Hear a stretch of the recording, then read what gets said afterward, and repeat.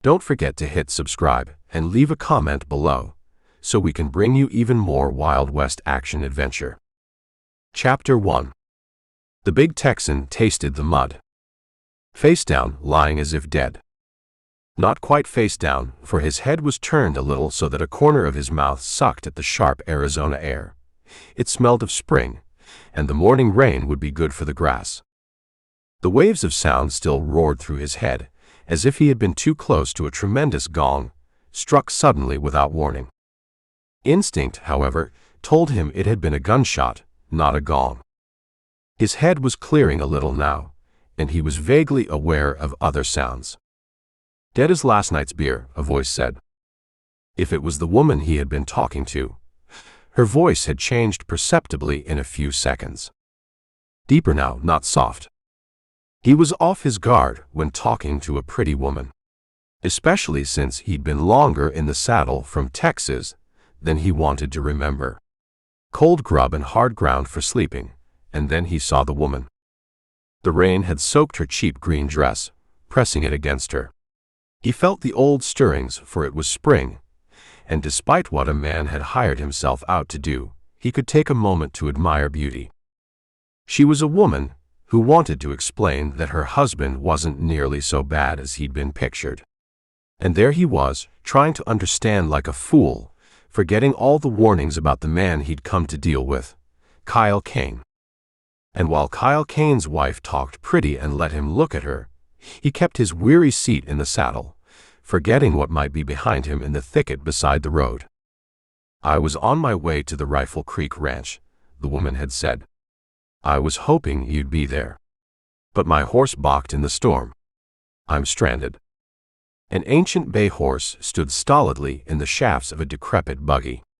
He swung down and selected several pebbles, then climbed back into the saddle. He rode to the bay horse, dropped the pebbles in an ear and tied it with a buckskin thong. When the bay shook his head, the rattling pebbles would take his mind off the load he'd balked at pulling along the muddy road. He'd been about to tell the woman that this was an old Texas treatment for a balky horse. He reined toward her, and the shot came from the thicket. From the back. Now the woman cried, "You've killed him, Ed." Yes, it was the woman's voice, no mistake about that. But who was this Ed? She was Mrs. Kyle Kane, wife of the man who ramrodded the mountain ranch of Skull for Randolph Madison II of Chicago. The man lying in the mud tried to remember the rest of it. A small voice from the turmoil of his mind said, "You're Rip Campbell. You've come here to be foreman of the Rifle Creek Ranch of Skull. Your last opportunity for success. You're 30 years old, and there won't be another chance to snag your loop on the big one." Just 3 years, he figured. Then he'd have enough to go back to Texas and brand his own cows. $4,000 a year, Randolph Madison II had offered him, plus 20% of the beef he shipped. Such a fantastic offer from a scared little man who had inherited a cattle empire from an uncle. A little man who didn't have the guts to come to northern Arizona and fire the man he felt sure was stealing from him. But there were no dreams now, Rip Campbell, the voice in his mind told him. This was death. The man said he was dead as last night's beer. And the woman said, "You've killed him, Ed." So this was the death everybody feared. This was what they felt when the last bullet crashed into chest or skull. "I'll put another bullet in him for luck," Ed said, his voice thick as if he might be drunk. "Oh God, haven't you done enough? Look at his head." The woman began to weep. "They say he's tough," the man called Ed said, slurring his words. "A real tough Texas ramrod." The sneer was in his voice now, as if Ed didn't think Rip Campbell had been tough at all. Had been, that was past tense, as if he considered himself dead. But how could he suck in air through one corner of his mouth, the part not buried in the mud? And now he was aware of pain in his head instead of the roaring. A gong of pain now, not sound. "No, Ed," the woman screamed. "No. Just one for luck, Sue. He's dead, can't you see that? Look at his head." There was further argument. Then the woman said, "You're drunk or you wouldn't have done such a despicable thing. How could you shoot him when his back was turned?" "Easy, honey," Ed said. "You just come up quiet when you see him talking to a good-looker like you. And he's so damn full of thinking what every man thinks when he looks at you, that he don't hear a thing." "You followed me out here," Sue Kane accused. "Hell no, honey. I just happened by. When this Campbell didn't come in on the stage today, I went by Case's store. Done a little drinking. Then I got to thinking this Campbell might already be down at Rifle Creek Ranch. I was on my way to take a look. Ed, let's get out of here." "Just one for luck, Sue." I'll let you ride me home." There was a strained promise in her voice. There was silence, and at last Ed said, his breathing a little hard, "All right, but I'll take his gun and rifle. He won't need them." Then he added, "I still figure I ought to put one in him for luck." "Don't do it. I'll never have anything to do with you again." The buggy started to move. "You got as much chance of staying away from me as a cow has from spring grass." The arrogant laugh again. "So long." "He doesn't look Mexican," the woman said. "Not with that red hair and blue eyes." "He's got a Mex name," Ed said sharply. "Campbell." Then his voice was teasing. "Good thing I come by when I did. If you got close enough to see his eyes are blue, there's no telling what might have happened next. Hell, me and Kyle are damn jealous of our woman." "Stop it, Ed. You make me sound like a—" Then the voices were too far away, and all Rip could hear were the faint sounds of hoofbeats and buggy wheels. He lay for a long time because this dirty bushwhacker named Ed might look back and see him move. Then nothing the woman could say would keep him from emptying his gun. Finally, the shock wore off, and he could move the tip of a finger, then a leg. He sat up. The pain was so intense that the world up-tilted, and he found himself on his back again. Above him, the stormy sky was shredded by wind. A finger of sunlight poked through the clouds and fell upon his face. The warmth of the sun was the most wonderful thing he had ever experienced. To feel the sun again on his face. To clench his hands, never mind that his fingers dug up gouts of Arizona mud. "I'm alive," he said. Alive. His hair, under a soggy hat, was the dark red of a spring sunset when color is flung against a skyline cloudbank. His nose jutted like a wedge of mountain rock in the center of a strong brown face. There was the unmistakable mark of Texas on him, in the spread of shoulders under a muddy brush jacket, the length of leg in worn canvas pants. Finally, he made it to his feet, his head throbbing like an open wound. He remembered the shot, 2 of them, in fact. The first smashing into his horse as he reined it suddenly toward the woman in the buggy. The horse dying under him. And then, as he fell sideways out of the saddle, the second shot striking him in the head. Already flies had swarmed around the dead horse. Above the rim rock to the north, he saw the lazy spiraling of 2 buzzards. The pain was localized now, above his right ear. Lifting a forefinger, he half expected to find that the skull had been laid open, and that if he probed too deep, he would feel the spongy surface of his own brain. But all he found was a furrow ripped through flesh. He lurched to his feet, looking around for his rifle. Then he remembered Ed had taken it along with his revolver. As he started walking, he could see far to the north, the ramparts reaching toward the sky with crooked fingers of stone. Up there someplace was the mountain ranch of Skull. There he would find Kyle Kane. Maybe he'd find this man called Ed. Much closer than the mountain ranch, however, was a place called Case's Store, a trading post 10 miles west of the town of Packer. The map Randolph Madison II had drawn for him when they had their talk in Anchor, Kansas, was firmly implanted in his mind. To his right was Rifle Creek. All he had to do was follow this north to Case's Store. 20 yards from the scene of the ambush, he came suddenly upon a carbine wedged into a crotch of mesquite. A spare grin cracked the brown skin of his bloodied, mud-spattered face. He snatched up the weapon, saw that it was loaded. The grin had cost him, for it started the pain shooting through his skull again. "They won't fight," he said aloud as he swung the carbine under his arm. "They'll get fight." He did not question his luck at finding the carbine, nor did he dwell upon the fact that the weapon was dry when there had been a hard rain that morning. As he walked, the pain eased. He knew he must cover his tracks if possible. This Ed might get to thinking things over when there wasn't a warm-eyed woman to sway his judgment and come back with more men. When they found him gone, they'd track him sure as sunrise.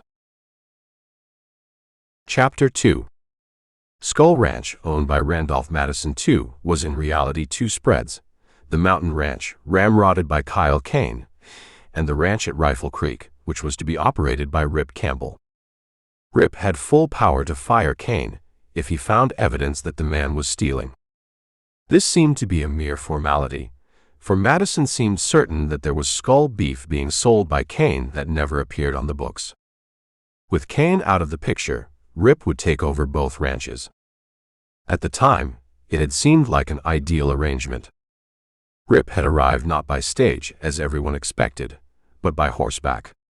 He had intended to move slowly, to get the feel of things. But he had not even had a chance to reach Rifle Creek Ranch and look over his new home, or meet the crew there. Instead, he had run into Mrs. Kyle Kane and that Ed. His strength returned, for he was young and strong.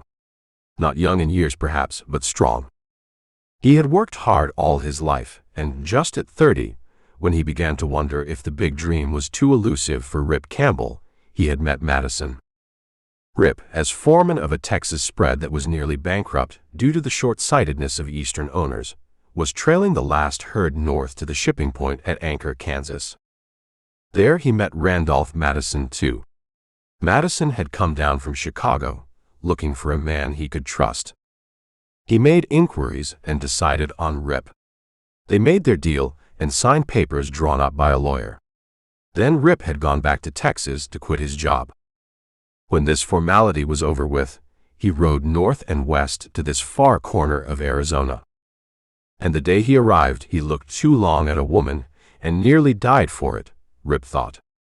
He cut now through the brushy tangle that lay east of the road, following the creek, bank to bank now with runoff from the hills. Luck favored him at last. It started to rain again, washing out his tracks. And he knew that unless this Ed could track like an Indian, he was comparatively safe. He came at last to Case's store, where they said a man could buy pleasure, or a gun, or a fast horse. The price was high, but the towering owner of the place, Mike Case, was known to have a closed mouth.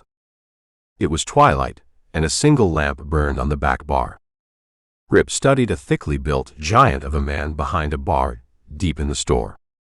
They said Mike Case was the only living thing with a human scent that was as big as a grizzly and just as tough.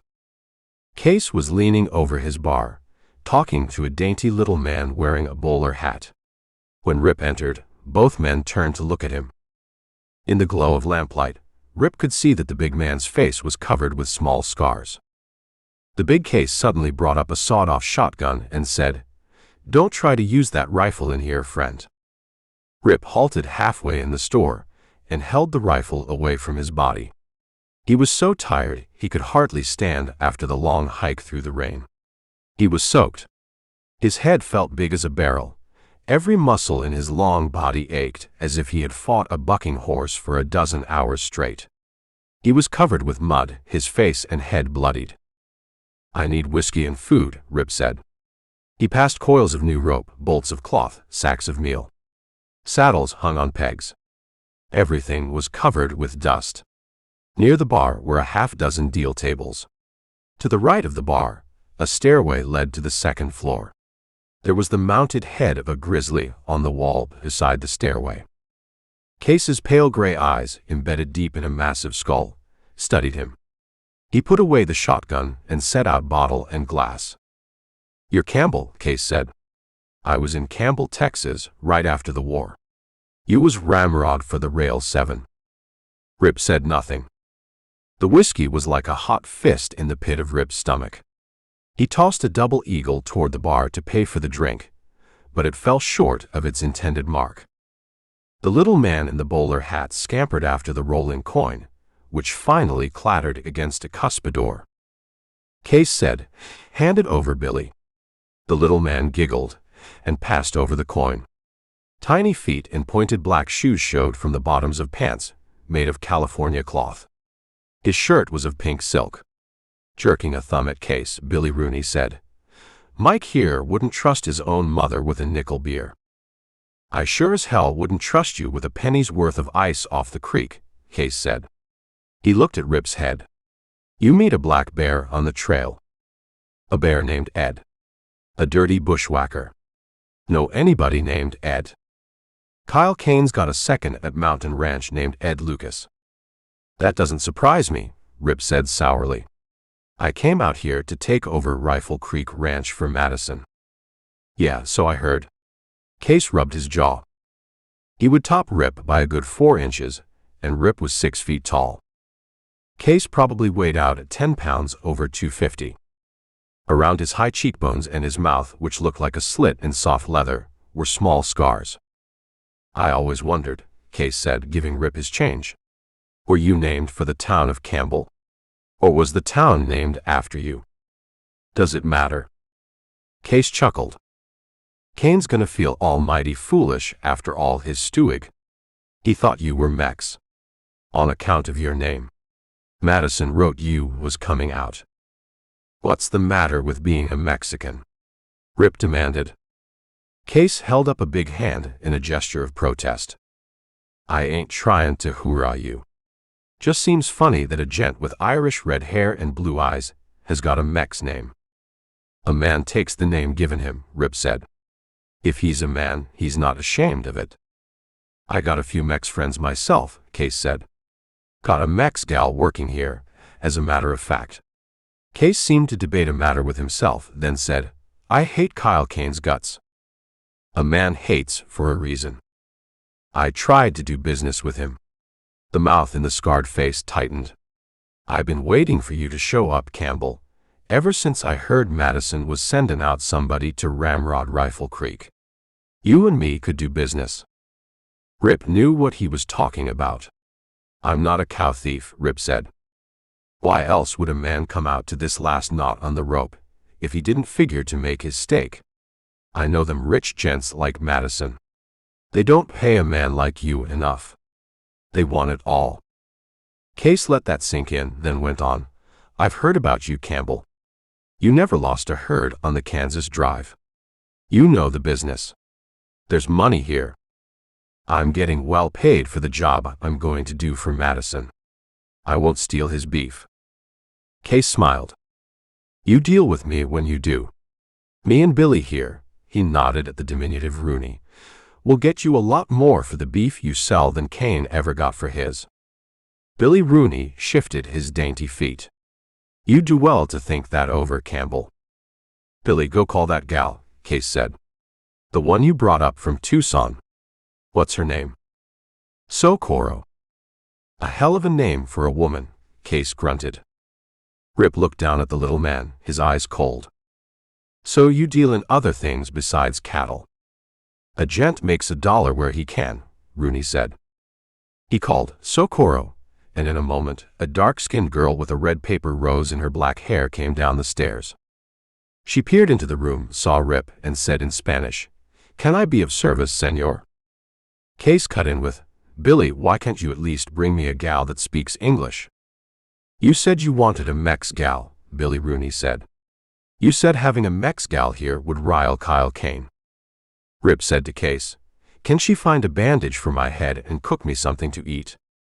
"She'll even do more than that for you, Campbell." Rip walked over to the waiting girl and said in Spanish, "Tonight I am not a man, senorita." He touched the gash on his head. "You can help me." The dark eyes in the plump face were instantly understanding. She nodded and hurried up the stairs. When Rip started after her, Case held out a hand that seemed big as a skillet. "That'll be $2. I'll pay her for helping me, nothing more." "You'll pay me, Campbell." Rip gave him $2 silver. With his bottle and carbine, Rip climbed a narrow flight of stairs. In a small room, he sank tiredly onto a cot and drank from the bottle. He placed the carbine on the floor beside the bed. Socorro heated water, chattering about his wound, the blood on his clothing. She washed the wound and bandaged it, then went downstairs, returning shortly with a meat sandwich. She also brought soap, a razor, and a towel. While he ate, they conversed in Spanish. She seemed delighted to hear her own language spoken.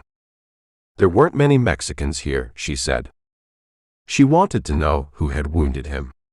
He said it was probably Ed Lucas, Kane's second. He has the pretty face of a woman, Socorro said, her lips twisting. He is a cabron. When Rip had shaved, Case came upstairs and told the girl to leave. Case closed the door, leaning his wide back against it. You look some better. I feel some better. Lucas was in here this afternoon. He got pretty drunk. He talked about that deal you got with Madison. Said he was going down to Rifle Ranch to see if you was there by any chance. He shot me when my back was turned, Rip said. I'll be looking at him over a gun barrel, one of these days. Face to face. It ain't like Lucas to bushwhack a man.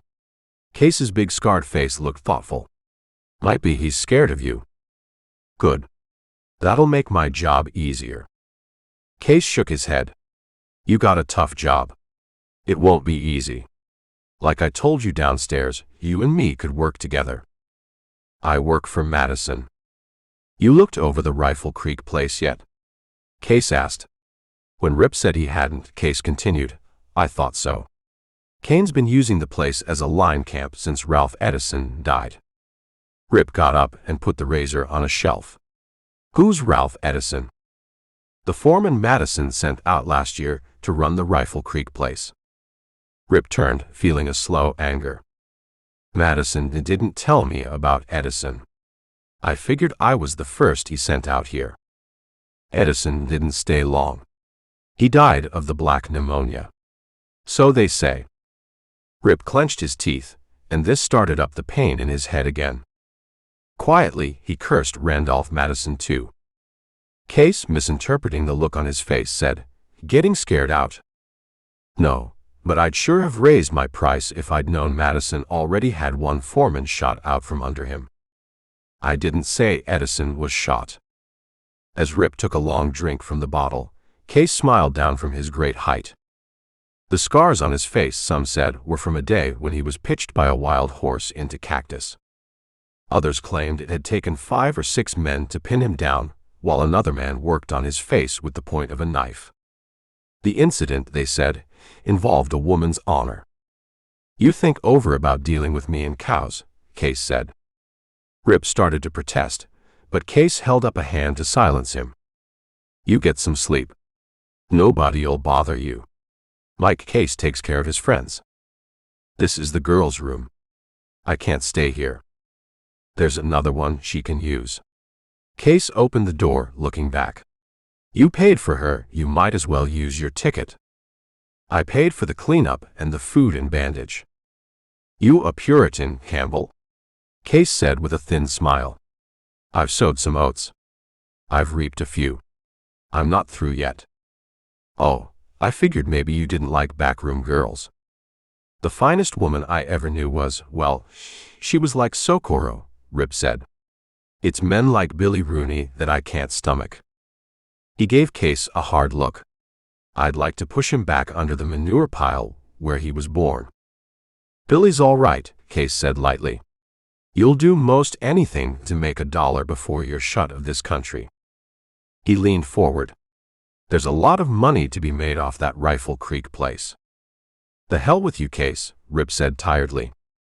Case came back into the room, picking up the carbine Rip had put on the floor by the cot. He held out the weapon, pointing at a small SK cut in the stock. I sold this rifle to Kane last year. He gave it to his wife as a present. Reckon you knew she was a picture bride. Madison mentioned it. Rip was staring at the carbine thoughtfully. How'd you get hold of Mrs. Kane's rifle? Rip met the gray eyes. I found it. Was Mrs. Kane maybe with Ed?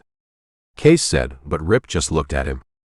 He took the carbine back, and after a moment Case said, You'll be on my side of the creek yet, Campbell. Wait and see. Case went out, closing the door. Rip bolted it. He stretched out on the cot and was instantly asleep. He dreamed of Mrs. Sue Kane, with her pale hair and the green dress, damp from the rain, clinging to her fine figure. He also had another dream. He dreamed that Case was talking to a stranger, saying, "You're the third foreman Madison has sent out to run the Rifle Creek place. The first one was Ralph Edison. The last one was a fella named Rip Campbell. They said he was a tough Texas ramrod. He's buried down the road a piece." Chapter 3. On this late afternoon, Kyle Kane stood in the yard at Mountain Ranch headquarters, waiting for his wife to come home. His temper was growing. The ranch hands were careful to stay away from him. Behind him, the frame buildings spread out on a gigantic shelf of rock. In the main house, there was only one source of heat aside from the cook stove, and this was a rock fireplace. In winter, the single bedroom was so icy that, as Sue Kane claimed, a side of beef would keep for months. She had asked her husband to install a stove in the bedroom for her comfort, but Kane had dismissed it as a waste of money. He and his wife slept on a pile of buffalo robes on the kitchen floor. The sudden appearance of Mrs. Kane's young sister, Betty Dunn, who had come out from Joplin, caused some inconvenience. For a week, Kane and his wife occupied the bedroom while the girl slept in the kitchen. But Kane soon tired of the cold nights. He and Sue went back to their buffalo robes in the kitchen, and the girl had the bedroom. Since Betty's sudden arrival 2 weeks ago, there had been even more tension on the ranch. Kane tramped the yard, old suspicions growing in him when his wife did not return. She had taken the buggy early that morning and gone to Packer. "If she ain't home by dark," he shouted across the yard at Pap Walton, "she better never come back." Walton stood in front of the cook shack, where he did the cooking since Kane had taken himself a wife. His hair was thin and gray, his legs bowed. "She'll be back, Kyle," the old man said. Kane glared down the slanting road. He was tall, heavy through the body, wearing a down-sweeping black mustache that hid the corners of a rebellious mouth. A spade beard accentuated the outthrust of his jaw. He wore a patched vest, a sweat-stained shirt, and worn pants. His hat looked as if he had tried to cook it for breakfast. He didn't look like the ramrod of an outfit the size of the Skull Mountain Ranch. If he was indeed stealing skull beef, as a lot of people claimed, he obviously wasn't putting any of the proceeds into his wardrobe. Pap Walton came across the yard, wiping his hands on a grease-stained flour sack apron. "She ain't a horse, Kyle," the old man said quietly. "Don't treat her like one." Kane bit back an oath, scowling at Walton. In his time, Walton had been a top hand, a tough man. People said he, Kyle Kane, and the late owner of the Skull Ranch, Howie Madison, had been in Mexico together. But nobody talked about that. When Howie Madison died 2 years ago and left the ranches to his nephew, Randolph Madison II, everyone expected the new heir to clean house. But young Madison had never set foot in Arizona. Apparently, he intended to stay safely in Chicago. Word spread that he was afraid to come out and fire Kane. Last year, he had sent out a man named Ralph Edison. Edison had stayed exactly 2 weeks at the Rifle Creek Ranch of Skull. Experts in the cattle business had advised Madison that, with his uncle's death, the Rifle Creek place should continue to be run separately. When Howie Madison was alive, Kane had ramrodded the mountain ranch as he did now, while Howie managed the layout at Rifle Creek. That was the way to do it, the experts said. Run both ranches separately, as long as there was so much range between them that did not belong to Skull. After Kane announced in Packer one day that Ralph Edison, the new ramrod, had died of black pneumonia, no one gave the matter further thought, although there were plenty of privately expressed opinions. Knowing Kane's reputation, and with no law closer than Prescott, none of the local citizens had deemed it advisable to investigate Edison's death. Not that anyone much cared. The country had liked old Howie Madison because he had been just as rough as Kane and could keep the foreman in hand. But this rich nephew, who came from a fine Chicago family and who had never put his palm to an axe handle or held a rope or gun, was not well liked. He could sit back and collect money that other men risked their lives to earn for him, and so nobody really cared if Kane stole him out of his inheritance. It served him right. Now the word was out that Madison was sending a new ramrod named Campbell to run the Rifle Creek Ranch in place of Kane, who had been managing both places since Howie Madison's death, save for Edison's brief tenure. Folks knew this Campbell would sooner or later learn that Kane was rustling skull beef. That should produce a lot of gunfire, the old-timer said.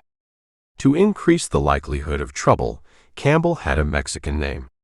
People expected Kane to blow Rip Campbell out of his boots the moment he arrived. Everyone knew how Kane felt about Mexicans, a hatred due to some incident in Mexico years ago when he, Howie Madison, and Pap Walton were running cattle there together.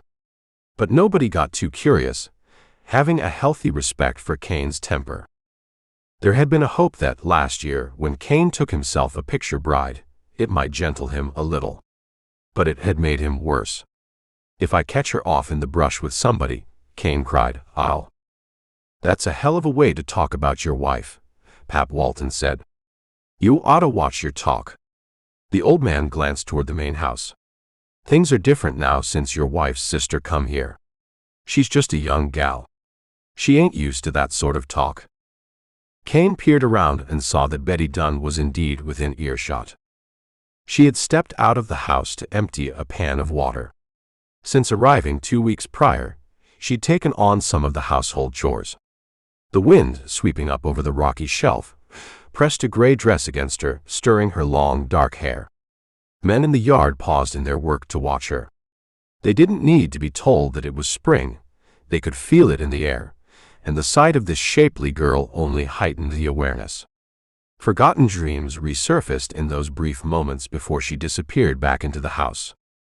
Pap Walton pointed down the winding road that sloped up to the rocky shelf where the ranch building stood. "All that stewing for nothing, Kyle. Here comes Sue now." Sue felt sickened by the violence she had witnessed that day. Ed Lucas had left her a few miles back, so they could approach the ranch from different directions. She knew the delays, caused by the balky horse and other incidents, would make Kyle furious. She had gone to town ostensibly to buy some yard goods, but in truth, she wanted to meet the stage that came through twice a month by way of Packer. She had hoped Rip Campbell would be on that stage. The town loafers had speculated that Campbell had likely heard of Kane's reputation at the last minute and decided to abandon his agreement with Madison. Perhaps he'd gotten word of what had happened to Ralph Edison the previous year. On the off chance Campbell had arrived by horseback and gone directly to Rifle Creek Ranch, she had taken that route. Madison had sent a photograph of Campbell, so she knew she would recognize him. From the picture, he didn't look like the kind of man who would lose his nerve, but appearances could be deceiving. Sue wanted to speak with Campbell to warn him that, while her husband might not be as terrible as his reputation suggested, Campbell would still need to be firm in dealing with him. She hoped Campbell would be able to talk some sense into Kyle Kane. He needed a strong man to keep him in line. For her, it wasn't just her life at stake anymore. She also had her sister Betty to consider. Initially, Sue had been furious that her sister, whom she hadn't seen in 5 years, had arrived at such a turbulent time. Although Aunt Nora, Betty's guardian, had recently passed away, Sue had assumed the girl would stay in Joplin until things could be sorted out. But Betty, suddenly on her own for the first time in her life, had needed her older sister. Thank God the girl hadn't been with her today. Witnessing the shooting of Rip Campbell had been brutal. As she crested the rise in the buggy, she felt a jolt of fear when she saw her husband's bulky figure in the yard. She thought back to the first time she had seen him, the day she had arrived in Packer last year. "I fixed up the house a mite for you, Sue," he had told her, pressing his bearded face against her mouth in a rough kiss. The photo he had sent through the marriage bureau had shown him clean-shaven. She learned later that the picture was over a dozen years old, taken when Kyle was in his mid-20s. "I figure maybe in 5 years or so," he had said after that kiss, "I can put in a wood floor for you." It was her first inkling that this security on an Arizona ranch was not the life she had envisioned when she received his letter urging her to come west and marry him. This, of course, came after he had seen her photograph in the marriage catalog. She drove past the corrals filled with horses she considered murderous cowponies. Early on, she had discovered she couldn't ride them. They sensed her fear, and that was enough. But Betty had the natural confidence of a seasoned rider, having spent much of her time on horseback back in Joplin with Aunt Nora. "Riding and having fun," Sue muttered under her breath, "while I worked in Chicago to support her and Aunt Nora." She forced herself to stop feeling sorry for herself. Now, passing by the bunkhouse with its rifle slots for windows, she noted its dark, gloomy appearance, along with the smell of sweat, worn clothes, and chewing tobacco. Once, out of curiosity, she had gone inside while the men were on roundup. Sue caught a glimpse of a gray dress in the distance and saw Betty running toward her from the house. Betty, with her dark hair and youthful figure. Her eyes were wide and frightened. Sue halted the bay horse, pretending not to notice her husband waiting for her in the yard. She tied the reins to the buggy seat brace and climbed down. Betty said hoarsely, "Don't leave me here alone again. Next time you go to town, take me with you." Sue felt a sharp stab of fear and anger. "Has anybody bothered you?" "Nothing happened. Just don't leave me alone." All the strain of the day and past months caught in Sue's throat. "I didn't ask you to come here," she snapped, thinking of how Betty's arrival had disrupted her plans. But when she heard Betty's hurt cry, she softened. "I didn't mean that. I'm the only family you have." She hugged the girl tightly. Over Betty's shoulder, she saw her husband approaching. Kane came forward, glaring, a massive bearded man, broad-chested and rough in every sense. She was his wife, and she knew him well. "Where you been?" he demanded. Sue steadied her voice as she explained how the horse had balked. Rage darkened Kane's eyes. "So the only excuse you got for lollygagging is a balky horse," he said, pulling his gun. Betty let out a sharp scream of fear. Some of the hands, drifting toward the cookhouse to wash up for supper, paused to listen to their employers bellowing. Kane shouted at them to clear out, and they did. Kane pulled back the revolver's hammer, and for one terror-stricken moment, Sue thought he might turn it on her. "I got a way of having things done around here," Kane shouted, his blunted yellow teeth visible as he snarled. "Whether it's man or horse, they do things my way. If they don't, I get rid of them." He shifted the gun barrel, and Sue cried out desperately, "Kyle, what are you going to do?" "I got no use for a balky horse. Next time you want to warm a neighbor's bed, you won't have this excuse for not getting home on time." Kane fired.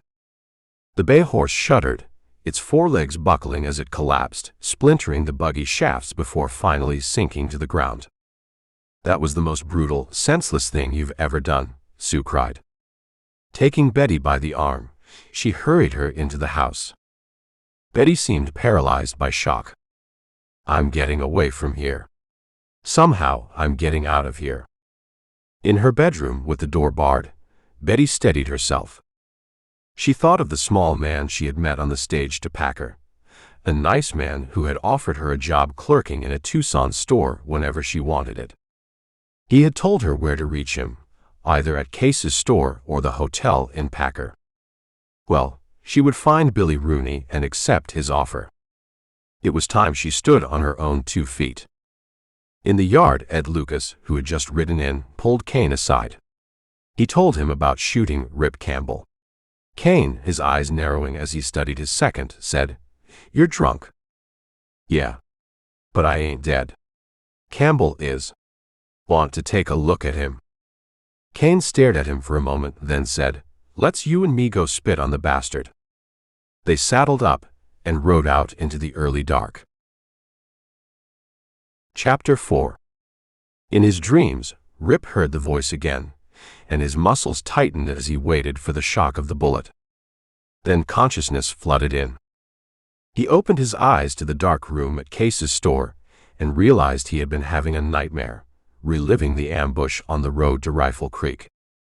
He heard the voice again, coming from downstairs. He reached for his boots, changed his mind, and picked up the carbine. In his sock feet, he cautiously made his way down the stairs. He could see below a faint cloud of tobacco smoke and a wedge of lamplight on a pile of meal sacks. Then his man was speaking again. "I tell you, Mike, the damn cow business ain't what it was." The voice sounded drunker than it had on the road today. "What do you know about the cow business, Lucas?" Mike Case said. "What do you think, Kane?" "He knows how to sell another man's beef," Kyle Kane said, and laughed. Then Case said sharply, "Kane, get away from behind that bar." "Too late for that, Case." Laughing, Kane said. Silently, Rip moved the rest of the way down the stairs, the treads creaking underfoot. But Case's loud protest drowned out the sound. "That shotgun ain't loaded, Kane. Put it down." Kane laughed again. "All right, I'll cock it and let fly, and we'll see." "Wait," Case's voice was a little unsteady. "You're a big man, Mike," Kane said. "But you ain't worth a damn unless you use your fists. Or this shotgun." Case said, "What do you want?" "For one thing, I hear you hired a servant gal." "This is my place," Case said. "I hire who I want." "You done it deliberate," Kane said. "To make me sweat." Rip peered into the store. He could see Case towering behind his bar at the far end, big hands half lifted. Facing him, also behind the bar, holding a sawed-off shotgun, was a man wearing a patched and dirty leather jacket. There was another man, younger, handsome, standing in front of the bar in the shadows where the glow of the single lamp burning on the back bar did not reach. Kane said, "Now we got something else on our minds, Mike. This new ramrod, this Rip Campbell the bastard. You seen him?" "No." "Ed here put a bullet in Campbell's head. Left him for the buzzards. We went looking, but damn if this Campbell gets a second life like a cat. He left no tracks, but we figure maybe he came here." "I ain't seen him." Rip, his sock feet making only a whisper of sound on the plank floor, moved into the barroom. He got his first good look at the man who had shot him. Lucas stood at the far end of the bar, grinning at Case. His flat-crowned black hat was on the back of his head, held in place by a chin strap. He was handsome enough, Rip supposed, to appeal to a woman like Mrs. Kane. Lucas didn't look drunk now. "Hold him steady with that greener, Kyle," Lucas said. "I'll go have a look upstairs. Might be that Rip Campbell's got his poor busted head resting in that gal's lap." Lucas took a hitch at his belt, started for the stairway. And at that moment, he saw Rip standing just under the mounted head of the grizzly. He came to a rigid halt, his mouth opening slowly. A lean shadow of a man was Rip Campbell, a white bandage around the head. Kane, reacting to his second surprise, turned his head slightly to look back over his shoulder. Rip sprang forward, brought down the barrel of the carbine across the shotgun. The impact triggered both barrels into the floor. The recoil of the weapon sent Kane crashing against the bar. Rip spun away, lifted the carbine. By this time, Lucas had recovered from so suddenly seeing the man he earlier thought he had killed. His momentary surprise gone, Lucas with cool precision was bringing up his gun. Rip fired the carbine, missed his target. Cursing, he jerked in another shell. Before he could fire, Case, who had taken advantage of Rip's interference to drag up a revolver from a drawer, swept the lamp off the back bar. Darkness swept down on the store. Before Kane could drop the empty shotgun and get his revolver, Case covered him. Rip, crouching, fired at the dancing shadow of Ed Lucas. The flash of the carbine lighted Lucas as he backed for the front door. A red eye winked at Rip. He heard a bullet thud into the mounted head of the grizzly on the wall behind him. Then Lucas was gone, his horse at a hard run away from the store. There was a streak of flame from the direction of Lucas's flight. A bullet screamed off a door hinge. Rip came up behind Kane, put the carbine muzzle against his spine. "Stand easy, Kane," Rip warned. He and Case herded the bearded ramrod into a small office in the back. Case lighted a lamp, set it on top of a squat iron safe. He gripped a revolver, the muzzle slanted at Kane. But Kane paid no attention. He was staring at Rip, who had put a haunch on the edge of a roll-top desk. Suddenly Kane threw back his head and laughed. "Hell, you're no Mexican, Campbell." "Never said I was." "It's the sun making your skin look like that then." When Rip said nothing to this, Kane leaned forward. "I figure maybe you and me can work together." "Madison hired me to work with you," Rip said. He was dead tired, and he had to fight to keep from sending a bullet into Kane, and thus ending this thing now.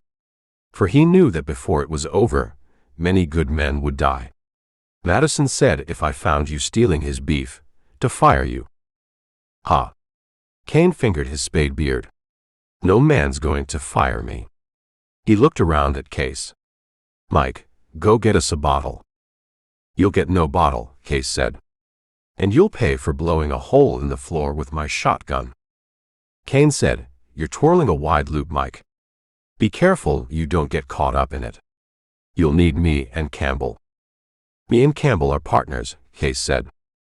Kane looked around at Rip, who said, "I never claimed I'd go in with you, Case." "You might as well make up your mind," Case said. The eyes in the scarred face were intent. "If I hadn't dragged that gun and covered Kane, Lucas would have had you dead center." "And I kept Kane from blowing you apart with your own shotgun," Rip reminded coldly. "So we're even." Kane was studying the bandage on Rip's head. "At least Ed wasn't lying about that." "He did shoot you." "Yeah. He'd have made sure of the job if he hadn't been drunk." Or, Rip felt like adding, if a woman hadn't begged him not to put in a bullet for luck. A woman with a promise in her voice. Kane rubbed his bearded jaw. The fact that he and Lucas had come out on the short end of a gunfight didn't seem to bother him in the least. "Tell you what," Kane said. "I'm sick of Lucas. Have been for a long time. I'll send him packing. We're both working for the same boss, Campbell. You come to Mountain and we'll talk things over. And don't get in a harness with Case. He can't do nothing for you." Case's scarred face seemed amused. "I can do a hell of a lot more than you, Kyle." Kane spread his hands away from his body. "Put up the rifle, Campbell. You and me got no fight." Rip lowered the carbine. Kane backed to the door. "Remember what I said about Lucas. He's through." Kane looked at Rip's dark red hair that sprouted above the bandage, his blue eyes. He seemed pleased with what he saw. "I'm glad you ain't a Mex, Campbell." "Is that supposed to make us friends?" Rip's voice was hard. He moved to the door where Kane was standing. "Just why do you have a hate on for Mexicans?" Kane seemed to debate whether to reveal a secret. Then he said, "I was married to a gal. She took our boy and run away. I never did find her or the kid. I spent 5 years hunting. You wonder why I hate."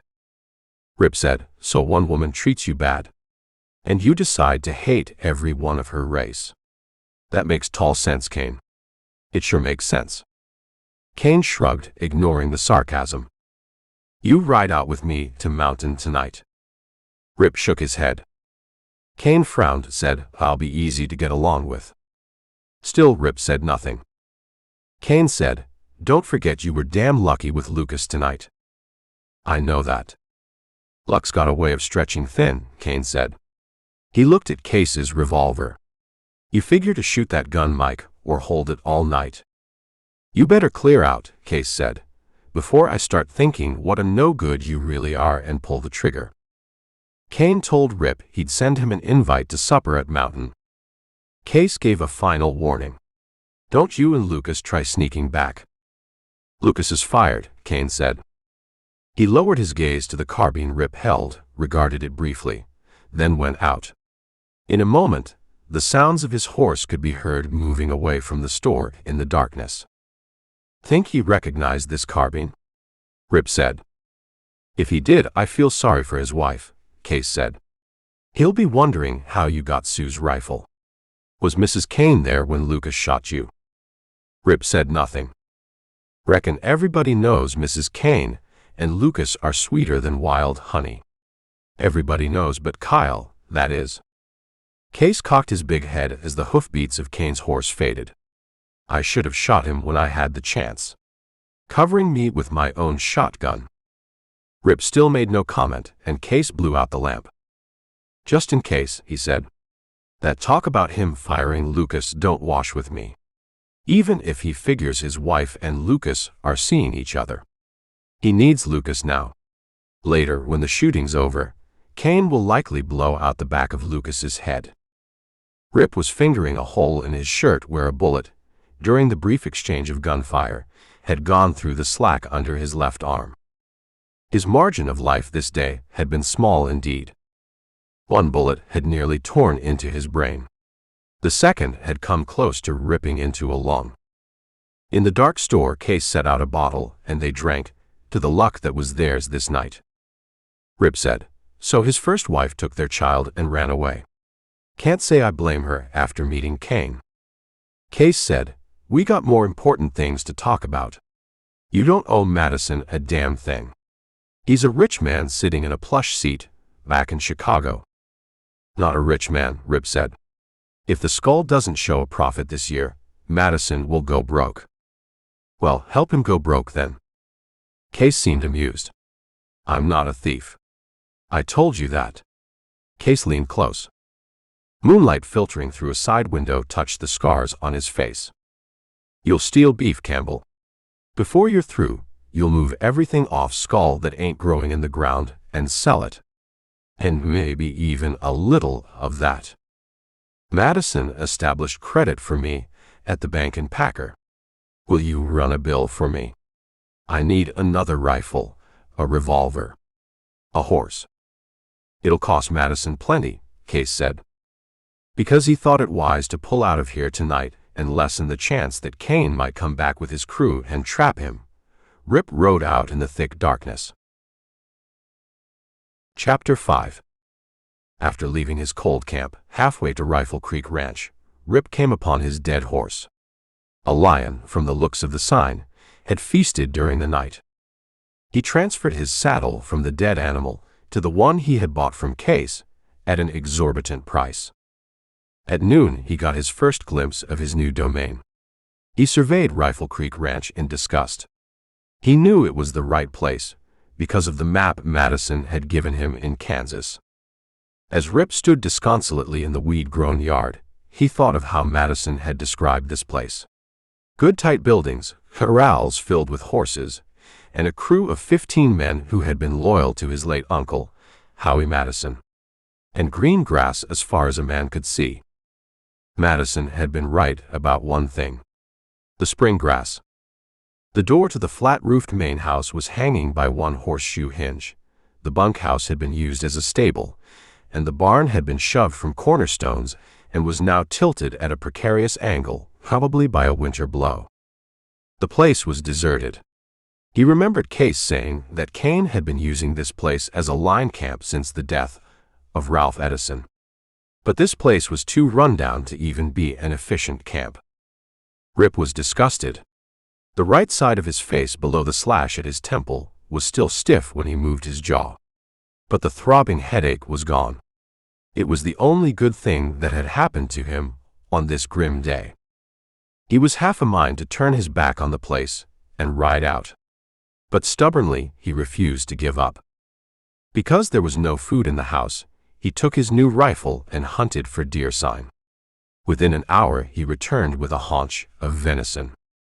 There was little furniture in the house, only 2 kegs for chairs, a rickety table, and a rusted stove.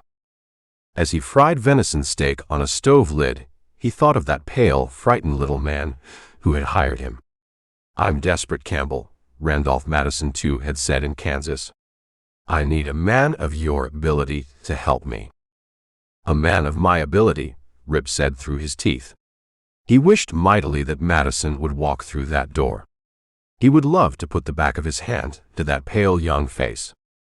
The lying little bastard, Rip said aloud. After supper he toured the yard, looking for a suspicious mound of earth that might indicate a grave. But he found no evidence of a burial place for this Ralph Edison, who had served Madison for such a short time here at Rifle Creek Ranch. The man who had died conveniently of what they termed the black pneumonia. In the twilight, he stared through the broken windows at the mountains that rose like crooked teeth in the distance. He thought of his native Texas and was gripped with nostalgia. Was it his native Texas? He corrected. Hell, he didn't know. He didn't know who had given birth to him or who had sired him. Maybe it had been Texas, maybe New Mexico, maybe Old Mexico. He had been found years ago, some miles south of the town of Campbell, Texas. He had been thrown clear of the wreckage of a wagon that had plunged during a storm from a road that twisted 200 feet above.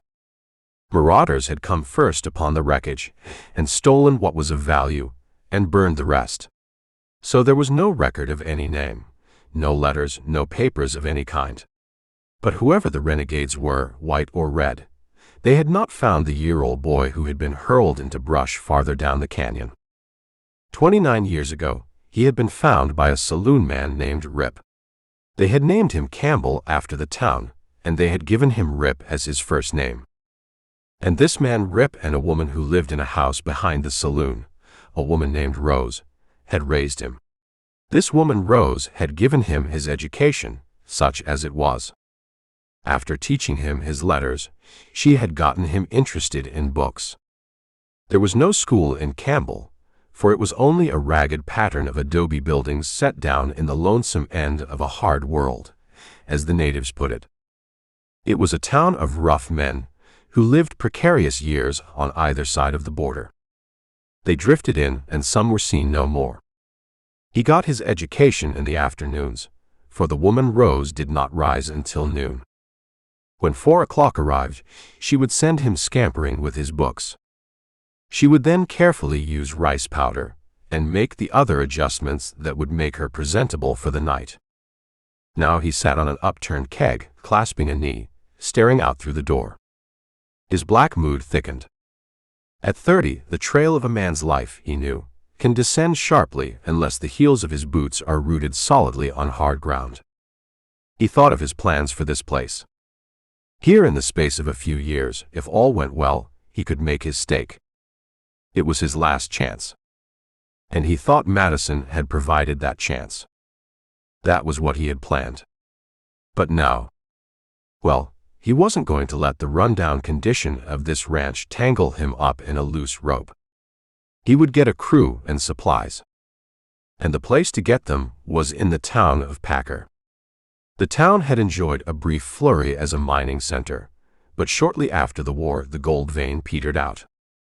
Most of the town was closed up.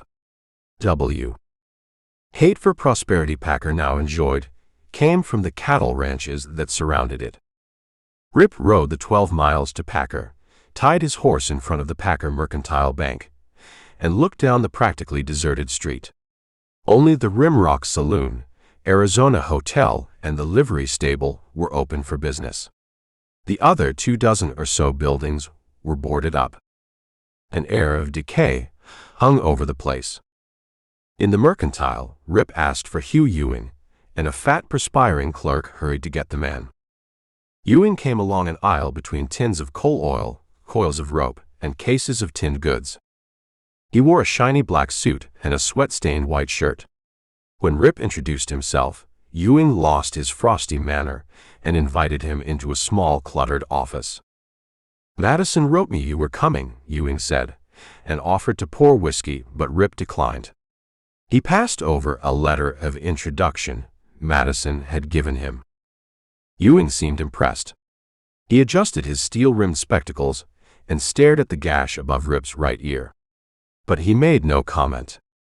They talked about the beef business for a moment. Then the banker merchant confided, "I hope you can get rid of Kyle Kane some way." Ewing passed over a cheap cigar. "He's definitely a hindrance to the growth of this country." Rip was noncommittal. "I knew Madison's uncle well," Ewing went on. "Old Howie let Kane run Mountain, and he ran Rifle Creek himself. It seemed to work better that way." Of course, you know there are many sections of open country separating the two ranches. Rip lit the cigar Ewing had given him. I understand Howie Madison ran the Skull outfit with an iron hand. His first estimation of the cigar was correct. It was a cheap one. The cheapest. I'm sorry to say that Howie's nephew isn't quite the man his uncle was. So it would seem. Ewing gave Rip a shrewd look. I wouldn't mind getting in the beef business myself, if the right partner came along. So, if Skull is handled right, it can make a lot of money. Ewing placed both hands on the knees of his shiny pants. That acreage between the two Skull ranches. I control it. Rip stared at him through the blue haze of cheap tobacco smoke. That puts you in a pretty strong position, he said easily. A man might pay a lot of money to get hold of that land. Howie tried to buy it. But he was sick, and I knew he wouldn't last long. And I didn't want to deal with Kyle Kane. But I'd lease to a good partner. You never know what might happen, Rip said, purposely being evasive. He asked about Ralph Edison, who had come out last year and been fatally stricken. Ewing sucked on a thin lower lip. Kane reported it as a fatal illness, yes. There's no doctor here. No representative of the law. Nobody ever saw the body. My guess is that he was murdered. And I think I know who killed him. Ed Lucas. Rip said, getting to his feet. I just wanted to make sure my credit was established. I'll need supplies, a team and wagon. Can you fix me up? The Rifle Creek place is a wreck. Ewing got up. I've heard it's a shambles. I think Kane doubted that Madison would have nerve enough to send out another ramrod. Ewing's lips twitched in a faint smile. After what happened to Edison? Rip couldn't shake a sense of suspicion. The thing I can't understand, he said, is why Madison seems so damn afraid of Kane. Madison owns the ranch. Why doesn't he just fire his foreman? Happens all the time. Ewing's brows rose above his steel-rimmed spectacles. I thought you knew. Knew what? Rip demanded, sensing that some unwelcome truth might ruin his chances here. Well, Howie Madison trusted Kane. They were old friends, and Howie could keep him in line. But when Howie died, Kane took charge. Word is, he's all but told young Madison to go to hell. You still haven't answered me. Why does Madison put up with this? Kane's only a foreman, drawing a ramrod's pay. He doesn't own the place, even though he acts like he does. Kyle Kane's got the job running Mountain for life, Ewing replied. It's in old Howie's will. Didn't Madison tell you? Rip threw his cigar into the spittoon beside the desk. A lot Madison didn't tell me. Don't hold it against the young Madison, Ewing allowed with a thin smile. Maybe he thought you wouldn't take the job if you knew the only way to get rid of Kane was to kill him. We might as well be frank. I've never signed on to kill a man. In this case, it won't be hard. Kyle Kane isn't a man you'd find easy to like. Rip wrote out a list of supplies. Ewing agreed to arrange a wagon and team and charge it to Skull. When Rip asked about hiring a crew, Ewing was doubtful he'd find men in Packer, but suggested he try the Rimrock Saloon. As Rip turned to leave, Ewing couldn't resist asking about the gash above his ear. Rip explained how it happened. He had removed the bandage that morning, figuring fresh air would heal a surface wound. Ewing looked surprised Lucas would shoot him from behind. That doesn't sound like Lucas, he remarked. He must have been drunk, as you said. Maybe even a little afraid of you. But keep this in mind, Campbell. Lucas is a tough man with a gun. Kane's tougher. I've seen both of them in action here in Packer. Rip stepped out into the store, with Ewing trailing him. By the way, Ewing said, your friend Joe Rickett came in on the stage yesterday. He was asking about you, said he'd stop by Case's store on his way to Rifle Creek. Seeing the blank look on Rip's face, Ewing added, this Joe Rickett claimed you were old friends. You do know him, don't you? Sure, of course I know him. Have my supplies ready. I'll be back directly. On his way to the Rimrock Saloon, Rip pondered this Joe Rickett. As far as he knew, he'd never met anyone by that name. Inside the low-ceilinged saloon, Rip introduced himself to the few men there and asked if anyone wanted to work for him. The men exchanged glances, and in the silence, the bartender said, "You should have brought your own crew." The man was thickly built, his face marked with pits. Rip's gaze roamed the small room, crowded with deal tables, a piano in the corner, and a perch for a shotgun guard. "Didn't expect to see so many yellowbacks in this town," he said, his patience fraying under the weight of disappointments and frustrations. Someone swore. A couple of men at a table where they'd been playing two-handed stud started to rise, but the cold stare from the tall Texan at the bar made them sit back down. "Don't call us yellow," the bartender replied. "Jobs aren't easy to find either. But a job won't do a man much good if his widow collects his pay the same day they bury him." "Guess I'm used to Texans," Rip said. "A Texan isn't afraid to hire on for a little trouble." "A little trouble?" The barkeep looked disgusted. "The only men who'll sign on with you are the type hanging around Case's store. That kind don't last long."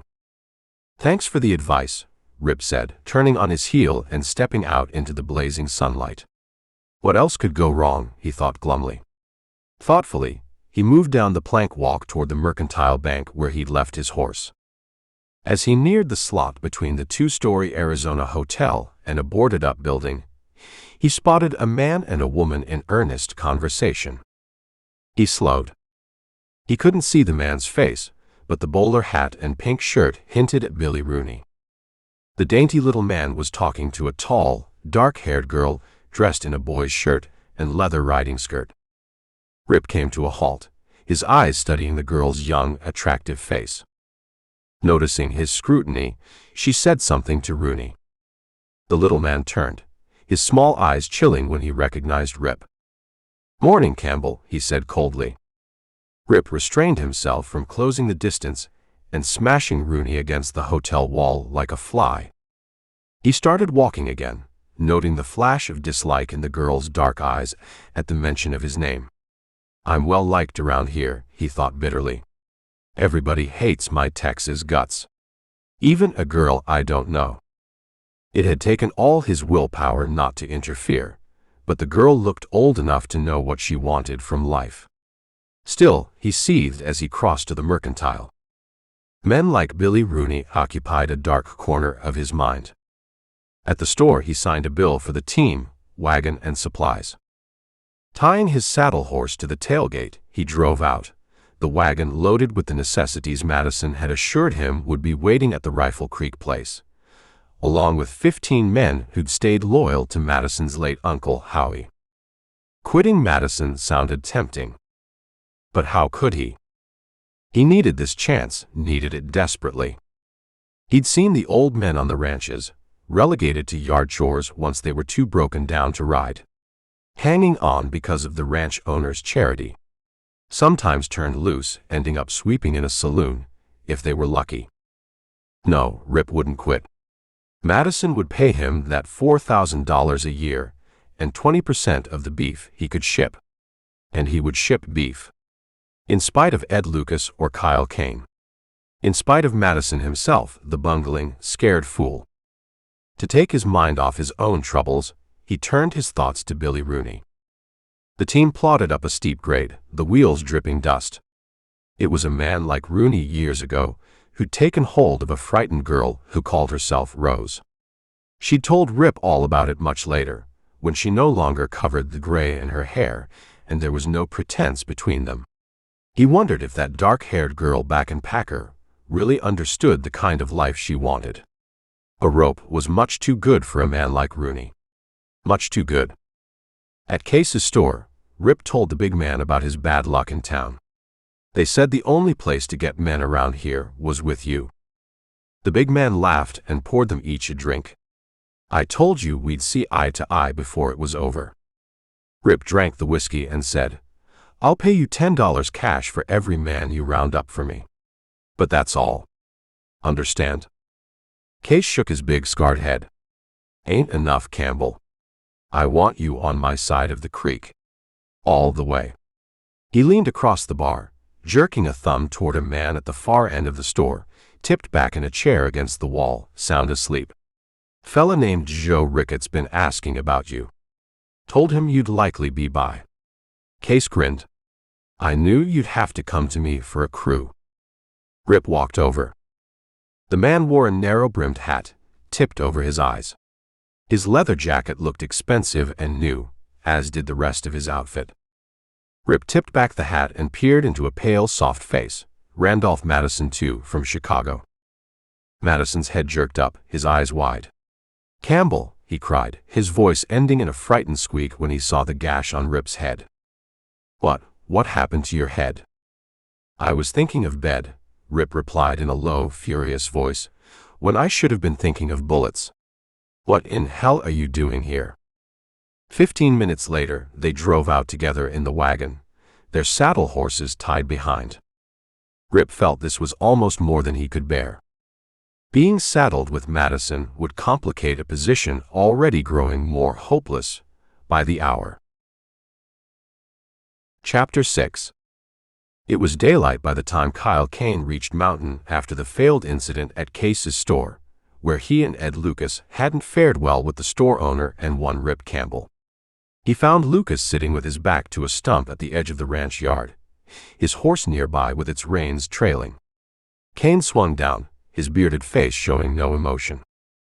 You ran out on me, Ed, he said. Hell, I didn't like facing up to Mike Case in the dark. Remember what he did to those 3 hard rock miners who jumped him last year? He barehanded them so bad one's dead, and the other 2 ain't walked since. Kane rolled a cigarette, and Lucas got up, dusting off the seat of his pants.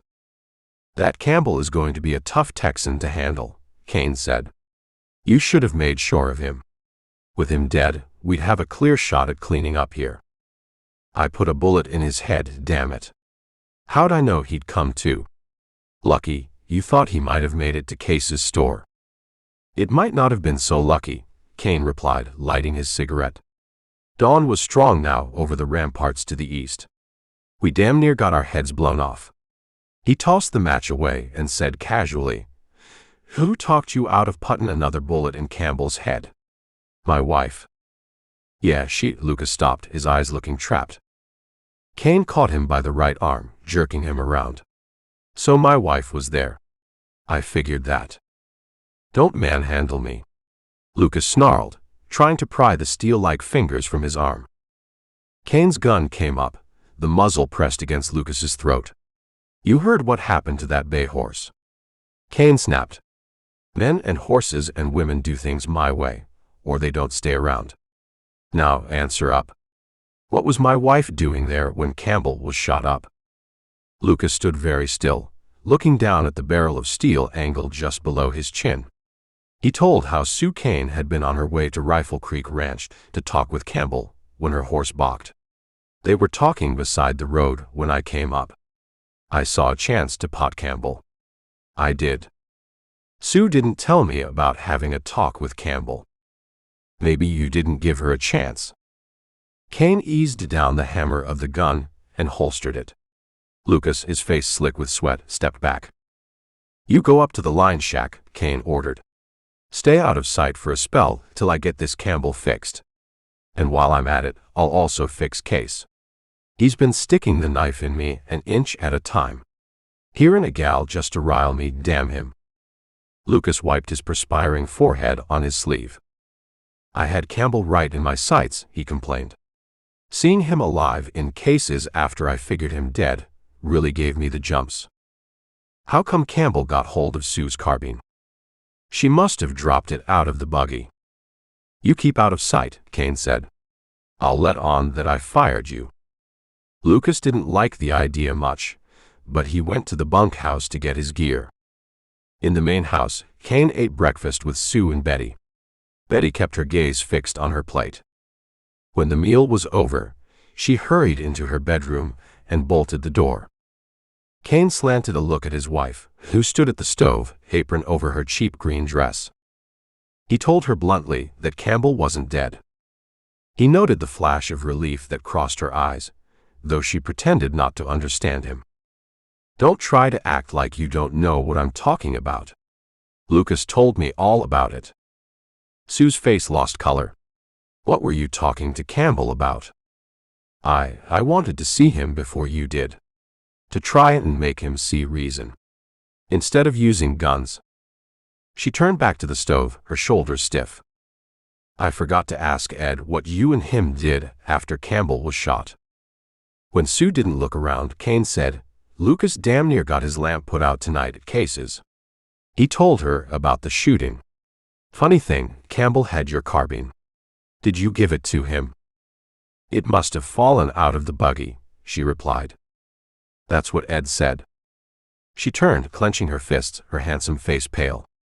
"Are you accusing me of having an affair with Ed Lucas?" Kane sipped his coffee, eyeing her. He glanced at the closed bedroom door. "Too bad she can't sleep out here with—" "Don't say it, Kyle," Sue warned. His brief grin vanished, his shaggy hair loose around his face. "You jealous or something? And quit looking at Betty the way you do. It doesn't look right, especially in front of the men. If I was married to her, I'd trust her. And you don't trust me." Sue made a cutting motion with her hand. "If only I'd known then what I know now." "You wouldn't have come here to marry me," Kane finished for her. With a sigh, Sue sank into a high-bottomed chair across the table from him. "Please stay away from Betty. That's all I ask of you, Kyle." "I mean the gal no harm," Kane replied, his eyes mocking. "Would you let me have some money, Kyle? To send Betty away?" He didn't look up, and she added, "Just enough money for a stage ticket then." "Betty likes it here," Kane said. "She's going to stay. I even been thinking about putting in a stove in the bedroom." "Something you'd never do for me," Sue cried. "She's young and soft and pure." "And I'm not, of course," she said bitterly, realizing the most foolish thing a woman could do was let a new husband trick her into revealing her past. Well, it was too late now for regrets. Kane's face was ugly as he reminded her how he had seen her picture in the catalog sent out by Martin's Gallery of young ladies of marriageable age. "I sent $50 for your address." "50? You pay more than that for a good horse. You was willing enough to come to me." "Yes, I've thought about it many times." She turned to study the flames dancing behind the cracks in the stove, despair darkening her expression. "I'll tell you why you came to me." He banged a fist on the table, his hazel eyes hard. "Nobody else wanted you." "That's a rotten thing to say. You figured that poor old simple Kyle Kane, way out here in Arizona, wouldn't have brains enough to know that the woman he picked to marry had already been bedded down. All right, so you're a smart worldly man." Then she tried to plead with him. "Isn't every human entitled to one mistake?" His eyes flashed wickedly. "One, you say? One man? Maybe there was a dozen. 20. 100. She sank back in her chair, her face dead white. "Call me the name, why don't you? Say it right out." And he did in a growl.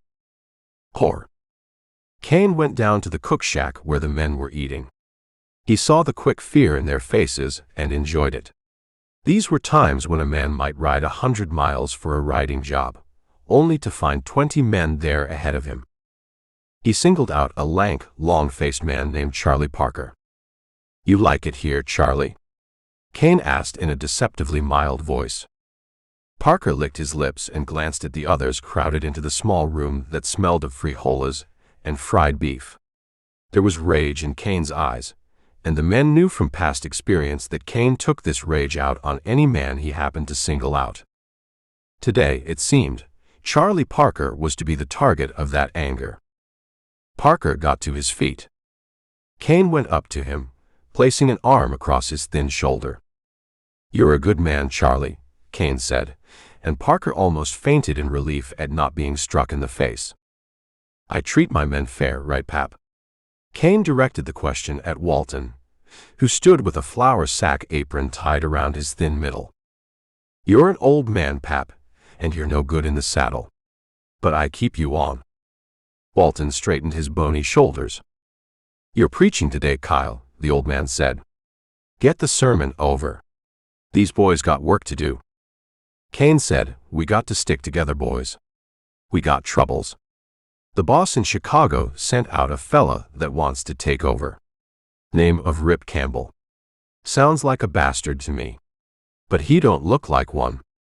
You can't trust him." He eyed Walton again. "Ain't that right, Pap? You want me to say nobody can trust a bastard? Say it right out, Pap. Nobody can trust a goddamn reb." "Go to hell," Walton replied, turning his back and resuming his work ladling out frijoles and steak, a chore interrupted by Cain's sudden entrance. Only rarely did Cain show any resentment at the old man's lack of respect. He smiled indulgently. "I want you boys to keep your eyes open," Cain said. "If we got to do some shooting, your pay goes up $5 a month." Carl Miller, the roustabout, had been trying to shave the fuzz off his 16-year-old face that morning, nicking his cheeks in several places. Now he showed excitement. "Does that fighting pay include me, Mr. Cain?" Cain nodded sourly. "I fired Lucas." He noted the shock on the kid's face, then tramped outside. The kid followed him, visibly upset. He had been Ed Lucas's shadow. "It ain't here no more?" the kid asked, stricken. Cain had never liked the kid, considering telling him to keep moving on the first day he had drifted up. But Lucas, seeing a chance to have someone do his dirty work, had insisted the kid stay on.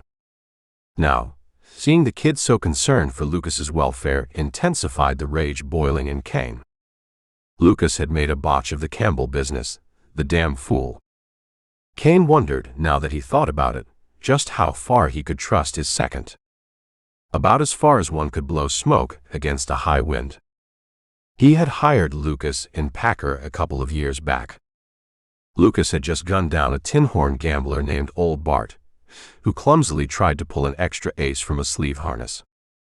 Old Bart had been fast with a gun, but Lucas had blasted him out of his chair, which proved to Cain that Lucas was a good man to have around camp.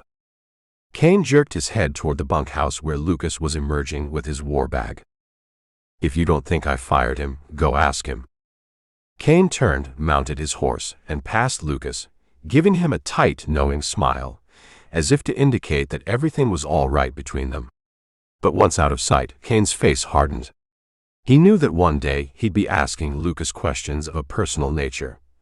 Once this Rip Campbell was out of the way, of course. Cain didn't return until late that night. When he went into the kitchen, he found the buffalo robes still piled in the corner. He went to the bedroom and opened the door. Two heads with pallid faces lifted fearfully from the big bed. "You sleeping in here, Sue?" Cain asked quietly. When Sue nodded, he began to take off his boots, preparing to climb in with them. Betty looked shocked. Sue hopped out of bed, her nightdress billowing around her slender legs, her pale hair in braids. "You win, Kyle," she said dispiritedly, moving to the door and waiting for him to leave. Cain, lamp in one hand and boots in the other, grinned at Betty's frightened face. "I was only funning. A man just don't like to sleep alone."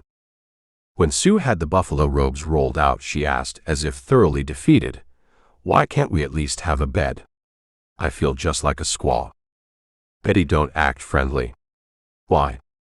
"She heard what you called me. You should learn to keep your voice down. Don't you ever sleep away from me again. When I want my wife, I want her. I was under the impression you hated me. You were unfaithful. You deserve all the hate you get. Come here." She was in bed now and sat up, her eyes narrowed. "When was I unfaithful?" she demanded, holding her breath. "Before you were married to me." "Oh," she said, relief in her voice. "How could I be unfaithful? I didn't even know you." His large hands caught her shoulders and crushed her back against the buffalo robes. "What was his name?" She closed her eyes against the pain from his pressing fingers. Tom Ardmore. But I've told you. If I ever see this Tom Ardmore, I'll kill him. He's one man you won't kill. He's already dead. Drowned when his wagon overturned in the river. How many others besides this Tom? She cried out at the pain from his fingers digging into her shoulders. The bedroom door banged open, and Betty, in her long nightdress, stood there holding a pistol in both hands. Keep away from my sister, you polecat. Cain leaped to his feet, standing in the center of the buffalo robes, clad only in his underwear. For a long moment, he stared at the big navy Colt the girl gripped in trembling hands. Tell her we're just married, folks, he said to Sue. When she gets married, she'll see how it is. Betty, go back to bed. Sue cried. Please. Betty said, if you ever touch her again, I'll kill you. Cain's laughter was hollow. You go along now, like Sue says. Crying out like that is just part of the game married folks play. Sue managed a weak smile. I'll explain in the morning. Put that gun down now, Cain said when Betty did not move. You might hurt your pretty self. After a moment, Betty lowered the pistol and went into her bedroom, closing the door. Who gave her that gun? Cain demanded. Sue looked away. It wasn't pretty for a sensitive girl like Betty to see us like this. She's got to learn sometime. Then his expression changed. By God, he did have a good looker for a wife. He sure did. The best-looking woman north of Prescott. I'll make it up to you, Sue, he said hoarsely. You'll see. Now come on now and quit holding back. When Cain fell asleep, Sue went to Betty's room and held the girl to her. I'm going to take care of you. Don't worry. I don't need taking care of, Betty said, sitting on the edge of her bed, unable to sleep. I'm old enough to look out for myself. I promised Papa that I'd always look out for you. I want to look out for myself. Betty turned to her older sister. I ruined things for you by coming here before you sent for me. Kyle is a hard man to understand. Sue bit her lip. I'm glad this Rip Campbell isn't dead. This is a terrible place to live. The girl shuddered. This is brutal country, Betty. I didn't realize it myself until I got here. She froze when she heard a tapping on the window, followed by Ed Lucas's voice. She gave Betty a guilty look and hurried out of the bedroom. She threw a cloak over her nightdress, softly opened the rear door, and stepped out into the darkness. Lucas, standing in a patch of moonlight, tried to take her in his arms. She pulled away. You fool, she hissed. Get out of here. Kyle's asleep. But he may wake up. Lucas showed his white teeth. He smelled of whiskey.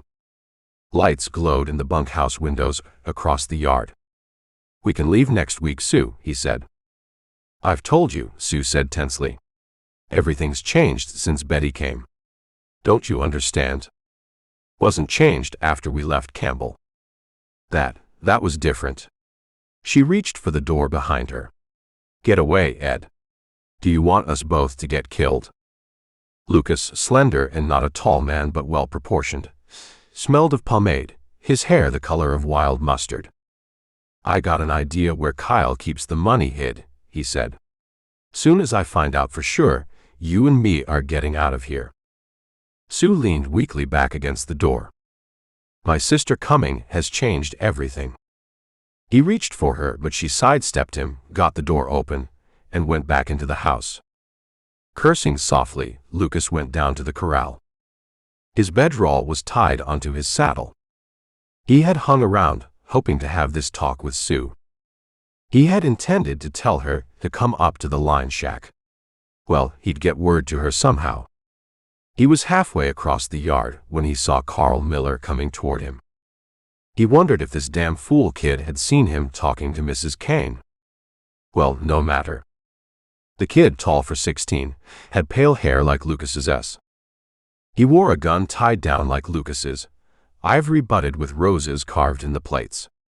He swaggered like Lucas, spat like Lucas, and used the same pomade in his hair. "Got any jobs you want me to do, Ed?" the kid asked hopefully. "I sure don't like it none that Kane fired you." "I'll let you in on a secret. He never fired me. But keep it quiet." "Sure, Ed. You want anything in town?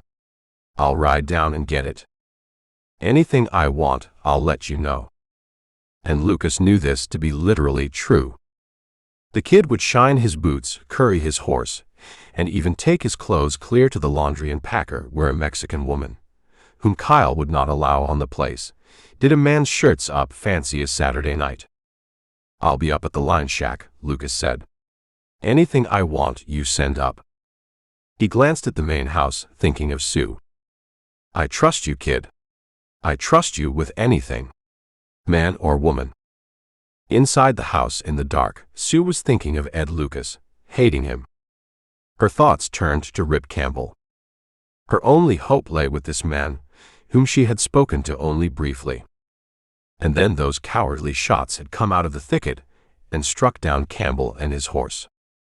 She could never again have any feeling for Lucas after that foul act. Never again. Chapter 7. Randolph Madison, too, was astounded when he saw the Rifle Creek place. The utter abandonment of the buildings, the corrals, the yard, made clear the type of game Kane had been playing since Howie Madison died. "He's out to ruin me," Madison said in a stricken voice. Rip tried desperately to keep his temper in check. The man who had chosen the name, Joe Ricketts, sat despondently on one of the kegs in the empty house, while Rip cooked a meal for them. Madison's hair was brown, curling out from under the narrow brim of his hat. His shirt was a good gray wool, topped at the collar by a gambler's string tie. His pants were black, as were his boots. The whole outfit shrieked of newness. "Why'd you come?" Rip demanded when they were eating. I wanted to see the place for myself. I felt safe with you here. You should have stayed in Chicago." Rip scowled across the table at this slightly built man, wondering how a tough old rancher like Howie Madison could have had such a bumbling coward for a nephew. "This is a rough game," Rip continued. "A lot rougher than you led me to believe back in Kansas. I thought by this time. You thought by this time I'd have your problems put in a sack, and the sack laced tight." He leveled a forefinger at Madison. "Why didn't you tell me about Ralph Edison?" Madison's brown eyes looked worried. "I didn't think it was necessary. You lied to me all the way. I just withheld information. It wasn't lying. I was afraid you might not take the job if you knew I'd already suffered one failure. Tell me something. Do you have the money to pay me $4,000 a year, as my contract calls for? Or is the state of your bank account more information you've withheld?" "I can't pay unless we ship cattle," Madison said glumly, staring down at the scarred tabletop. "Then, little man," Rip said coldly, "we'll ship beef." He got up and paced the uneven dirt floor. "What was the last tally on Rifle Creek?" Madison was thoughtful for a moment. Then he said that shortly before he died, Uncle Howie had counted close to 2,000 head of beef on the Rifle Creek ranch alone. Rip turned, his blue eyes hard. "I've been over a piece of this range. From what I've seen, if we find 500 head, we'll be lucky. Unless there's some lush grass someplace where 1,500 head are crowded, which I doubt." Madison looked up. "You think Kane has stripped Rifle Creek?" Rip placed both hands on the tabletop, leaning close. "I'd say he's likely sold 1,500 head of beef. At least. On top of that, he's been charging you each month for a crew that doesn't exist. He's been using this place as a line camp, so they say, but he's been making you pay as if it were a full-scale ranch. My God, Madison, how could you have been so spineless as to let him get away with this?" I didn't know. You should have come out to see for yourself." "Well, I'm here," Madison said. "And I am seeing for myself. Seeing what's left," he finished despondently. "I wish Uncle Howie could have taken me when I was a boy." He and my father didn't get along. My father was weak. Like I am weak. There's a girl in Chicago I plan to marry. Her family thinks social position is important. If I can't make these ranches pay, so I can live in a style. Social position, Rip said curtly, is something you won't worry about if you're in a pine box. You think there's danger? Rip gave a short laugh. This isn't Chicago. This isn't even Rails End at Anchor, Kansas. You said at our meeting there that you didn't like Anchor. Anchor is civilized compared to this country. Here, a man's life isn't worth the price of a second-hand pair of boots. I shouldn't have come. Does anybody around here know you by sight? No. Good. Just so Kane doesn't get wind of the fact that you're Randolph Madison II. I've got a feeling your life wouldn't be worth much if he found out. You think I'm a coward? That I should have the guts to fire Kane myself? Rip said softly, we both know he can't be fired. You hired me to kill a man, didn't you? Madison looked away and squirmed on the keg. It seems to be the way things are settled in this country. His brown eyes searched Rip's face. You've killed before, Campbell. It shouldn't make any difference. After a man kills, he has to live with it. You were in the war. You fought for the South. The killing sickens a man. I had hoped I was through with it. Rip knew what Madison was going through. The man, probably 25, had hired a Texas ramrod, thinking all his problems would be solved. He had taken the stage from Anchor, arriving in Packer. There he bought a horse and started looking for Rip Campbell.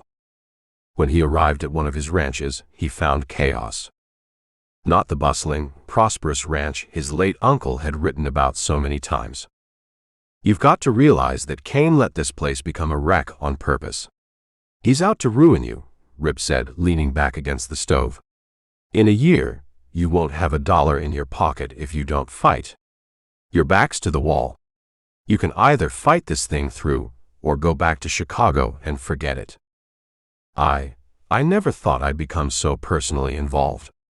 That I might have to shoot a man. Or be shot at.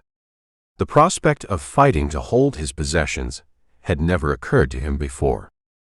He thought he could come out here, look around, see that Rip Campbell had disposed of Kyle Kane, then make his identity known to the country.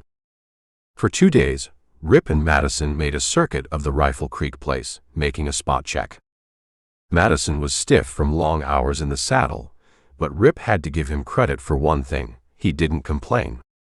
From what Rip could see, his estimate of 500 head left on the ranch was far too high.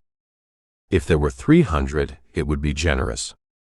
Madison seemed bewildered when Rip made these facts known. The dirty thief, he said.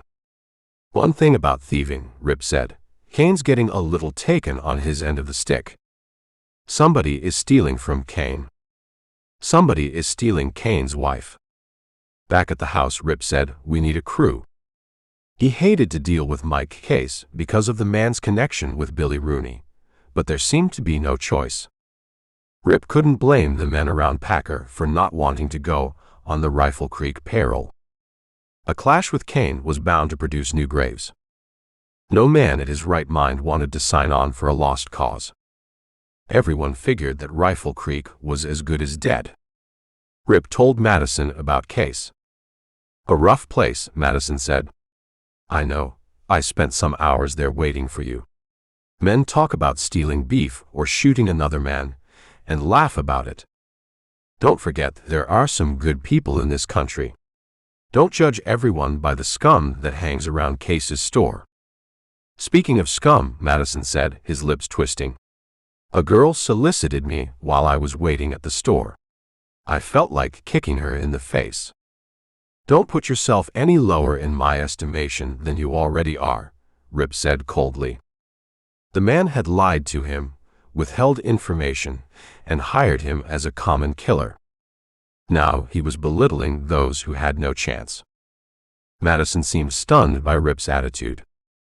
I don't understand you, Campbell. You have a reputation for toughness. That's why I looked you up and hired you. Yet you take such a saintly view of a girl like that." Rip felt like telling Madison to go to hell, riding out. But how could he? Where would he go? Back to Texas?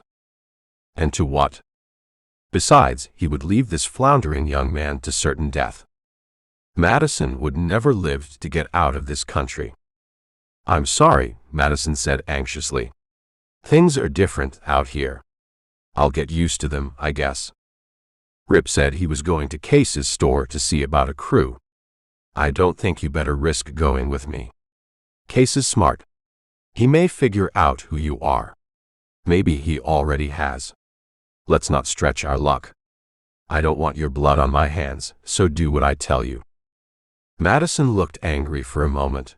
Then he said, "I wouldn't blame you much if you wanted to back out of our agreement. I haven't been much of a man about this thing so far. We've got a contract, Mr. Madison, drawn up by a lawyer in Kansas." "Yes, so we have." Madison looked at the weed-grown yard.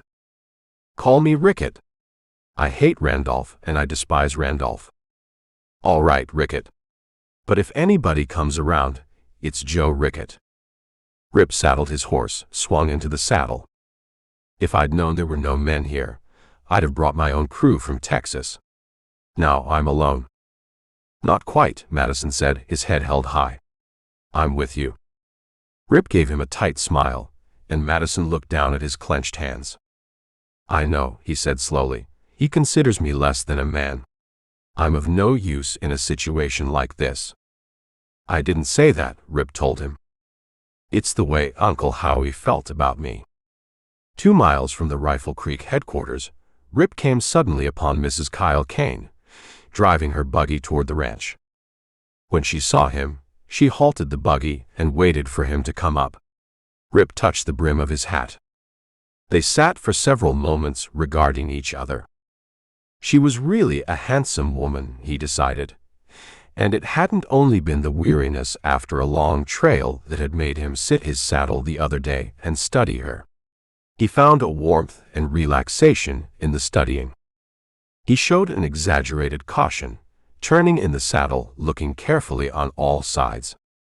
She flushed. "You don't have to worry. There's nobody lurking in the brush today. Lucas might be around. He was the other day. You don't have to worry. He and my husband had an argument. Lucas has been fired." She fussed with a lock of her pale hair that had come loose to blow against a fair cheek. "I was on my way to see you at Rifle Creek. I wanted to tell you I'm glad you're alive. Very glad." He thought it was a long way to drive for a woman to express thanks for this sort of thing. After all, he was nothing to her. But he did not voice his wonder. "I guess I've got you to thank for talking him out of putting that extra bullet in me," Rip said. "One for luck" was the way he said it. She looked at him worriedly. "Then you were conscious?" "Partially, at least." "And you heard? I mean, everything that was said?" "Don't worry, Mrs. Kane. I won't say anything to your husband about what I overheard. I owe you too much for that. What you and Lucas do or have done is your own business. It was a cowardly thing for him to do, shooting when your back was turned. I despise him. And I've got you to thank for leaving your carbine. I'll return it to you one of these days." He nodded at the sorrel horse in the buggy shafts. "What happened to the Baki Bay?" "Put out to pasture." She told him how her husband had shot the horse. "Because a horse balks, he shoots it," Rip said. She shook her pale head. "Because he thought I used that as an excuse for not getting home in time." She wrapped the reins suddenly around a seat brace and held out her hands to him. "Will you help me down, Mr. Campbell?" He hesitated a moment, looking around again at the flats carpeted with the sweep of green plush, the thicket beside the road, the ramparts beyond, rising rock-walled and formidable and lonely. He swung down and caught her by the elbows when she stepped forward off the wheel hub. Breathless, she clung to him, the length of her in the same cheap dress pressed against him. Her head was turned, and he could feel the perfumed softness of her hair. The spark crashed upward like the thrust of a knife, and for a moment when he forcibly turned her head and peered into her eyes, he thought of taking what he read there. Then he pushed her away. "I was tempted once, Mrs. Kane," he said. "It almost cost me my head." "Not again." "What is it you want to see me about?" "Not to express thanks that I'm alive instead of dead with a bullet hole in the skull." "What is it, Mrs. Kane?" His voice was hard, and he was in complete control again. She seemed disappointed that their contact had been so negative. That perhaps in a feminine logic, she thought she was losing her charm. That in this hellish land, a woman soon became aged from sun and wind, and hard work, and unhappiness, and the eternal threat of danger. For danger was constant. It was in the person of bucks breaking out of the agency, of men like those who hung around Case's store.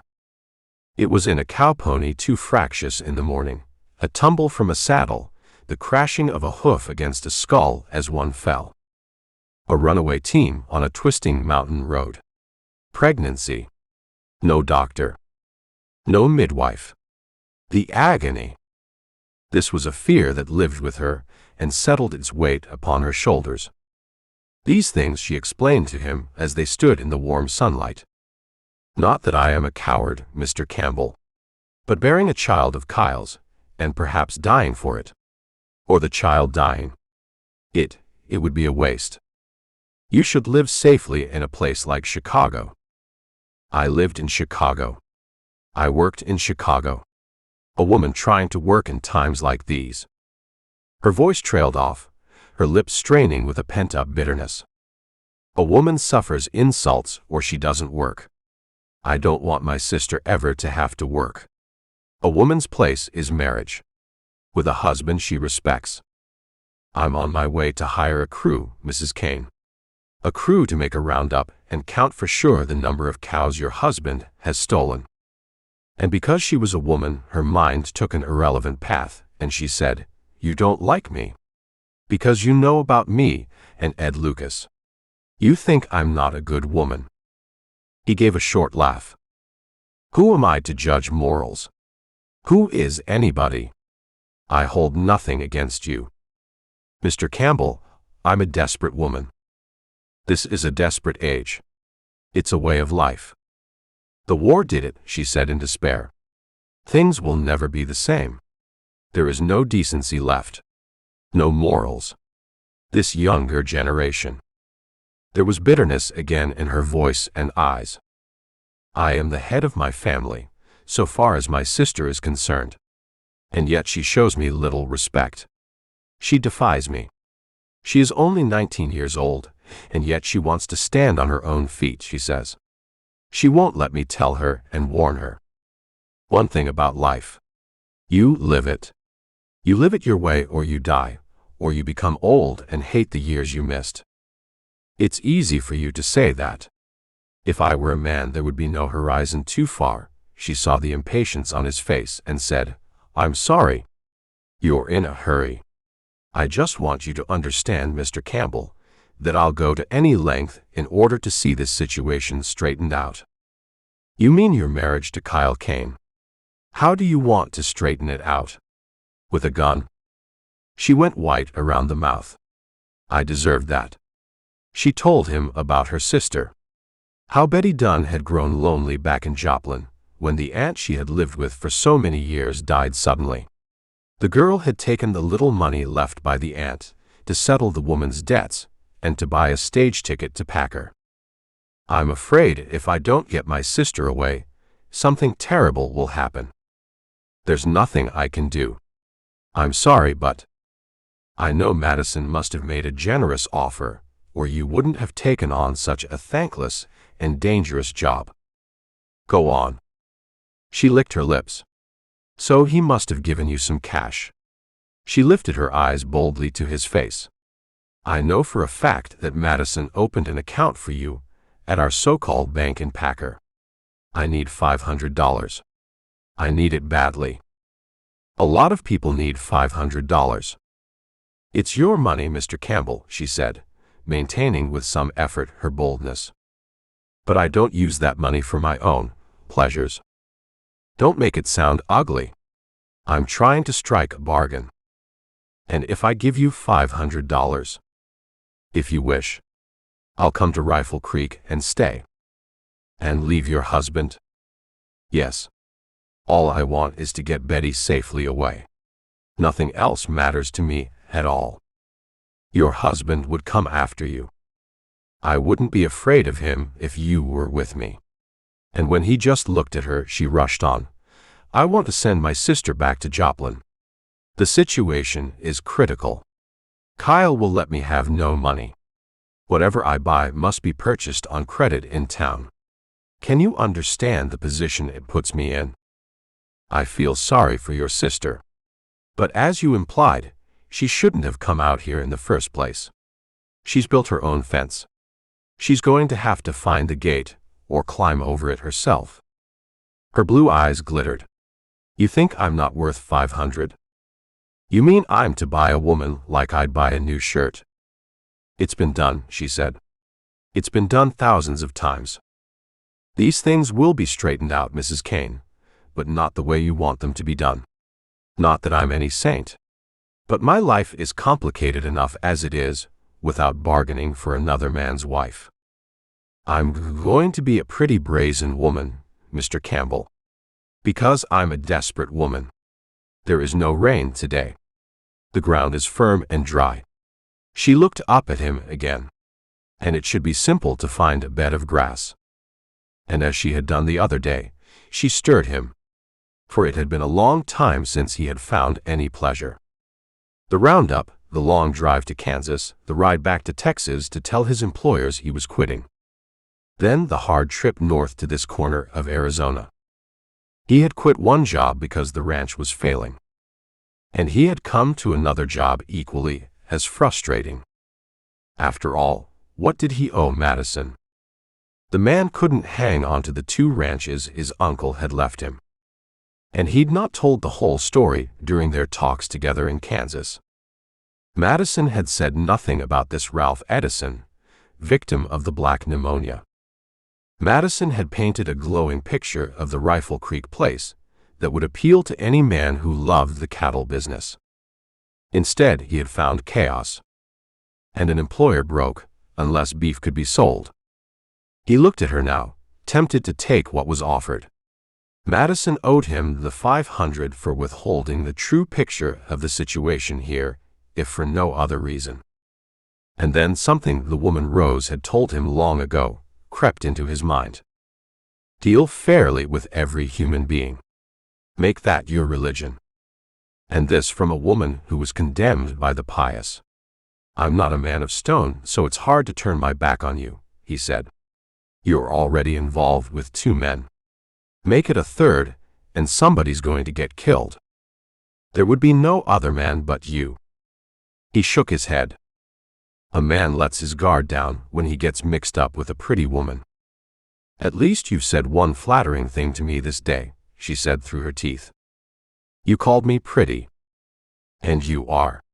If there's any other way I can help you, let me know. Flushing, she turned the buggy and sent the sorrel back up the road. Chapter 8. Anger and embarrassment surged through Sue Kane as she drove back toward Mountain under the hot Arizona sun.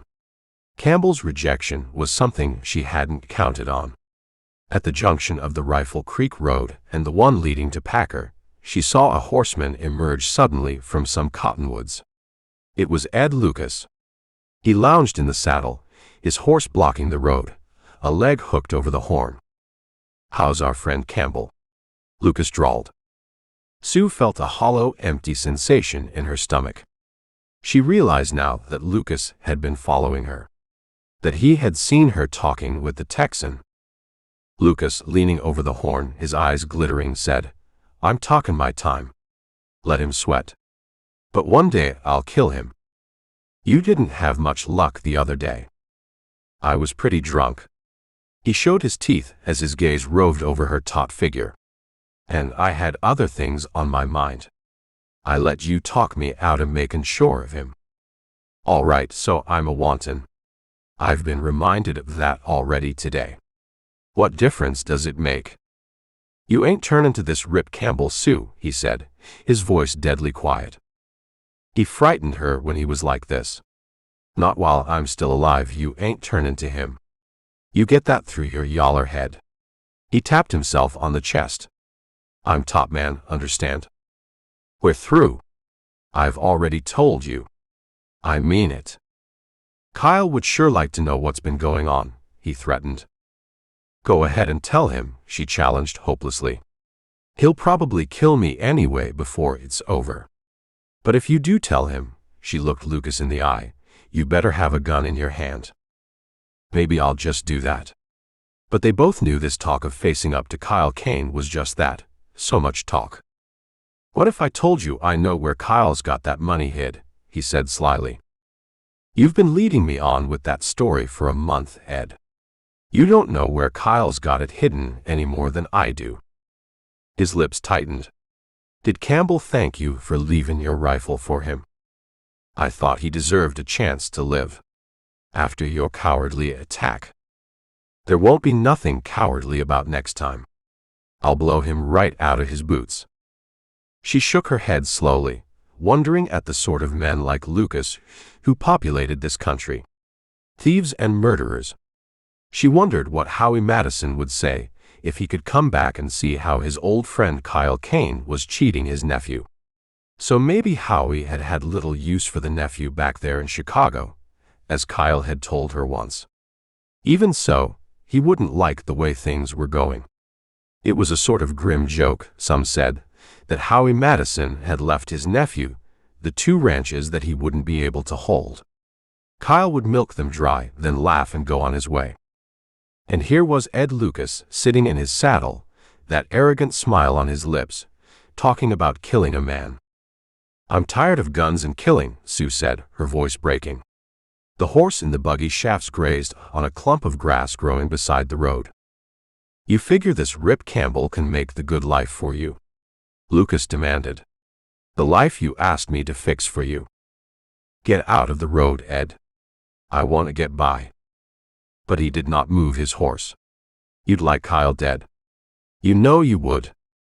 She gave a quick shake of her head. I wouldn't wish death on any man. Things are due to bust higher in St. Pete's Gate around here. And there's nothing you can do about it. I hope I'm gone from here by then. If you go, it'll be with me. She looked toward the tumbling lower reaches of the ramparts, the swelling tree-fringed mesas, the slash of canyons and towering boulders, and far to the east a twisting silver-bright thread of creek water. Because she would not respond to him, he sought to hurt her through Betty. I know something about your sister, he laughed knowingly. What about my sister? Sue demanded, her body taut with anger. You ought to pick her company better, Lucas said. I seen her talking to Billy Rooney. Sue looked puzzled. Who in the world is Billy Rooney? Ask her, Lucas said, reining off the road. I'll be at the line shack in case she wants to come up. He laughed. Tell Carl Miller I said he was to saddle a gentle hoss for her. That kid does what I tell him. And he keeps his mouth shut. It's disgusting the way you use that boy to do your dirty work. Every kid that age has got to have a hero, Lucas said, his grin mocking. Reckon he couldn't do better than me. Sue clucked at the horse, and the buggy whirled on up the road. Lucas watched her slender back disappear into the junipers. Thoughtfully, he rode to where some of the crew were moving skull cattle toward Mountain. Kane had given orders to round up any stray bunches on the Rifle Creek Range and drive them north across Ewing's land, spotting them on mountain grass. He found Carl Miller with some of the men and called him away from the others. How much money you got, kid? Lucas asked, noticing the kid's pleased expression at this attention. $5 thereabouts. How'd you like to loan it to me, kid? Sure. Carl Miller dug into the pocket of his grimy Levi's and produced $5 silver, which he handed over to Lucas, who pocketed them without comment. "Say, I been practicin'," Miller said, putting a hand to his belted gun. "You want to see me shoot?" "Nah, you'll scare the horses." Lucas ignored the kid's disappointment and added, "Get me a couple of quarts of whiskey from Case's store. Leave the bottles in the brush here." Lucas pointed at a clump of buckbrush beside the road. "I ain't got no more money." Lucas flashed a grin. "You put that whiskey on Kane's bill. He won't check it." "Why should he? Madison pays for it. You savvy, kid." Miller was happy to oblige. As he rode off toward Case's store, Lucas thought, "Stupid kid. He's got oats for brains." When Sue got home, she was thankful to learn that Kyle was gone for the day. Betty was sitting in the sun. Sue thought to warn her again about this. A girl with a face tanned by the sun was unbecoming. A man liked pale-skinned women. And Betty needed a man desperately. A man who would marry her and take care of her. Sue called Betty into the house. "Betty, who's Billy Rooney?" she asked suddenly.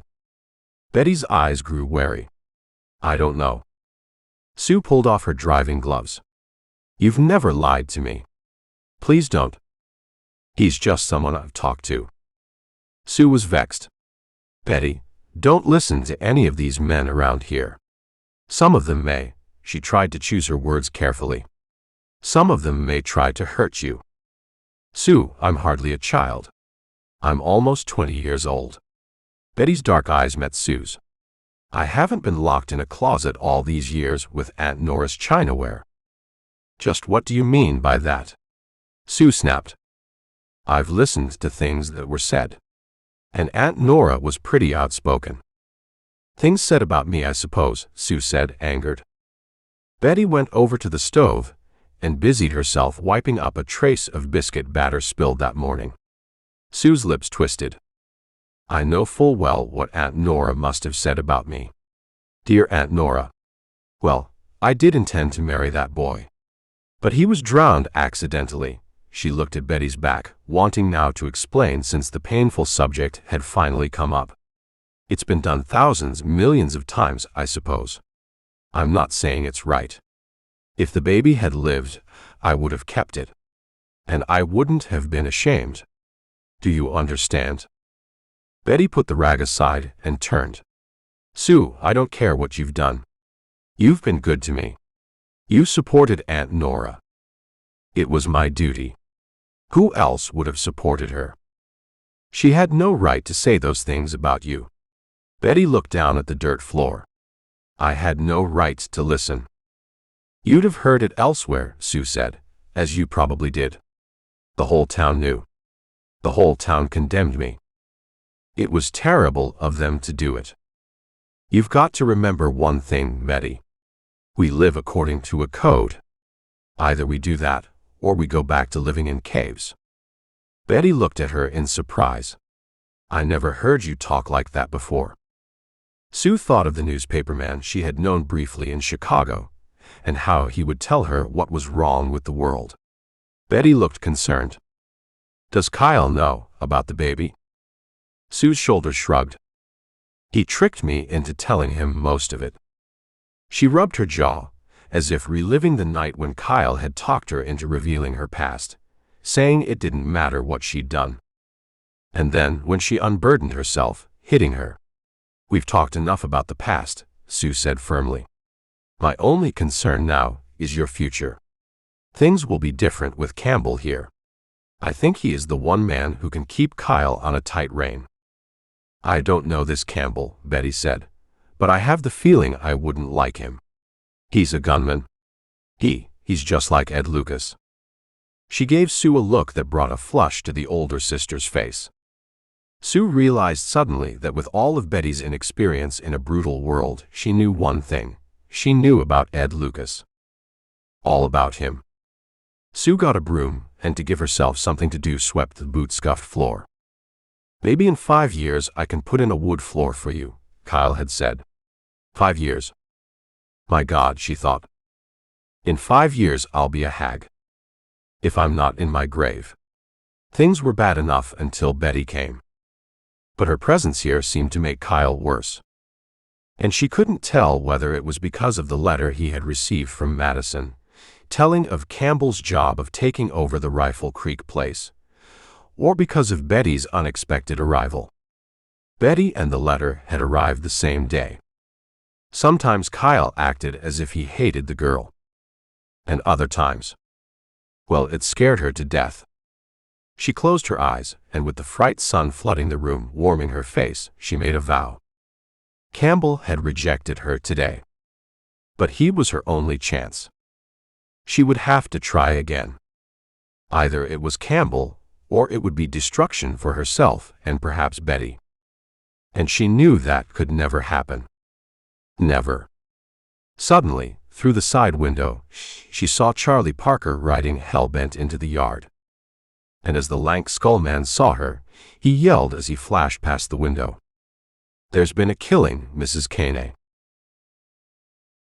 Chapter 9.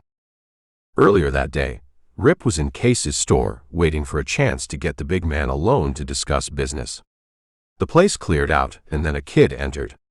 Case said it was Carl Miller, Ed Lucas's shadow.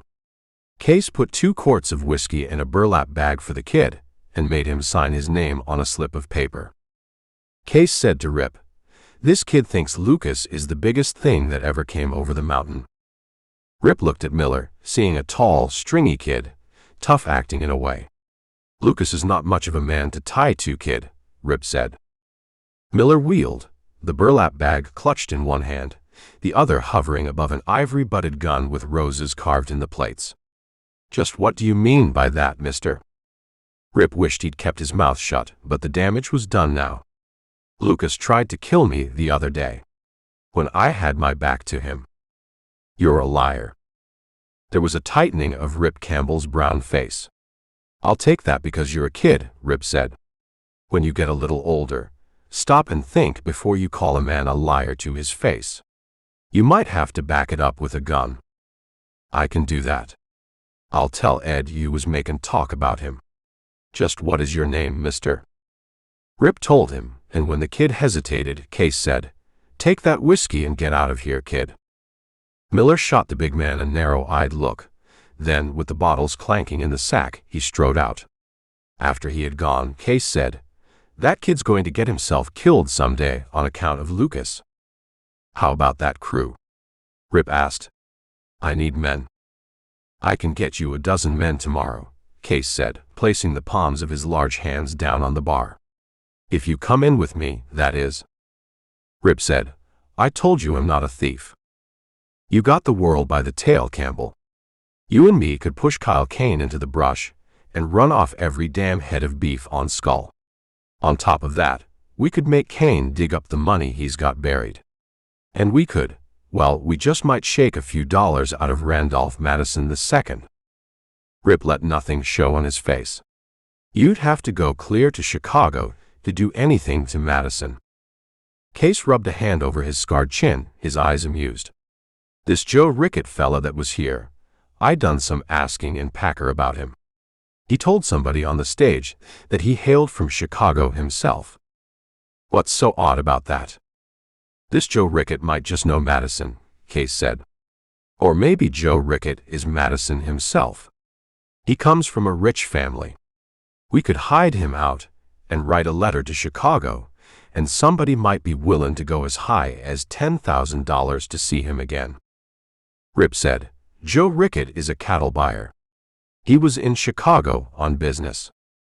"That Joe Rickett don't know beef hump from manure," Case said. "If he's a cattle buyer, I'm queen of the cribs." Case leaned close. "I'll give you a few days to think it over, Campbell. It's you and me working together. Why don't you take a gun and go after Kane yourself?" Rip snapped. "You seem to have the thing all planned out. I can handle Kyle Kane with my fists. Or with a shotgun. But I ain't fool enough to go against him any other way. That's where you shine, Campbell. You're the boy for the job. Pay Ed Lucas enough, and he'd likely cross Kane and do the job for you." Case shook his head. "Lucas is almighty fast with a gun hammer, but he's scared of Kyle." "I know." With this information planted in his mind, Rip said, "I'll think over what you've said." He went out and got his horse. Well, Case could mull this over for a few days and wonder if they would team up. In the meantime, Rip intended to go clear to Prescott for a crew if that was necessary. And to hell with Mike Case. As he rode for the Rifle Creek place, Rip thought of all he had learned that day. It was disquieting that Case was suspicious of the man calling himself Joe Rickett. He quietly cursed Madison for telling anyone on the stage that he was from Chicago. He sensed Case wasn't altogether sure of Madison's identity, but a little probing would turn the man's suspicions into fact. When he got back to Rifle Creek, Rip did not tell Madison that Case had halfway guessed his identity. But he did caution the man to stay out of sight if strangers came around. He told Madison he would have to ride to Prescott and get a crew. "Isn't there some law here?" Madison asked. "Someone who can see that riders aren't afraid to take a job." "There's no law, nothing," Rip said, voicing something that had been on his mind during the ride from Case's store. "I need $500 advance on my salary." Madison looked surprised. "That's a lot of money." "I want to give it to Mrs. Kane," Rip said, deciding to speak as plainly as he deemed advisable. "Give it to her?" Madison shook his head. Whiskers were beginning to darken his jaws, making him look a little rugged. "You must have taken a fancy to the woman." Rip ignored the thrust and told Madison about the scene with Sue Kane, omitting her offer but disclosing her fright and her concern for her sister's safety. "With Mrs. Kane and her sister out of here, it'll make things a lot easier. We can go after Kane and not have to worry about a woman getting shot by mistake in the fighting. Those things happen, you know." Madison lost color. "This is turning out to be a bloody business. I had no idea." "You had a lot of ideas, Madison," Rip said sharply, "about me coming out here to kill Kane for you." No, I never intended that," Madison said, his shoulders sagging. Would Rip believe him if he said the only money he had was what was in his pockets? Less than $100 cash. Plus what he had deposited in the bank at Packer. That's why he'd come out here. Unless they sold some cattle, he was bankrupt. The situation was desperate. Swearing softly, Rip clenched his hands. With what he had spent on a saddler, a team, wagon, supplies, and a rifle, there was about $50 left in the Packer bank. "Why didn't you tell me things were so bad?" "I thought you could work miracles, I guess," Madison replied with a wan, apologetic smile. Rip was disgusted. "You went through your Uncle Howie's money in one hell of a hurry," he said scornfully. "He's only been dead 2 years." "There was no cash," Madison said. "Just the ranches. You can borrow on them." "I already have," Madison admitted bitterly. "I've used up the money paying Kane's bills he sends every month." He sank onto one of the kegs they used as chairs and stared despondently at the dirt floor. "There's no chance to borrow more money." Rip felt his dream slipping away, his dream of working hard for a few years and then returning to Texas to start ranching in a small way. "I relied on Kane because my uncle did," Madison continued. "Relied on him?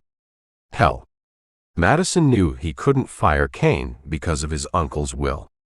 Kane had been sitting there, picking his pockets and laughing about it. Madison had sent a foreman out last year, and Kane had either killed him or had it done.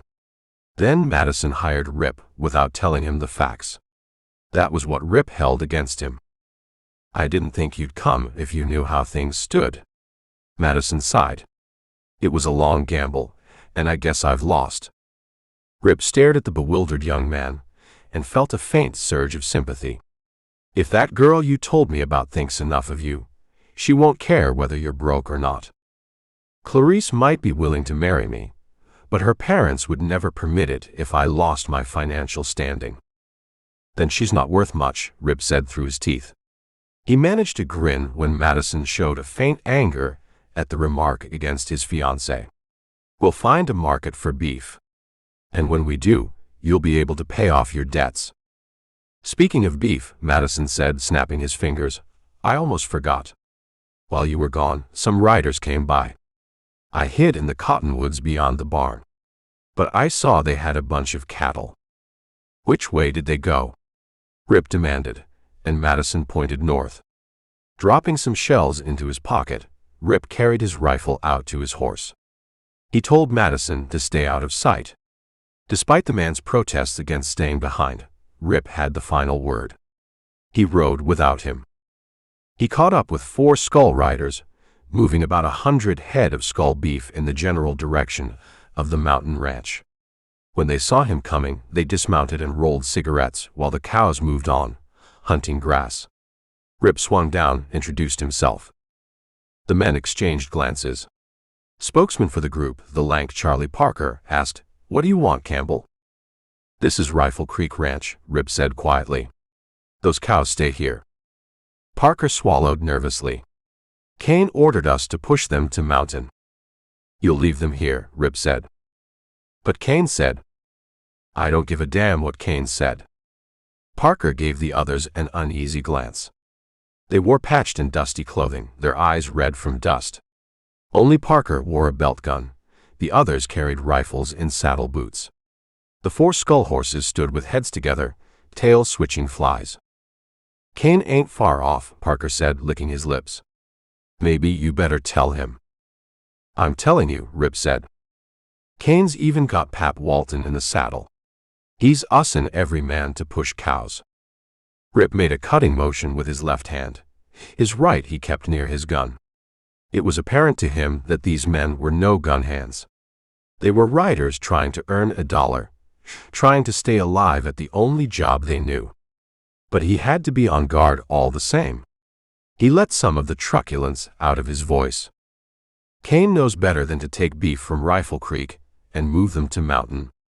Then he added, even if he's been doing it regular since Howie Madison died. Parker's Adam's apple jerked in a thin throat. I sure don't want no trouble with you, Campbell, but Kane said. Don't move any cattle off this range. The boss is going to be all fired mad, Parker said solemnly. Let him be mad. He's had things his own way too long. I'm running Rifle Creek, not Kane. The 4 men talked it over, and at last Parker said, We don't figure to get shot up over a few head of beef. But Kane ain't gonna take it so easy. How much is Kane paying you boys? Rip asked. $25 a month and found. That's not much money, is it? Well, a man's got a bunk roof over his head and a full belly, and a little whiskey and boot money. What else is there in bad times like these? I'll pay $40, Rip said. Help me round up beef, drive them to market, and then we'll settle up.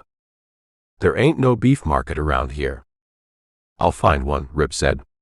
I need good men. Men who aren't particularly loyal to Kane.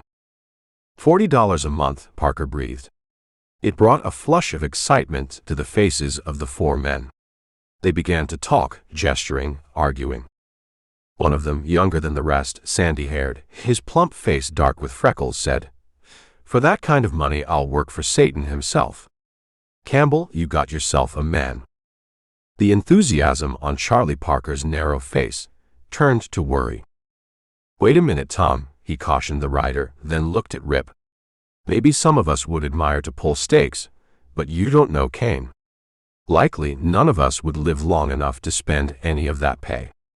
He'd make us suffer plenty for leaving him. Rip felt his cheeks grow hot. You aren't slaves. You've got a right to come and go as you please. Tom Hickam took a hitch at his belt and gave Parker a slanted look. I ain't no slave, he said. That's for sure. Parker gave a worried shake of his head. You better think it over, Tom. You better think it over good and long and quiet. And while Tom Hickam did his thinking, he gradually lost the stubborn set of his features. Reckon maybe you're right, Charlie, he said dolefully. Rip said, This Kyle Kane must throw an awful black shadow to scare cowhands like you. It ain't a matter of being scared. Charlie Parker spat tobacco juice that made a soft brown crater in the dust. We just figured to live a little while, that's all. There's going to be hell shaping up, and we know it. You and Kane are going to chew each other's throats. If you win the fight, then we'll sure be glad to talk about coming to work for you, Campbell." "Might be a little late then," Rip snapped. "You better think it over.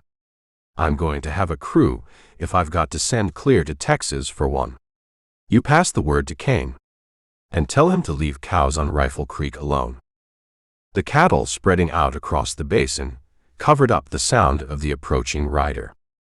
Rip was not aware anyone was coming up on them until he saw Charlie Parker's mouth open in surprise. "Ed Lucas," Parker breathed and looked hard beyond Rip's shoulder. Chapter 10. Feeling a flick of tension rise, Rip turned. It was Lucas all right, drawing up now, seated on his black horse about 50 yards away. Lucas came forward at a slow pace, reining in the horse. When he was 10 yards away, he dismounted, a tight grin slanting across his face. He slapped the black horse away. "Thought I saw you down here, Campbell," he drawled, then turned to the others. "What's the matter, boys? This Texas ramrod giving you some tough talk?" Parker said, "I heard you got fired."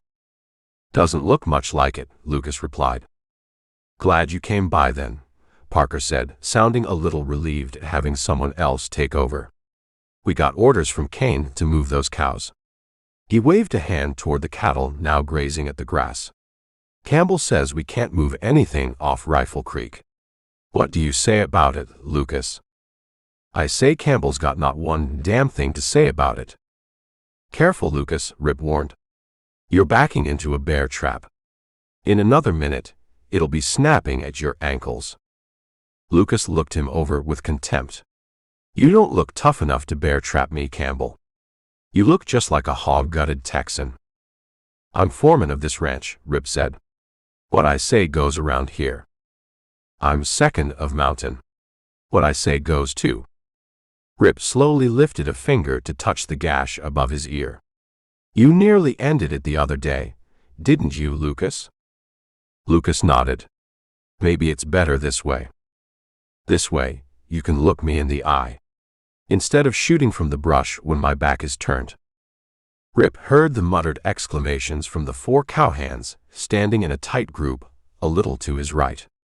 He edged away, and Tom Hickam said, "Don't worry about us getting behind you, Campbell. Nobody's going to climb your back." Lucas glanced past Rip at the chunky, sandy-haired rider. "When I'm done with Campbell, we'll see how you look with a pistol barrel across your nose." Hickam looked uneasy but said nothing. Rip said, "Get at it, Lucas." Lucas laughed. "I've been watching you from the hills, waiting for the right moment. Looks like this is it." I said, "Get at it." "Getting edgy, Campbell? Why didn't you try for me with a rifle? From behind a tree. That's how bushwhackers like you usually work." Lucas made an exaggerated gesture for the 4 skull riders to step aside. "I don't want you boys getting shot up by mistake. Especially you, Tom. Hell, I want to cut you up a little." "You're a dead man, Lucas," Rip said, hoping his voice sounded as hard as he intended. He was facing a known gunman, a man who earned his pay by killing. And standing off to one side were 4 men who worked under Lucas's influence. Even though Tom Hickam had voiced a tenuous promise that no one would climb his back, the other 3 might still decide to move in if Lucas ran into trouble. Lucas had the upper hand, and both men knew it. It was 5 against 1, really, 4 if Hickam were discounted. Lucas, smiling, said, "Campbell, you've got no more chance than a grasshopper in a chicken yard. We've got you boxed." Rip stayed silent. The sun was bright, lacing through the oaks growing thickly along the slopes at the basin's edge. In that moment, facing Ed Lucas with only 15 feet separating them, Rip understood what was needed for one man to conquer another.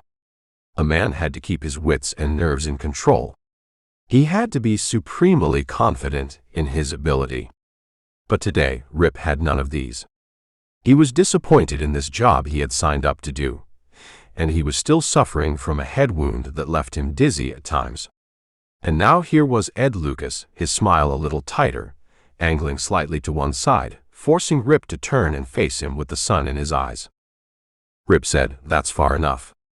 Take another step, and you won't have legs under you." "Tough," was all Lucas could say. "Tex is tough." He didn't take another step. The smile vanished as he turned, glaring at the four Skull Riders. "You with me on this, or not?" Charlie Parker said, "It's your fight, Lucas." "Yellow bastards," Lucas muttered. Deliberately, he turned on his heel and stalked toward the black horse, taking short, angry steps. "There'll be another day, Campbell," he said over his shoulder. "You can sweat a little. I got plenty of time to see what a Texas man looks like inside out."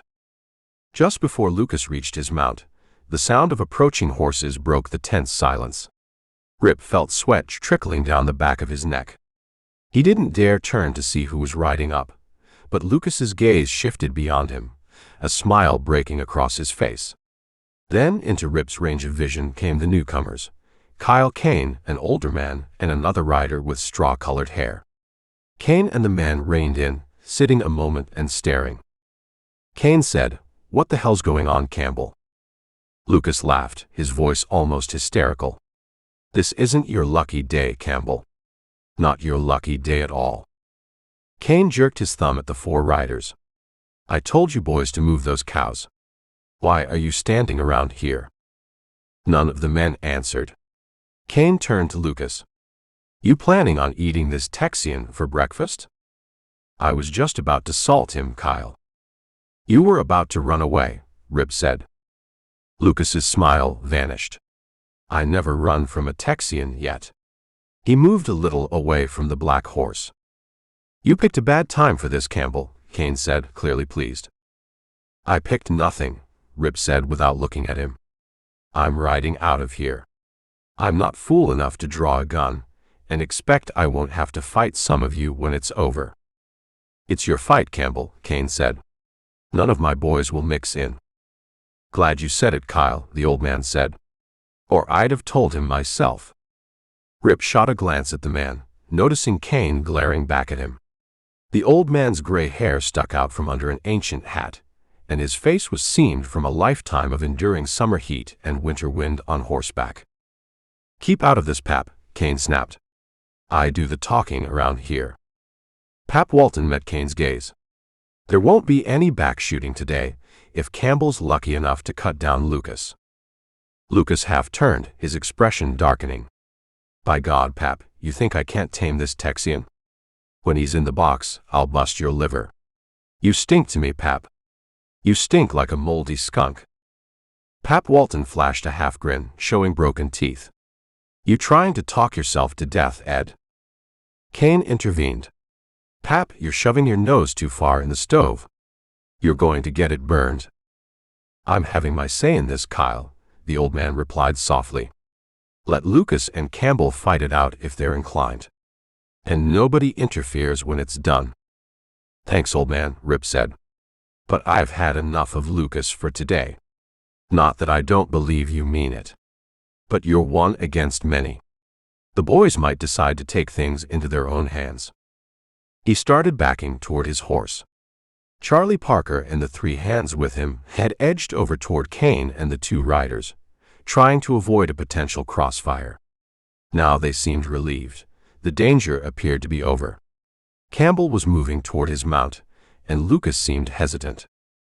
"I'd sure like to know what Pap's got on you, Kyle," Lucas said, his lips twisting. "Must be something real good.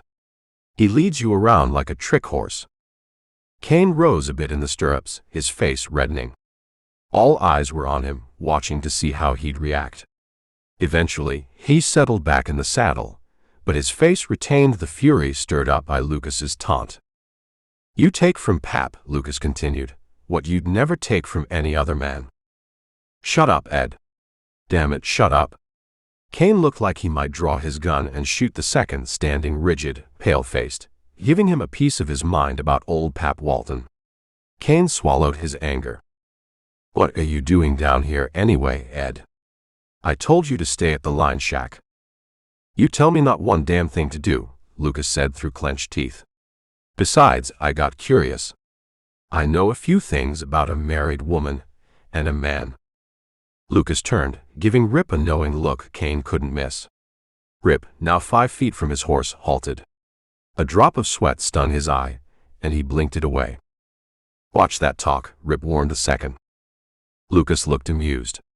"I don't know what you mean, Campbell," he replied mockingly. "Unless it was that I saw you with a pretty woman a few hours back." "You didn't see me with any woman," Rip said. Lucas chuckled softly. "I can guess, can't I?" Lucas turned to Kane. "Here's how it is, Kyle." Rip said, "I'm leaving. Don't anyone try to stop me. Don't make me kill one of you to prove I won't be stopped." Pap Walton spoke up. "You better ride, Campbell, if you're inclined. You'll never get a better chance." Rip thought the old man sounded disappointed. To hell with him. He wasn't about to put on a hero act with Ed Lucas just to satisfy an old man's wishes. There was bad blood between Lucas and Pap Walton, that much was plain. Pap would undoubtedly enjoy seeing Lucas's boot toes curled up to the sun. Rip turned to pick up the reins of his horse, but Pap Walton shouted, "Look out!" The shout sent his horse swinging away. Rip dropped to one knee. A shot banged so close to his face he could feel its lethal breath. Off balance, he fell sideways as Lucas fired again. This time, the heel of his left boot was nicked by the bullet. As he tried to spring up, his left foot, numbed from the shock of the bullet, refused to support his weight. He fell, rolling, his gun drawn. Lucas, both feet spread, was trying to center on his rolling target. He was dropping the hammer on his third shell when Rip fired from the ground. The impact of Rip's bullet swung Lucas around, lifting him to his toes. Lucas's revolver discharged into the ground, sending a shot straight down into his own leg, blowing off a kneecap. Desperately hurt, Lucas still struggled to lift his gun. Rip, still prone on the ground, let the hammer fall. The roar of his weapon cut off Lucas's scream. Lucas tipped forward, his legs dead under him, and fell face down into the dirt. Rip sprang up trembling, the raw taste of fear in his mouth. He saw Pap Walton had drawn a gun to cover Kane. But Kane wasn't paying any attention to the old man. He was staring, stunned, at Ed Lucas, now lying lifeless on the ground. Rip got into the saddle, his horse skittish from the shouting and gunfire. The horse reared, forelegs pawing the air, almost crashing down on Lucas, but Rip reined it aside just in time. Not that it would have mattered much. Lucas was as dead as he'd ever be, the back of his skull open to the sun. "Thanks, old man," Rip said hoarsely. The old man said nothing.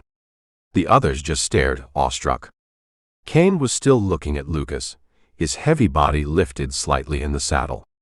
Rip backed his horse and, 20 yards away, holstered his revolver and drew his rifle. But none of them came after him. He kept at an angle watching them, but they paid him no mind. They were all gathered around Ed Lucas's body. Rip turned his horse toward Rifle Creek headquarters, feeling sick from having to kill a man. His last bullet had caught Lucas in the cheekbone, making a small entry. It was the exit that had done the damage. Lucas's eyes had already been glazing over as he fell. A mile away, the tension finally drained out of Rip. He booted the rifle.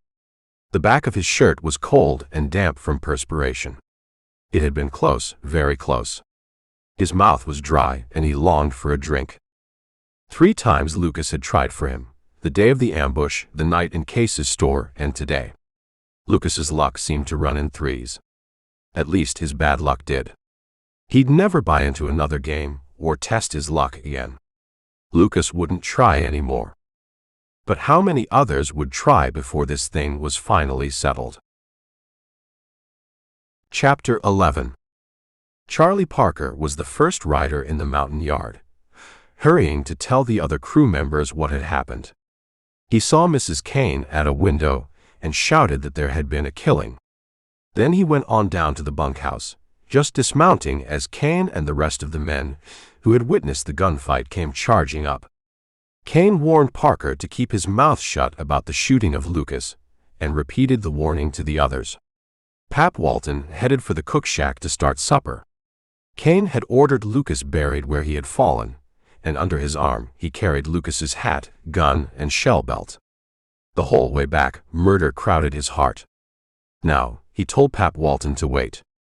He caught the old man by a thin arm and jerked him around. "We could have finished it, damn you, Pap."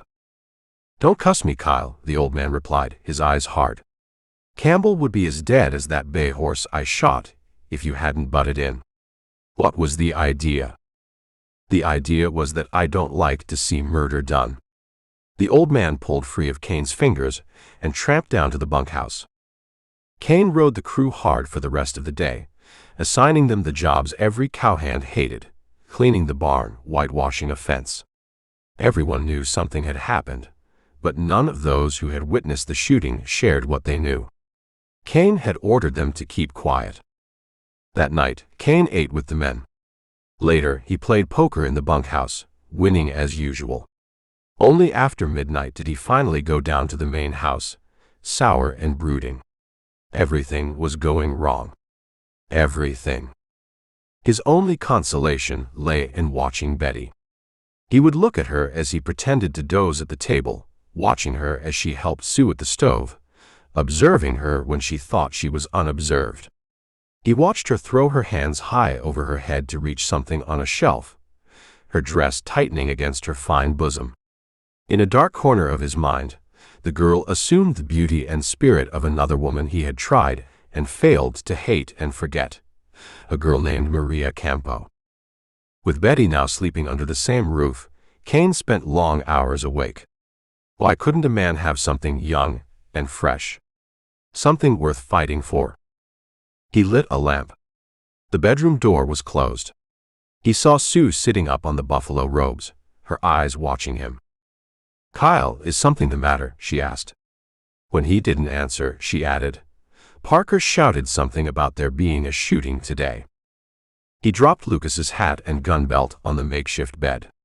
Picking up the lamp, he held it close to study her handsome face framed by braids of yellow hair, watching her eyes as they darkened with recognition of the hat and gun. Kane ground some coffee beans, flung them into a pot on top of old grounds, and filled it with water from a tin pitcher. He threw wood in the stove, and soon it caught from the coals. He sank into a high-bottomed chair and watched her. Finally, he nodded at the closed bedroom door. "Did you get that gun away from her like I told you? She needs it for protection." "Against me, I suppose." He grinned, glancing knowingly at the bedroom door. "I've got a way to get even with you," he said, turning back to his wife. "A good way to get even." She sat up straighter in bed. "Stay away from her, Kyle." "I mean it." Kane got up from the chair. "Ain't you going to ask about the gun and the hat?" He pointed at the items he had dropped on the bed. "They belong to Ed Lucas," she said. "Lucas is dead."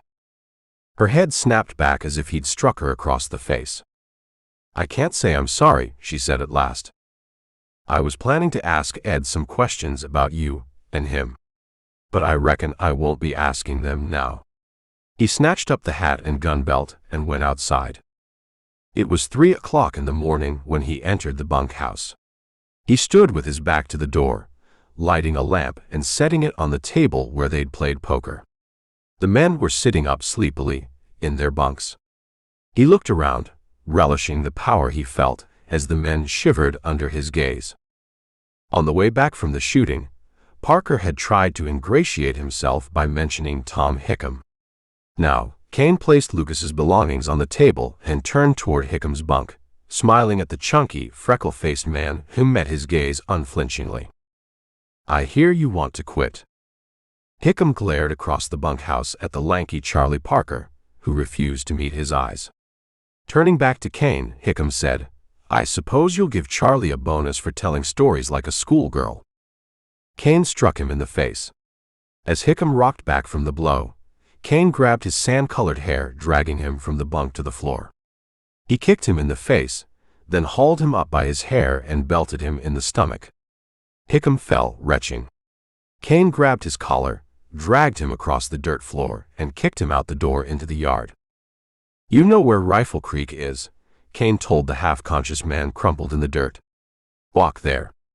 You take a horse, and I'll hang you from the first tree." Then Cain went back into the bunkhouse, looking around the big room. Anybody else want to work for Rip Campbell? No one said a word. They just stared at him, pale in the lamplight. There was no telling where Cain's fury might lead. He had acted as though nothing was wrong all night, playing poker with Hickam, joshing with him. Then, suddenly, in the dead of night, he'd turned on him and beaten him, then tossed him into the cold mountain air, barefoot and barely clothed, to walk the long miles to Rifle Creek. Cain enjoyed the look of shock on their faces. It was one of his few pleasures these days, aside from hiding the money he got from selling Madison's beef to the Amherst brothers in Prescott. Picking up Lucas's hat and gun belt, Cain walked to Carl Miller's bunk. The kid regarded him nervously. "I done something wrong, Mr. Cain. You hitched that bay horse to my wife's buggy the other day. A Baki bay horse. And you killed the bay," Pap Walton cut in sourly. "Leave the kid alone, Kyle." Cain ignored the old man, studying the 16-year-old's face. The boy looked worried now. "You like Ed Lucas, kid? He's my best friend. You do his dirt. Keep his bunk clean. Take care of his horses. Shine his boots and fetch him whiskey." Miller dropped from the upper bunk to the floor, standing eye to eye with Cain, though his frame was as slim as an older man's thigh. He looked thoughtful, as though pondering the list of tasks Cain had just laid out. Then stubbornness set in his eyes. "Lucas teaches me things. Like shooting a gun. I'm good at it, Mr. Cain. I'm going to keep right on till I got me a regular ridin' job." Cain, rubbing his jaw, said, "What would you do for Lucas, kid?" "Just about anything." The kid nodded at Pap Walton, who stood shivering in his underwear. "Lucas and Pap here are the only ones that ever give a damn about me." Walton gave Cain an angry look.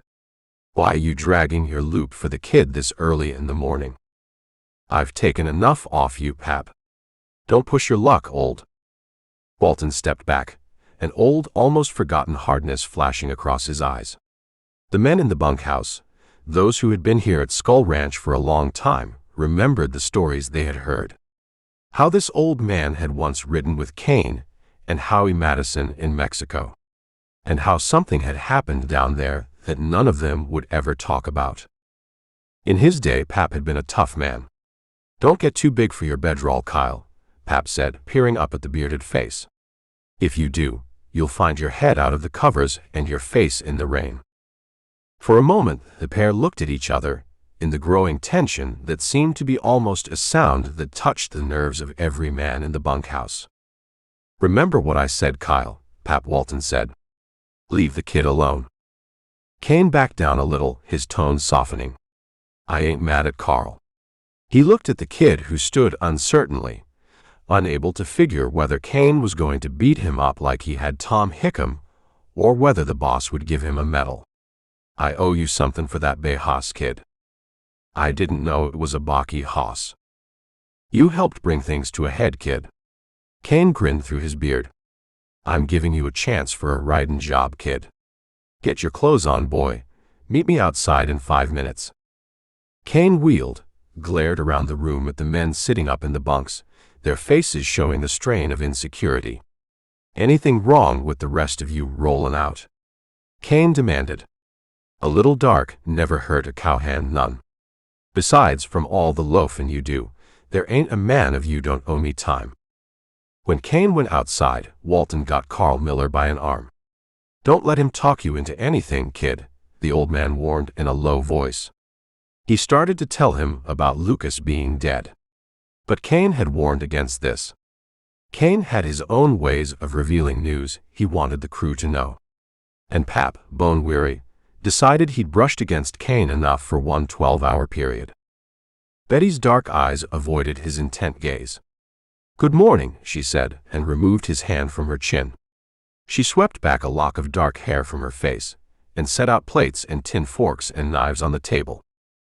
"You better let me have the gun," Cain said. "It ain't healthy for a young gal to have something like that. You might shoot your pretty self." "I'll keep the gun if you don't mind, brother-in-law." Cain's eyes narrowed at this defiance.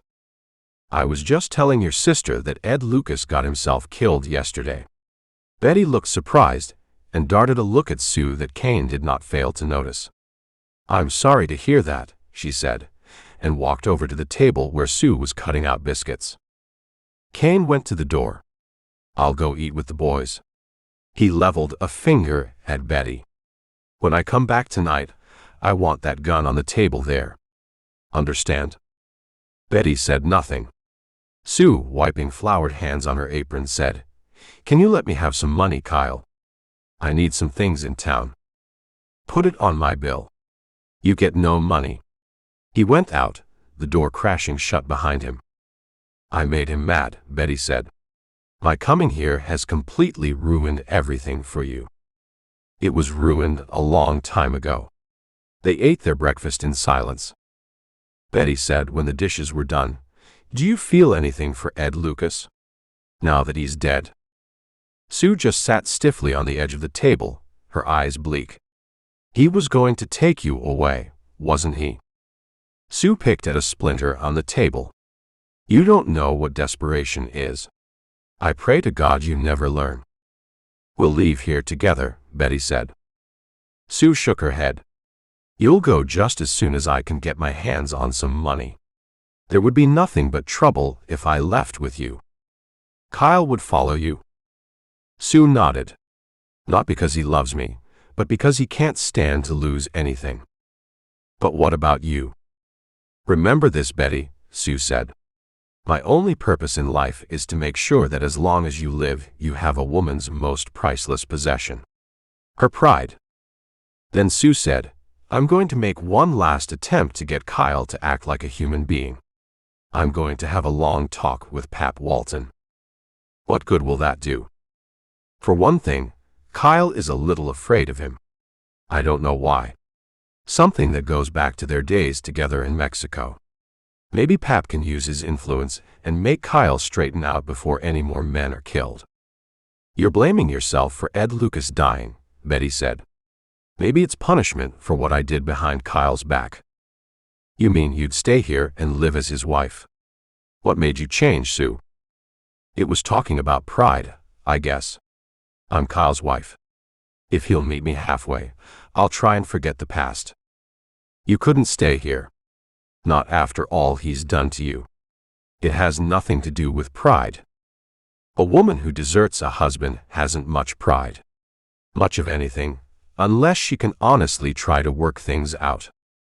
"Divorce is common now," Betty said. "I knew a woman in Joplin, after you left there. She divorced her husband. Of course it was a scandal, but—" Sue changed the subject abruptly. She knew she would never stay with Kyle. But she wanted Betty to have a chance to get away before there was more bloodshed. Maybe Pap could get Kyle to hold off the terror for a week or so, until she could find some way to get her hands on some money. "Pap gave you that gun, didn't he?" Sue asked. "Yes." "Don't let Kyle know it. As much as he doesn't like to cross the old man, I'd hate to think what he might do if he found out the truth about that revolver." Betty said, "I won't tell him." She forced a smile. "I wish you luck, Sue, in whatever it is you're trying to do."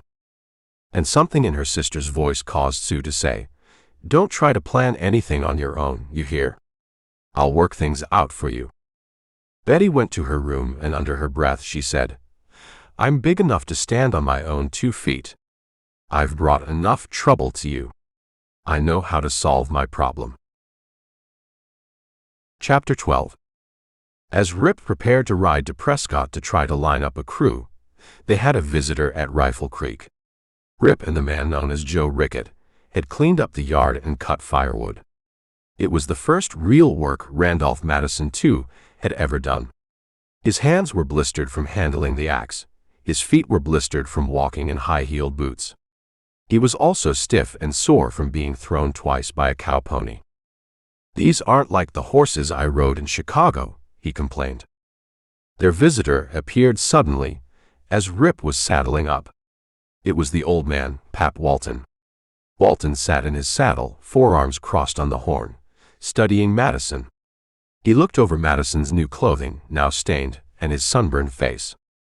"You must be digging mighty deep, Campbell," Walton said quietly, "to hire something right out of the mail-order catalog."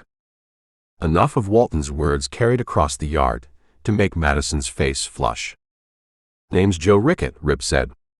"I knew him in Texas. What's on your mind?"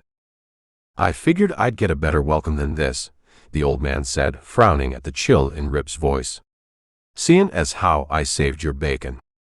"You did, and I appreciate it. We planted Ed Lucas where he fell." "That was good shooting, Campbell." Madison came up, eyebrows raised. "You killed Ed Lucas?" he demanded. Rip nodded. "I'd have told you, but what was the use? It might sound like I was proud of killing him." Madison looked surprised. "You should have told me. It's your duty to keep me informed." He broke off under Rip's hard stare, a warning shake of the head. Walton, observing this from his saddle, gave Rip a long look. "When I was ramrod of a spread," the old man said, "no grubline rider told me what I was supposed to do. How come you let this fella talk up to you?" "Rickett is a special friend. What was it you wanted?" "Mrs. Kane wants you to come to supper." Rip gave a harsh laugh. "And I suppose the invitation is also from her husband." "So she says." The old man looked at Rip earnestly. "Give Mrs. Kane a chance, Campbell. She figures if she can get you and her husband to sit down and talk, you can work things out." "Or maybe she hopes I'll take a gun," Rip said, "and kill him and rid her of an unwanted husband." "Now, why'd you say a thing like that?" "Because it's likely the truth." "Don't judge the woman too harshly, Campbell," Walton said. "You're a hard man to talk to. They haven't blown any bugles in honor of me coming to this bloody corner of Arizona. That they haven't. Maybe none of us like this place too much." He shifted his bony seat in the saddle. "Had a talk with Kyle myself today. He'll stay hitched long enough for you and him to sit down at the supper table and talk. I got his word on that." "Word?" Rip scoffed. "You can believe that much of what I told you anyhow." Rip was thoughtful for a moment. In the distance, clouds were torn by the spring breeze against the ramparts. "I could be walking into a trap," Rip said. Walton's lips curled. "I never before figured a Texas man was so miserly in the gut." "This Texas man has stayed alive," Rip said sharply, "by picking his own trail. Not letting somebody else pick it for him. Mrs. Kane told me how Lucas hushed you, and how she talked him out of putting that second bullet in your head." "I've thanked her for it," Rip said. "Thank her again tonight. You owe her that much." "I'll see." Walton reined in his horse and called over his shoulder, "I'm heading back to Mountain now. If you ain't scared," he added with thin malice, "you can ride with me." Rip hesitated a moment, then said he'd go. He went into the house, and Madison worriedly trailed after him. "What if something happens to you?" the younger man said. "You mean you're worried that you'll be left here all alone?" Madison looked angry for a moment, then turned up his blistered palms in a gesture of resignation. "I'll play the game your way. It's the only chance I have. Maybe this is what I've needed all my life.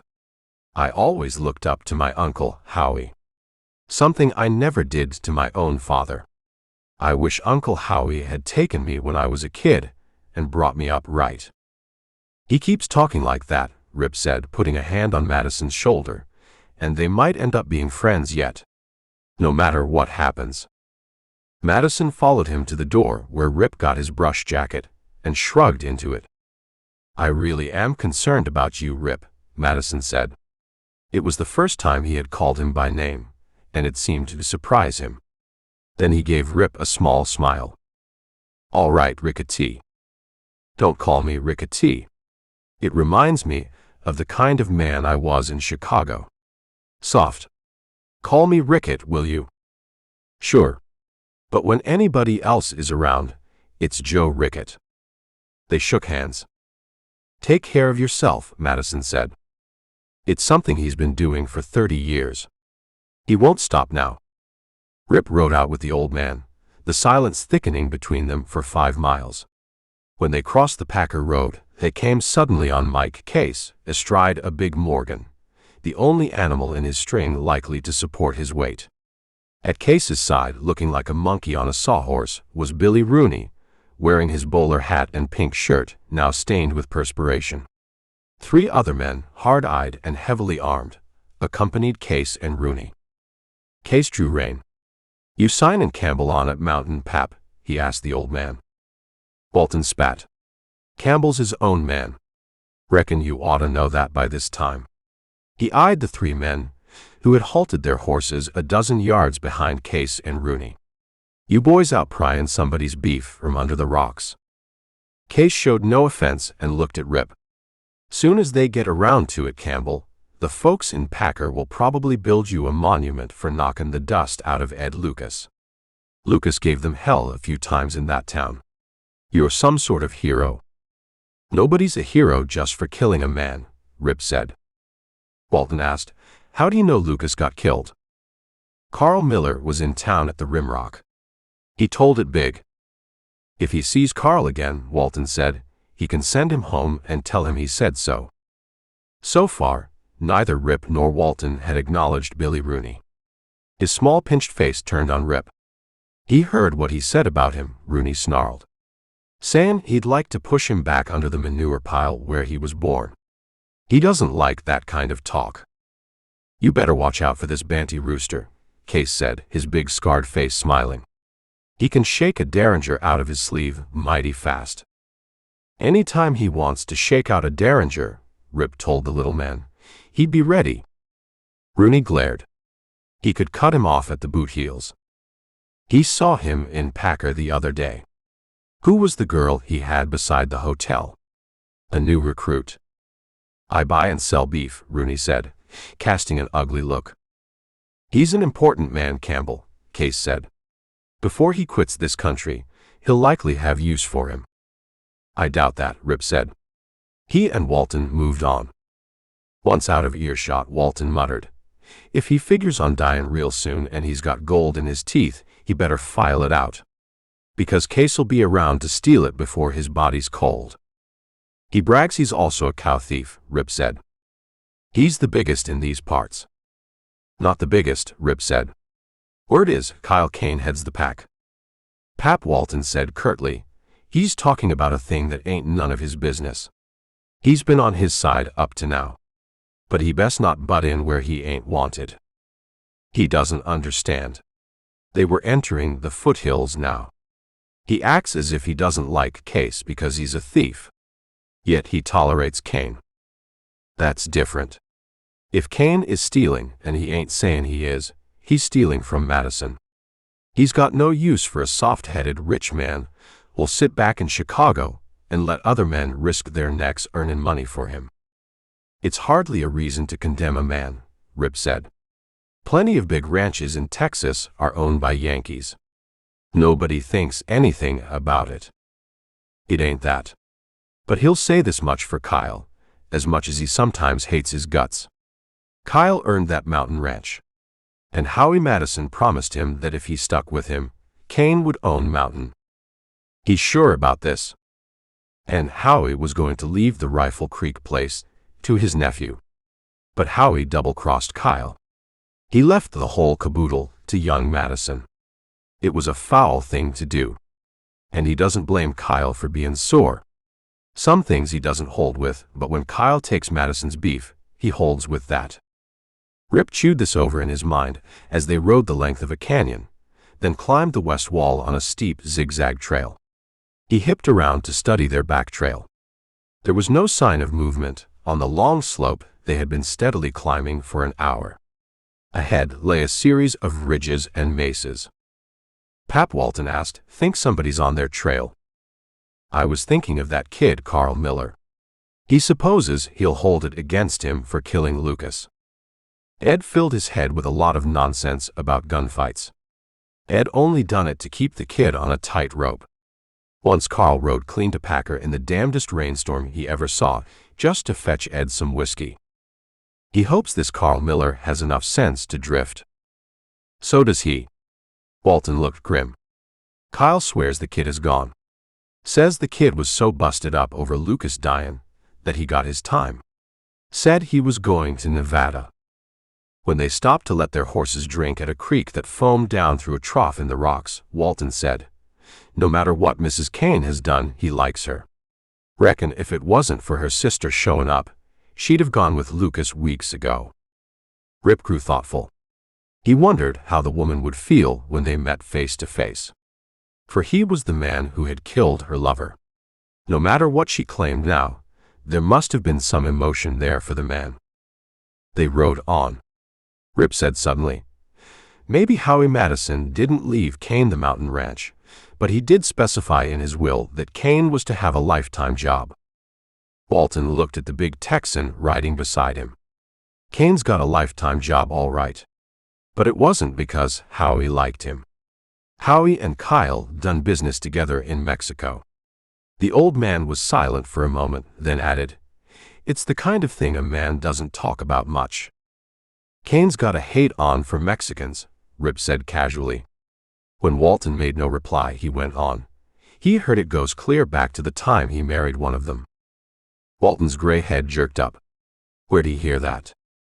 Rip said that Kane had mentioned it himself in Case's store. Walton suddenly looked older, grim, and a little saddened. "There was a gal all right," he said, after they had ridden a quarter-mile in silence. "But Kyle never married her. He promised plenty of times, though. Then one day she gave him a son, and he wanted to marry her. But by that time it was too late." "You mean she died giving birth to the boy?" "It would have been better had it happened like that." Walton shook his head. "Her folks found out how things was. They come up from Chihuahua City." Walton slapped a hand on the dusty, worn leg of his Levi's, as an old and ugly memory touched his mind, twisting his face in bitterness. "The girl's folks come after Kyle. There was about 10 of them. We had a cow camp in the Sierra Madres then. Me, Howie Madison, and Kyle. Howie and Kyle had gone to get the girl and the baby. I was with the crew and the herd. Well, Howie and Kyle run into the girl's menfolk. There was trouble." The old man paused. "Go on, let's hear the rest of it." "Why?" "He ain't interested. Sometimes it helps to understand a man if he knows what makes him the way he is. Well, when Kyle and Howie saw these Mexicans coming, they ran. They didn't know the gal was with them. There was some shooting. The gal was killed. Either Kyle or Howie shot her. They never did know which one, 'cause they'd both been shooting." Walton sighed. "The Mexicans wanted to hang them both. Kyle and Howie got away from that bunch. When they got back to camp, we all saddled up and headed for the border. We left the herd. That Campo family rounded up 100 men to take Kyle's trail. We rode fast, believe him. If they ever catch Kyle down there, they'll run the ground out from under him so fast he won't know what happened.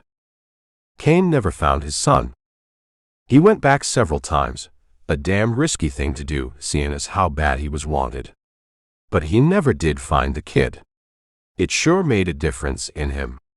He ain't never been the same. Whenever he sees a Mex now, he thinks maybe it's one of the Campo family sending somebody to kill him. He hears when he found out his name was Campbell," Rip said. "He got some ideas about him. Yeah, he figured he was one of them all right. And he supposes he feels the same way about Mexicans as Kane does. I was born in Mexico, Campbell. Till he was 15, the only Anglo he knew was his pa. But if he ever went back, they'd hang him quicker'n a man can draw breath.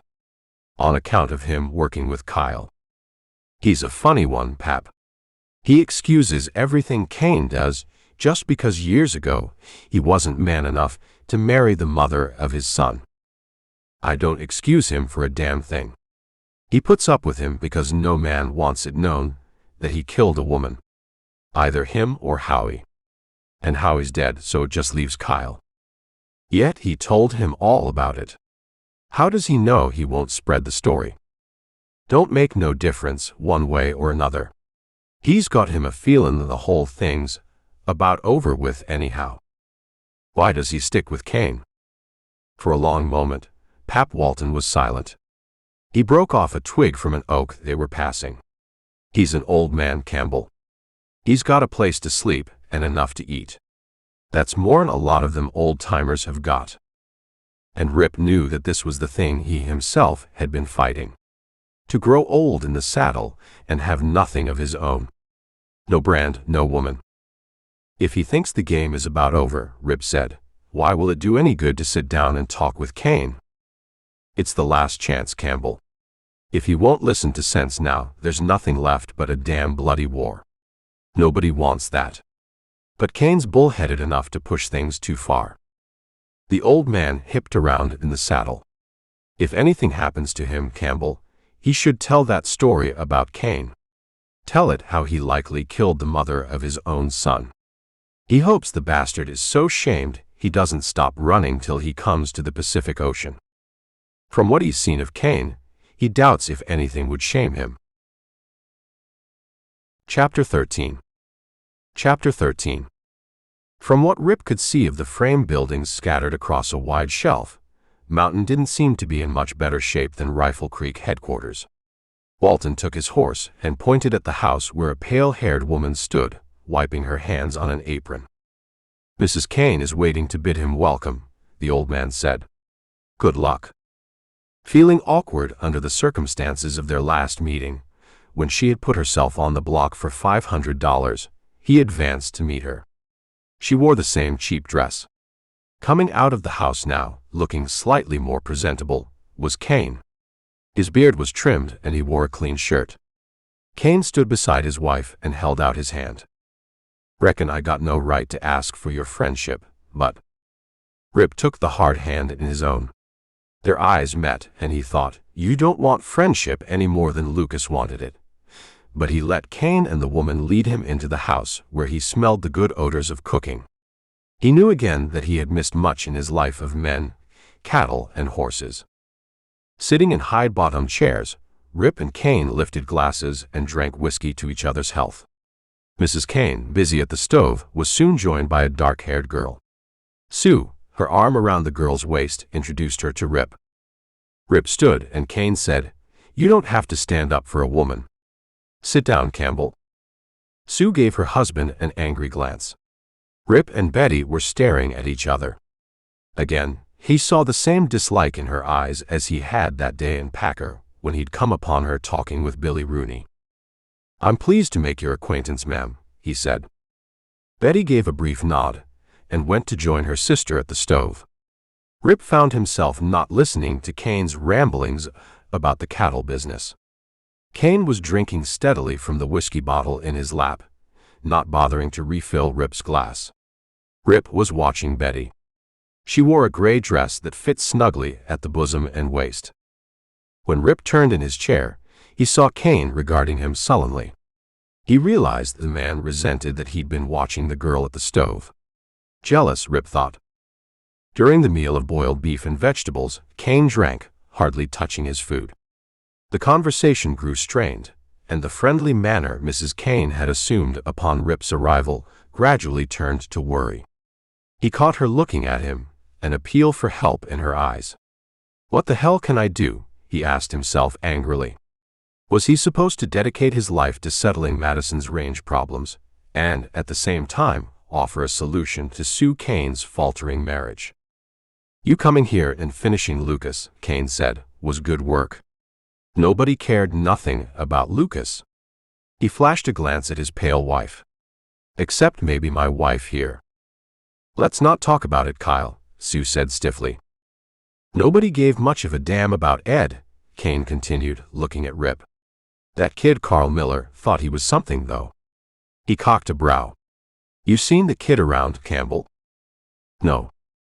Kane lifted the bottle for another drink, staring at Rip. Sue said, "Please, Kyle, you promised." Her voice faltered as he glared at her. Betty Dunn got up and started to clear away the dishes.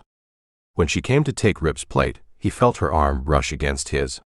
The contact surprised him, the softness, the warmth. Had he been so long without the touch of a woman that he reacted like a schoolboy when one was near? He followed her with his eyes as she crossed the dirt floor and put the dirty dishes into a pan. Cain said, "Ain't you ever seen a pretty gal before?" Betty turned, flushing. Sue gave her husband a faint warning shake of the head. His eyes were bloodshot. Sue sat down at the table when it was cleared. "Mr. Campbell," she said, her hands clasped on the table edge, "there's enough room in this country for 2 men like you and my husband. There's 10 miles or more of range separating the 2 ranches, so you can both do the jobs Madison hired you for, without bloodshed." Rip felt sorry for the woman. She was trying so hard, and Cain was paying no attention. "Unfortunately," Rip said, "there's already been bloodshed, Mrs. Cain." But she kept trying. He had to give her credit for that. "If you and my husband stay away from each other, if you stay on Rifle Creek and he stays on Mountain, there should be no trouble." She turned to her husband imploringly. "Kyle will do his part. Won't you, Kyle?" "Maybe." Cain's voice was mocking. He finished the whiskey. Cain leaned forward. "You're a cowman, Campbell. What would 10 miles of grass added to Madison's 2 ranches mean? It means a man could control this corner of the territory. What makes you think Ewing would lease or sell? Or that Madison would sell his ranches?" Rip asked, seeking to draw him out. "Sell." Cain roared with laughter, then slapped Rip on the knee. "Madison will be out of business in a year. You and me, Campbell, could run the whole place." Rip thought, "How long would it be, providing I went along with you, before I got a bullet in the back?" "I won't double-cross a man," Rip said. "I work for Madison." So this was Cain's game. Get him up here and suggest they both work against Madison. And then when the young man from Chicago was out of the picture, Rip Campbell would one day be listed as deceased from something like the black pneumonia. Sue said, "Kyle, let's talk about getting along.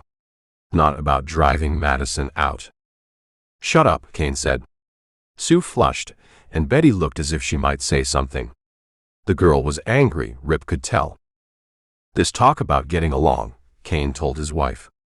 "If Campbell's too stupid to jump at a chance to get rich, it's his fault. It ain't mine." One look at Sue told Rip he had wasted his time coming here. Cain got unsteadily to his feet. "It was on account of Betty that I promised Sue I'd talk to you." He moved suddenly behind Betty at the stove, drawing her in front of him, holding her rigid with both hands on her shoulders. Rip half rose from his chair as he saw the girl cringe at Cain's touch. Sue sat rigid, an unvoiced protest on her lips. Sue said that for Betty's sake, Cain went on, "I ought to get a rope on my temper.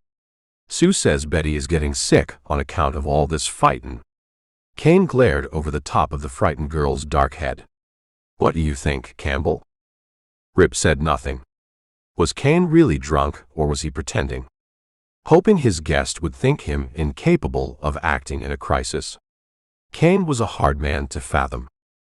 Cain's lips twisted. "I'm the one that's sick." Sue rose, crying, "Kyle, don't make things worse." Betty tried to twist free of Cain, but he held her firmly.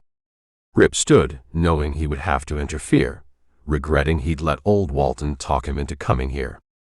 Walton might have known you couldn't deal with a man like Cain.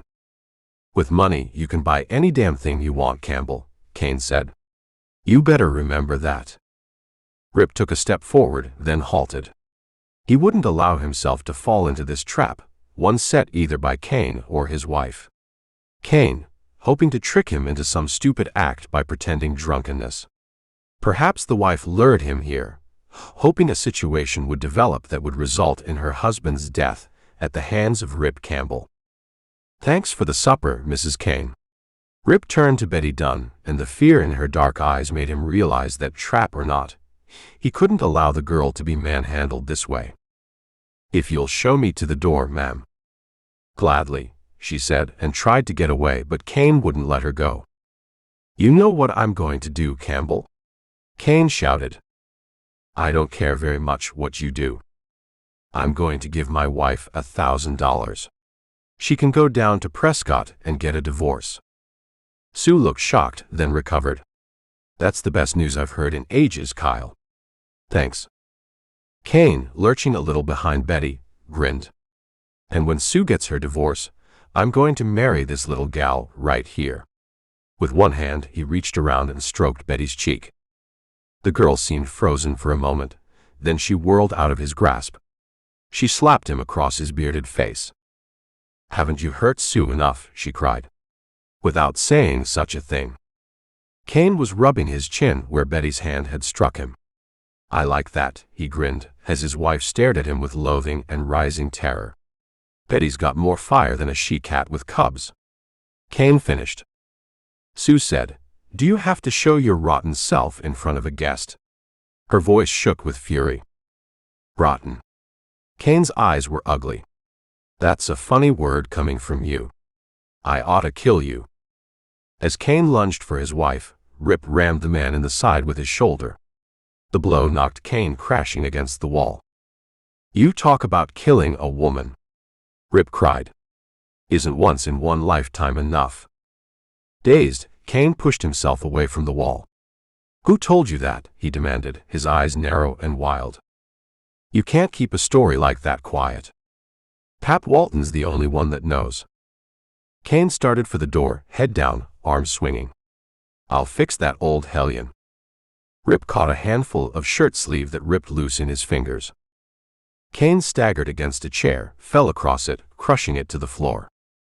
He rolled aside, trying to get his gun loose. Sue screamed. Betty stood rigid, terrified. Rip stepped in, launching a kick aimed at Kane's right arm. The swinging boot missed its mark and caught Kane flush on the chin. Kane's head snapped back and crashed against the dirt floor. He went limp, mouth open. At first, Rip thought he had broken the man's neck. Stooping, he felt for a pulse. It was strong. He straightened up and turned to Sue. And he really felt sorry for her. It was a pity the thing couldn't have ended with a broken neck. Rip spread his hands. I wish I could help you, but... She did not look at him. She was staring at Kane, crumpled and unconscious bare. He's had it coming. Will it help, Rip said, if I ride you to town? You don't know him, Sue said, and Betty, pressing a hand over her mouth, fled into the back part of the house. You owe it to your sister to get away, Rip said. Don't worry, I'm going to send Betty away.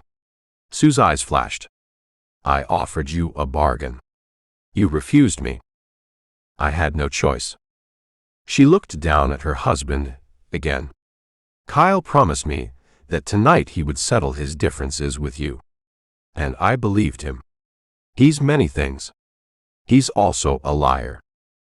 Rip debated his next statement, then decided he was already involved in the lives of these people. Further involvement could not be helped. You'd better watch how your sister gets away from here. He told her about seeing the girl and Billy Rooney talking together. Ed Lucas also mentioned this man. Who is Rooney anyway? You don't know. When she shook her head, Rip thought of explaining. But at that moment, Kane began to snort and stir on the floor. He didn't want to be here when the man came to. Already, he'd had enough trouble. Kane might turn the crew on him in payment for that kick on the jaw. This time Pap Walton might be powerless to stop him.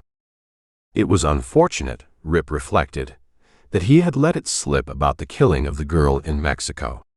Well, it couldn't be helped. What will happen to you when your husband comes to? Rip asked the woman. She gave him a bitter smile. I can handle him. There is one way a woman can always handle a man like Kane. Your husband talked about buying a divorce for $1,000. That's a lot of money. Can't you get hold of it? He's been stealing skull beef and selling it. But I suppose you knew that. I wish to God I knew where he keeps the money. If I did, I wouldn't be here an hour. If you need help, Rip said, send word by Walton. He found his horse tied behind the house. As he tightened the cinch, a step brought him swinging around. He saw Betty Dunn hurrying toward him from the shadows. Please don't say anything to Sue about me talking with Billy Rooney. Why? I want to get away from here, Mr. Campbell. I'm afraid Sue will worry and try to stop me if I get away by myself. In my own way. He picked up the reins, wondering if he should say he'd already mentioned Rooney to her sister. It was embarrassing to him to explain about Rooney. Certainly, the girl knew, but he tried. You know the business Rooney is in. In the growing twilight, her dark eyes widened with surprise. Business? Why, of course, I know his business. He gave a puzzled shake of his head. And you still like his sort of work? What's the matter with clerking in a Tucson store? She said. I came up on the same stage with Mr. Rooney. We got acquainted. He said if I ever needed a job, to look him up. And I did. He studied her pretty face. And in him was the dark thrust of anger that made him want to kill a man. A clerking job in Tucson, he said through his teeth. She seemed surprised at the tone of his voice. Just what else did you think it was? You ought to talk it over with your sister. I wanted to leave here on my own. All my life I've been dependent on Sue. But I'm going. Her chin trembled. I can't wait another day. He took a deep breath, wondering why there was so much ugliness in the world. I already told your sister. But I knew nothing of the clerking job. Promise me one thing. Just why should I promise you anything? I know you dislike me. You're a killer, Mr. Campbell.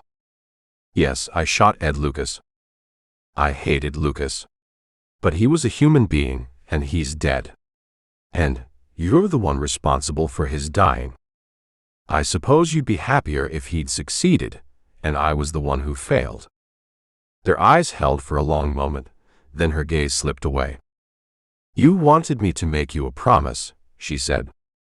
What is it?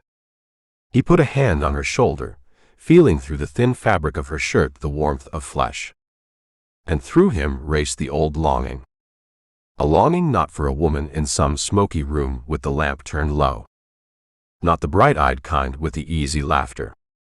The kind a man met along the trail. He wanted the kind a man could build a life on. Realization touched him like a cold hand. Those dreams were for the young. He was 30 years old. It would take the rest of his life, if he was lucky, just to keep himself in the saddle. Let alone sharing that life with a woman. He stepped back, his voice gruff. Promise me you won't leave here until Rooney sends for you. I don't know why I should, she bit her lip. I'll do my best to keep that promise. I told your sister if she needs help, to get word to me. The same goes for you. For a moment, her eyes were softer as she looked up at him. Then she said, I won't need your help, Mr. Campbell. I can look out for myself. She turned on her heel and entered the house. Rip rode out slowly, and men in front of the bunkhouse looked him over. None of them said anything. From behind the cook shack could be heard the thunk, thunk, thunk of an axe cutting evening wood for the stove. Chapter 14.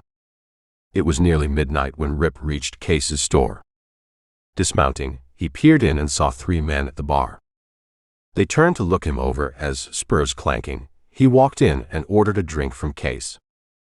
He paid for a drink, and when the 3 men waved their goodnights to Case, gave Rip another look and went out. Case said, Those 3 boys could be working for you if you and me partner up. Rip gave him a hard smile. He asked if Rooney was around, and Case, eyes wary, said he was. Get him in here, Rip said. I want to buy him a drink. He refilled his glass, laid down another coin. The whiskey drained some of the tiredness from him. It had been a long and fruitless ride to Mountain. Case had been studying him coldly. How come you want to belly up to the bar with Rooney? I thought you didn't like him. Rip shrugged. If I come in with you, we might have to use him. You said he knew where to sell beef. Yeah. Case went to the rear of the store and presently returned with Rooney, whose small jaws worked on a piece of gristle. There was grease on his chin. He took a napkin from around his neck and dabbed at his chin. His narrow face was tight with suspicion. Rip filled a glass for him, raised his own. "You're a smart businessman, Rooney," Rip said. Frowning, Rooney lifted his glass. "You think so?" "Yeah. I saw you in town the other day. That was a good looker you were talking to." When Rooney continued to stare narrow-eyed up at him, Rip said, "Know who the girl is?" Rooney took his second drink, wiped his mouth on a shirt sleeve. "Sure, I know who she is." "Sort of a joke on Mrs. Kane, isn't it?" Rip said and winked. "Seeing as how that's her sister you're dealing with." From a corner of his eye, Rip saw Rooney give Case a look of perplexity. Case shrugged, as if unable to understand where this was leading. Rip leaned across the bar. "You furnish the men for our enterprise, right?" And when Case nodded, Rip turned to peer down at Rooney. "And you furnish the women?" "Rooney deals in cows," Case said, scowling. "I told you that." "But he's got a sideline. Or maybe it's the beef that's the sideline. What do you think about it, Case?" Case said, "Nothing wrong in making a little extra money." "Not a thing wrong." Rip grinned down at Rooney. The little man wore no bowler hat tonight. His brown hair was center-parted, spread sparingly over his small skull. Rip seemed to be getting a little drunk, and he apparently was enjoying the discussion. "Just how do you get a gal like Betty Dunn to go along with you?" Rooney hesitated, as if debating the advisability of revealing professional secrets. Then he said, "You find a gal that wants to leave home. Or a wife that's tired of having the bit in her teeth. It's easy when you find a girl as scared as Betty Dunn, huh?" Rip smiled to show Rooney that everything was all right. "She's scared all right," Rooney admitted, the whiskey and Rip's easy manner relaxing his guard. "She thinks Kane is the biggest no-good that ever come over the mountain." "Well, doesn't she know what she's in for?" "She figures she's going to clerk in a store in Tucson." Rooney giggled and accepted the glass Rip refilled for him. "When'll she find out different?" "Oh, any time between here and Tucson," Rooney said, pride of accomplishment in his voice. "Most of them know what they're in for at the start. But a gal like this, well, you break them like you do a horse. Takes a little time. But once they're in, they're in." "I recollect hearing once about a girl that shot herself," Rip said. "Although she was no longer a girl." "Oh hell, Campbell," Rooney said, "you been reading books. Gals get used to it real quick." "Sure, and this one did too. Got used to it." Rip leaned against the bar, his eyes no longer friendly. "This woman was named Rose. She got old real fast, as those kind do. And when she got gray in the head, they laughed at her, and the so-called good women of the town practically spit on her. That was after this Rose tried to live down what she'd been. But they wouldn't let her. And they shamed a kid that used to hang around her. Not hang around like you would think, Rooney. Not in bed. But reading her books, and her listening to him recite poetry. A kid about the age of this Carl Miller that was in here the other day buying whiskey for Ed Lucas." "What's this Rose woman to you?" Case said thinly. "She raised me, boys. She had a halo a mile wide. If it hadn't been for her, I'd probably been dead years back. Buried somewhere along the river. Running from a posse. An empty-headed kid who would never have been able to write his own name. Who wouldn't be able to read it if he found it written down someplace?" Rooney, his face going white, stepped back. He made a movement with his right hand, but Rip got him by the wrist. He twisted the arm so hard, a derringer clattered out on the dirty floor. "I ought to cut your skinny throat, you little bastard," Rip cried. With his left hand he caught Billy Rooney by the throat, lifted him high, and pinned him against the store wall. Then with his right hand he slapped Rooney soundly across the face. Back and forth the hand whipped, until Rooney's nose gave way, and the blood streamed across broken lips, and the heels of the dainty boots beat desperately against the wall. Then, in the moment it had taken to do this, Rip released his hold. Rooney fell to the floor with a squall of pain. A big shadow crossed a corner of Rip's vision. He spun. Case was coming for him around the end of the bar. Case's scarred face was livid. "Rooney's my friend," Case cried. "You manhandled him. Now I'll give you the same." Case let go with a mighty fist that Rip managed to avoid. As Case lunged in again, trying to catch him in a murderous embrace, Rip brought down the barrel of his gun across the crown of Case's head. He went to his knees, blood streaming across his face. Backing to the door, Rip cocked his gun. In the doorway at the bottom of the stairs, he caught sight of Socorro. The red paper rose in her dark hair. She was bent over, peering into the room, and her white teeth flashed in a smile when she saw Rooney squirming on the floor, screaming like a hysterical woman. Rip backed to the door with Case yelling through blood that spilled from a split scalp, "You're a dead man, Campbell."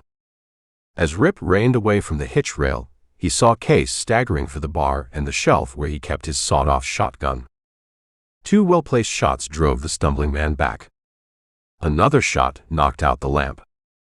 Just before the store was plunged in darkness, he caught sight of Billy Rooney's ruined face. It was one of the few pleasant things he'd seen since coming to this hellish country. Chapter 15. There was much speculation that morning at Mountain Ranch. In the first place, aside from the disappearance of the kid Carl Miller, Charlie Parker, the lank, long-jawed rider Kane had named as second, was also missing. The last anybody had seen of Parker was when he rode out, Kane's cased Union-issue field glasses around his neck. Parker hadn't come back. This morning, Kane looked worried. He was in a foul mood. Those close enough to get a good look at him in the cook shack saw that his jaw was swollen.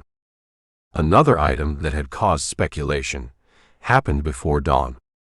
One of the older riders, whose kidneys had taken 20 years of beating in the saddle, had gone outside in the chill darkness. He had seen Betty Dunn ride out. Because a man was safer here if he noticed nothing and kept his mouth shut, the rider did not reveal to Kane what he had seen. But in the morning, he passed the news around discreetly. The next thing that caused gossip and a shock of indignation to some of the crew, at least, was the way Sue Kane looked. Sue had emptied a dishpan of water out the back door just as two of the hands passed on their way to the cook shack. She saw them and tried to hide with her hand the wide purple bruise that discolored the right side of her face. The men paused, embarrassed. She told them with a shaky laugh that during the night she had tripped over a chair and hit her face on the table. The men said that sure was too bad. When she went back into the house, they hurried to spread the word. There was also this evidence of battery on Kyle Kane this morning. He ate in the cook shack instead of taking his breakfast in the house. The men were apprehensive because of his ugly mood. They kept glancing at the swelling along his bearded jaw. Some of them privately hoped Sue had hit him with a stove lid. They didn't know that the swinging toe of Rip Campbell's boot had nearly broken Kane's jaw. This morning they ate fried beef, frijoles, and pan bread. Kane looked around the crowded table. No one glanced up from his plate. Pap Walton at the stove glared across the room at Kane. "Ain't Charlie Parker come back yet?" Kane demanded of the old man. Pap Walton wiped his sweating face on a corner of the flour sack apron. "He rode out yesterday." "With your field glasses?" "Yeah, I know." "If Charlie's got any sense," Walton said, "he's halfway to Prescott by now. No man with half an ounce of morals can stomach this place for long." Kane's small eyes were wicked. The men expected an explosion. "Got something on your mind, Pap?" "I saw Mrs. Kane's face," Walton said, and every man in the room got ready to break for the door. "She hit her head on the table," Kane said. "So she told me." Walton spat in the woodbox. Kane took his men deep in the ramparts that day. In a mile-long canyon, some 800 head of skull beef had been bunched. Kane drew Pap Walton aside. "If this damn country blows up, we'll push these cows to Mexico." Pap gave him a cold look. "You set foot over that line and you're a dead man. And you know it. I'm going to make one last try at finding my boy." Walton walked away and left him standing alone. Betty Dunn couldn't help but feel that everything would be better if she got away from Mountain. She had overheard the terrible argument between Kyle and her sister after Campbell left. She knew that Kyle had hit her sister. She couldn't understand why Sue didn't stand up for herself. She even offered to give Sue the big revolver she now carried in the waistband of her leather riding skirt. But Sue wouldn't take it. The weapon was heavy, cold against her flesh. She wondered if it came to a showdown, whether she had the nerve to use the gun against a man. Well, it was past all that now. She had left her clothes at the ranch. Because if she had taken them, Sue would worry and probably send some of the men after her. She rode all the way to Packer, hunting for Billy Rooney. In town they said that he was probably at Case's store. So she rode there. As she dismounted in front of the place, she hesitated. Through the window she could see a bar. After all, a woman wasn't supposed to go into a saloon. And yet this was more of a store than a saloon, she told herself. Besides, she was past the point where she could worry about propriety. Bravely she entered. A big man wearing a dirty bandage on his head gave her a surly scowl. There was no one else in the place. The shelves were dirty, the stock depleted. She had the feeling that more whiskey than supplies was sold here. "I'm looking for Mr. Rooney," she said. Case looked her over, recognized her, and shouted, "Billy?" Rooney limped from the back of the store. Betty gasped. Had it not been for his slight build and his dainty feet, she would hardly have recognized him. His face was misshapen. His nose had been pushed to one side, the lips lacerated. Sight of him almost turned her stomach. "What has happened, Mr. Rooney?" she cried. He clung with one hand to the edge of the bar, as if he needed the support to keep his legs from collapsing. "Your friend Campbell done this to me," he said. "Campbell?" she gasped. Then, studying Rooney's swollen eyes and the rest of the wreckage of the small face, she added indignantly, "Rip Campbell is no friend of mine." He licked his broken lips. "What do you want?" "I need that job in Tucson, the one you told me about. I can leave with you any time. Or perhaps you'd advance me the stage fare. And give me a letter to your friend in the Tucson store." Rooney said, "I can't leave here yet. I got some business to finish." He looked at Case significantly. Case said, "We could put the girl up here a few days." And he leaned close and whispered something, and both men laughed. Betty thought sure she caught the name of her brother-in-law. "I couldn't stay here. I've been counting the days. I'm sure this is the day the stage leaves Packer. And so I thought, Mr. Rooney." "Yeah, but we'll have to wait for the next one." He looked at her shirt, the riding skirt, and boots. And the gun stuck in the waistband of the leather skirt. "You look like you can ride. We'll go by horseback to Prescott. We'll get a stage there." "I don't know, Mr. Rooney. That would mean camping out with you. You come here for a job, didn't you?" Rooney squinted out of his swollen eyes. A faint smile disturbed his ruined mouth. "Besides, me and Case have got a joke cooked up for Kyle Kane. You hate him as much as we do." "Yes, but—" Rooney winked at Case. "Got a fancy drink you can fix for the lady? Something that'll take the rust out of her joints. She's had a long ride."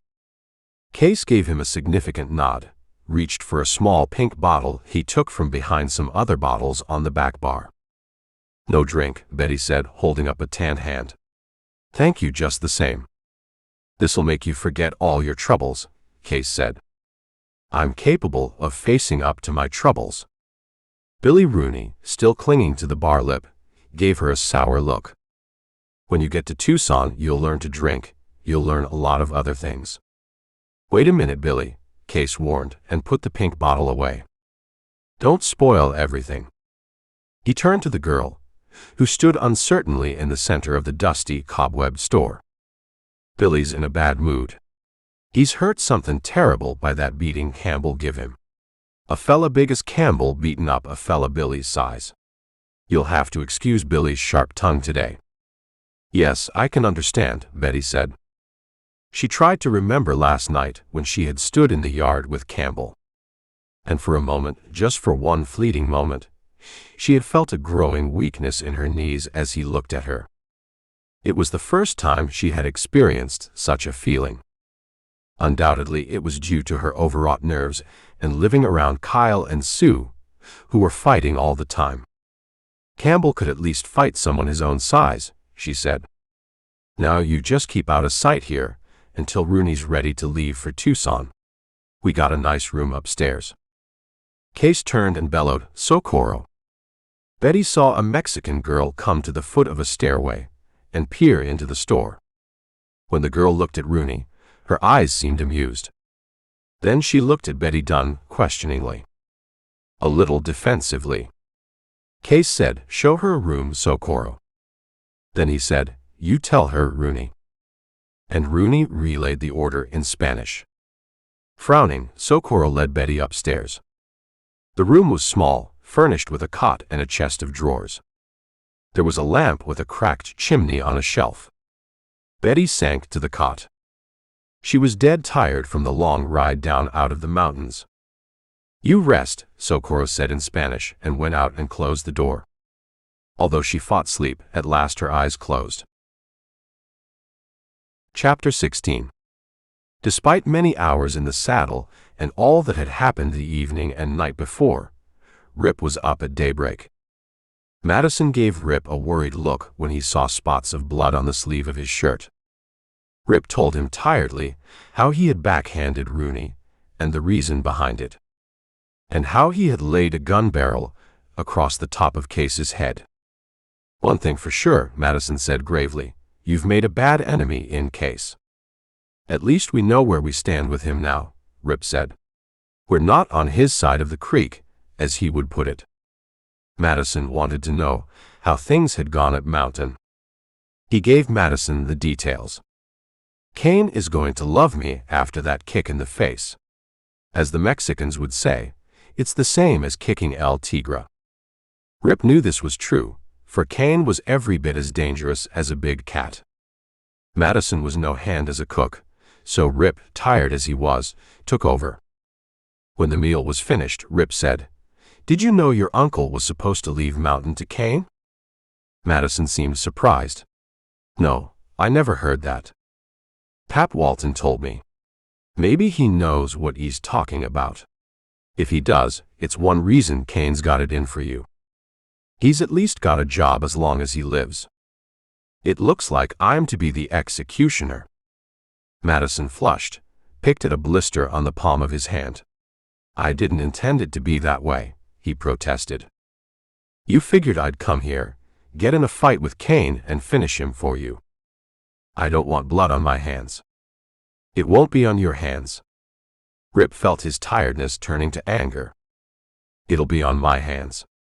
I'm also wondering if my name didn't have something to do with your choosing me over a lot of other good ramrods." "What do you mean?" "My name's Campbell. A Mexican name. Maybe you knew Kane hates Mexicans because of something that happened years back in Mexico. And you thought we'd tangle sooner than we would under ordinary circumstances." "I thought yesterday we were beginning to be friends," Madison said. He shook his head. "Besides, why so squeamish about Kane? He's no good. You know it's a 50-50 chance Kane will come out on top." "I hired you for your ability, Rip," Madison said seriously. "You have a good reputation." "Bah. What is reputation where there's brush to hide behind? If they get you in the back, your reputation doesn't stand for much. And if I die, all you have to do is hunt around for someone to take my place. And one day you'll run across a man who can finally get Kane out of your way." Madison looked bitter. "You don't think much of me." "I'm too weary to think much of anything." From the increasing light, Rip could see that it would be a wet, gray day. Already, he could hear the faint drumming of rain on the roof. This could be a good land, he thought, as he finished his coffee. Plenty of grass. Enough rainfall. Or at least there was this year. They've had dry years, Madison said when Rip voiced his thoughts. There's dry years any place a man raises beef. Rip, sitting on a keg, leaned back against the wall, a tin cup of coffee cradled in a big hand. He thought of the long ride he would have to make to Prescott to get a crew. He gazed around the big room, seeing the cobwebs and the decay.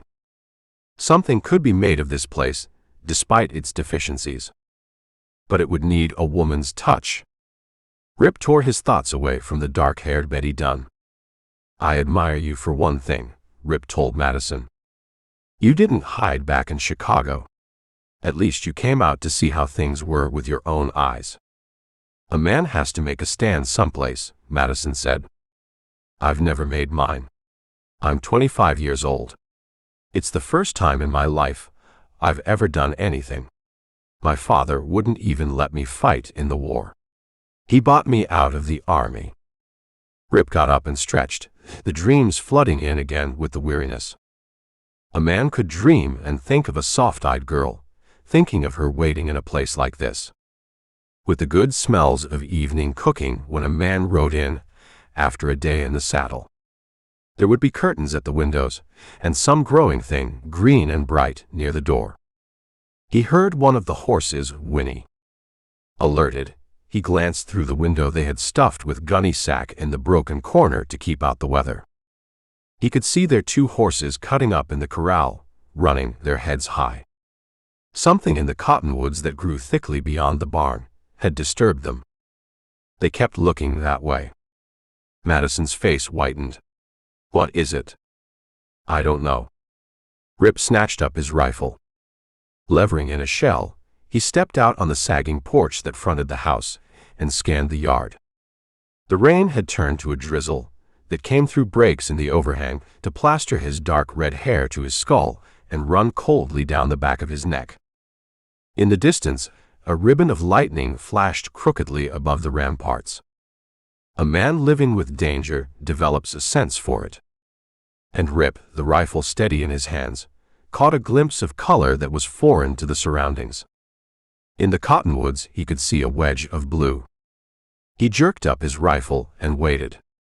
The wedge of blue was a little to the left of the barn, deep in the trees. Now the spot of blue seemed to move slightly. The melancholy that had possessed him in the house was driven sharply from his consciousness by a sense of danger.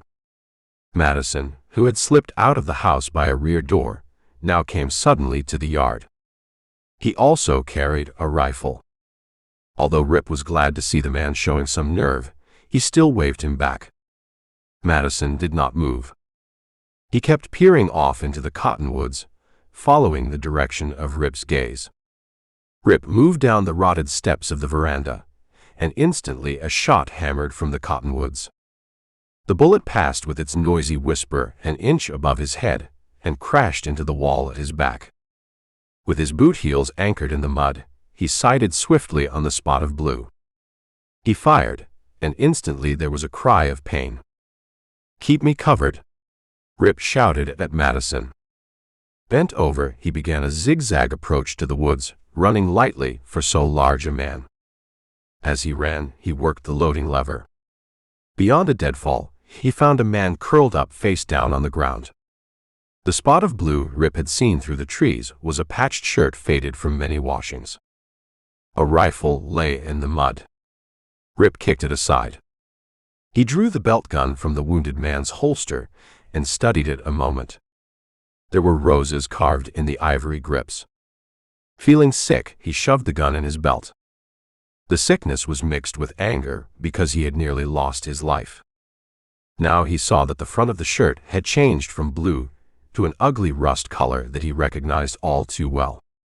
He straightened up, searching the cottonwoods with his eyes. But there seemed to be no one else around. Yet in the distance, he heard the sudden hammer of hoofbeats fading. He ran through the cottonwoods and saw a horseman riding down a long slope a quarter of a mile away. In a moment, the rider had disappeared around a shoulder of a hill. For a moment, Rip considered going after him. But he knew by the time he got saddled up, the man would be long gone.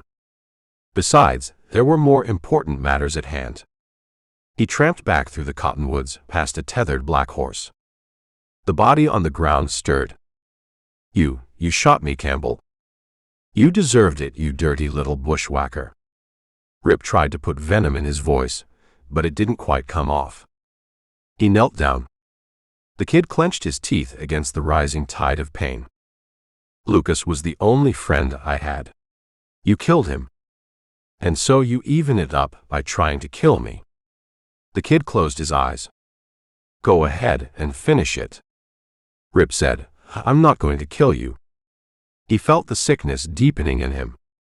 That one screaming rifle shot of his brought back the war years. Remembering the others he had seen like this. It was the kids that got you, not the hard-bitten older ones who could curse your dirty gray uniform, and your bearded face and your empty gut. Curse you and then die. Madison came up, his face white. That was close, Rip. I saw the hair stir on your scalp. Rip stared down at the kid, mud in the sun-bleached hair. There was no beard on Carl Miller's face, no lines at eyes or mouth. A face, maybe, that had never even felt the lips of a girl. Who was with you, kid? Nobody. I'm alone. There was somebody on yonder hill. They rode for it when you went down. I tell you, I come alone. Rip was sitting on his heels. That was a fool play, kid. You had a poor teacher in Ed Lucas. A tear lay on a pale cheek, then moved swiftly across a corner of the trembling mouth. I figured you was alone. It was seeing the other fella there, he nodded at Madison, that throwed me off. How much was Kane going to pay you for this job? The kid was silent a moment. Nobody had to pay me. I liked Ed Lucas. He's a dead friend, Rip reminded. He had been examining the wound. The bullet had entered the chest, then probably been deflected by a rib, and come out the side. There was only one consolation, slight as it might be. There was no bullets to cut out. You got any folks, kid? I got nobody. Rip looked at the tragic entrance the bullet had made in the chest of Carl Miller. It was what they called in the war a praying wound. There was little anybody could do. Some of them got well, most of them died. Some claimed if you prayed long and hard and fast and long and loud, you could survive.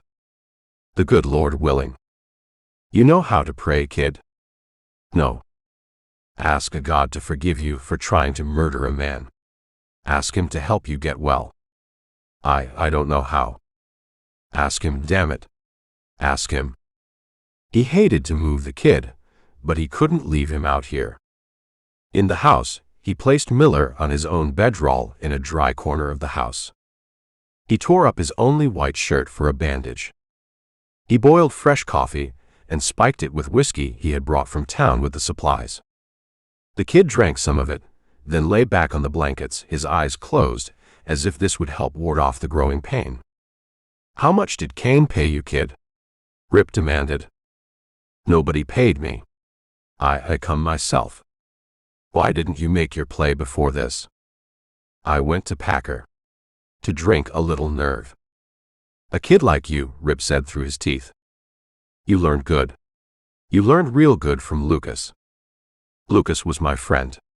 He was good to me. So you been telling me. Rip was sitting on one of the kegs, peering down at the white face. Kid, I knew a fella once in Texas. He liked every living thing. Said it was a crime to kill anything. He said it upset nature's balance or something. He'd let rattlesnakes have the run of the place. But everybody warned him. There was one big rattler in particular.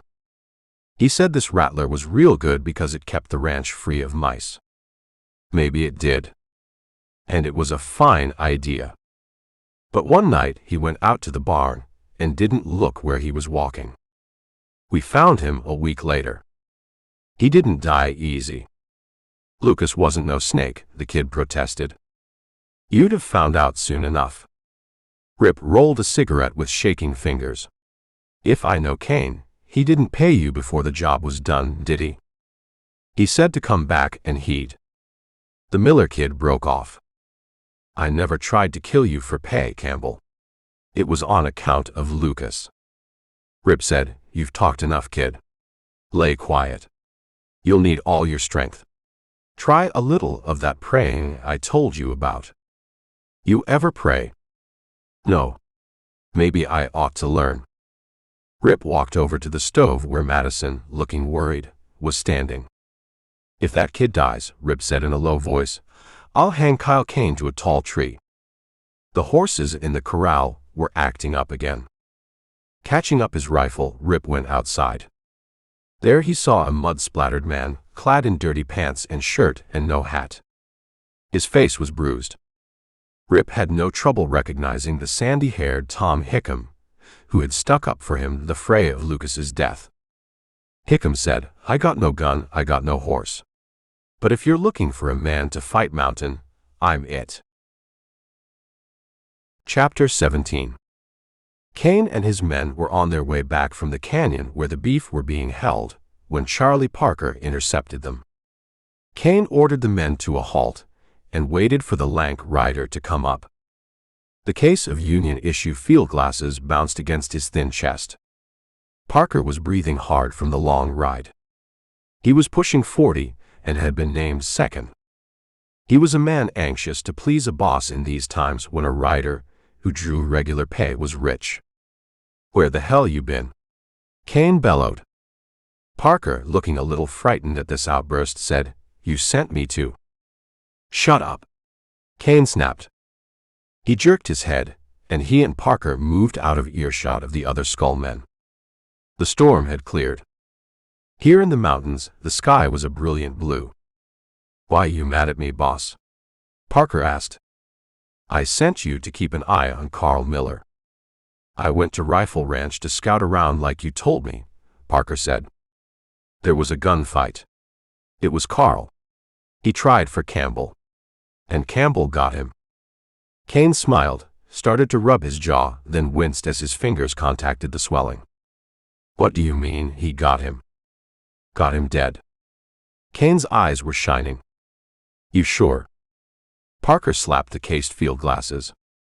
I seen the whole thing through these glasses. Excitedly, Kane asked questions. How was he sure the kid was dead? Carl never got up, Parker said. I didn't wait to see Campbell bury him.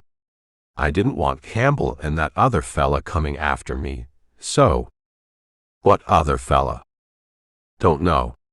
Didn't get too good a look at him. Well, no matter. Kane grinned. Campbell's the one I want to get. Those muleheads in Packer won't stir dust if somebody like Ed Lucas gets killed. But a kid like Carl Miller. Well, that makes a heap of difference. Another thing, Parker said, I was in Case's today. He told how Case had been hit over the head by Campbell. Kane laughed. Charlie, you'll earn an extra $10 for this. Kane told his men they were riding to Packer. They would stop by mountain headquarters and pick up fresh horses. And every man was to be fully armed and have plenty of cartridges. When Kane reached home, he found his wife almost in tears. Betty's gone, she cried. I've looked every place. I'll find her, Kane said. She won't get far. You're riding with me, Sue.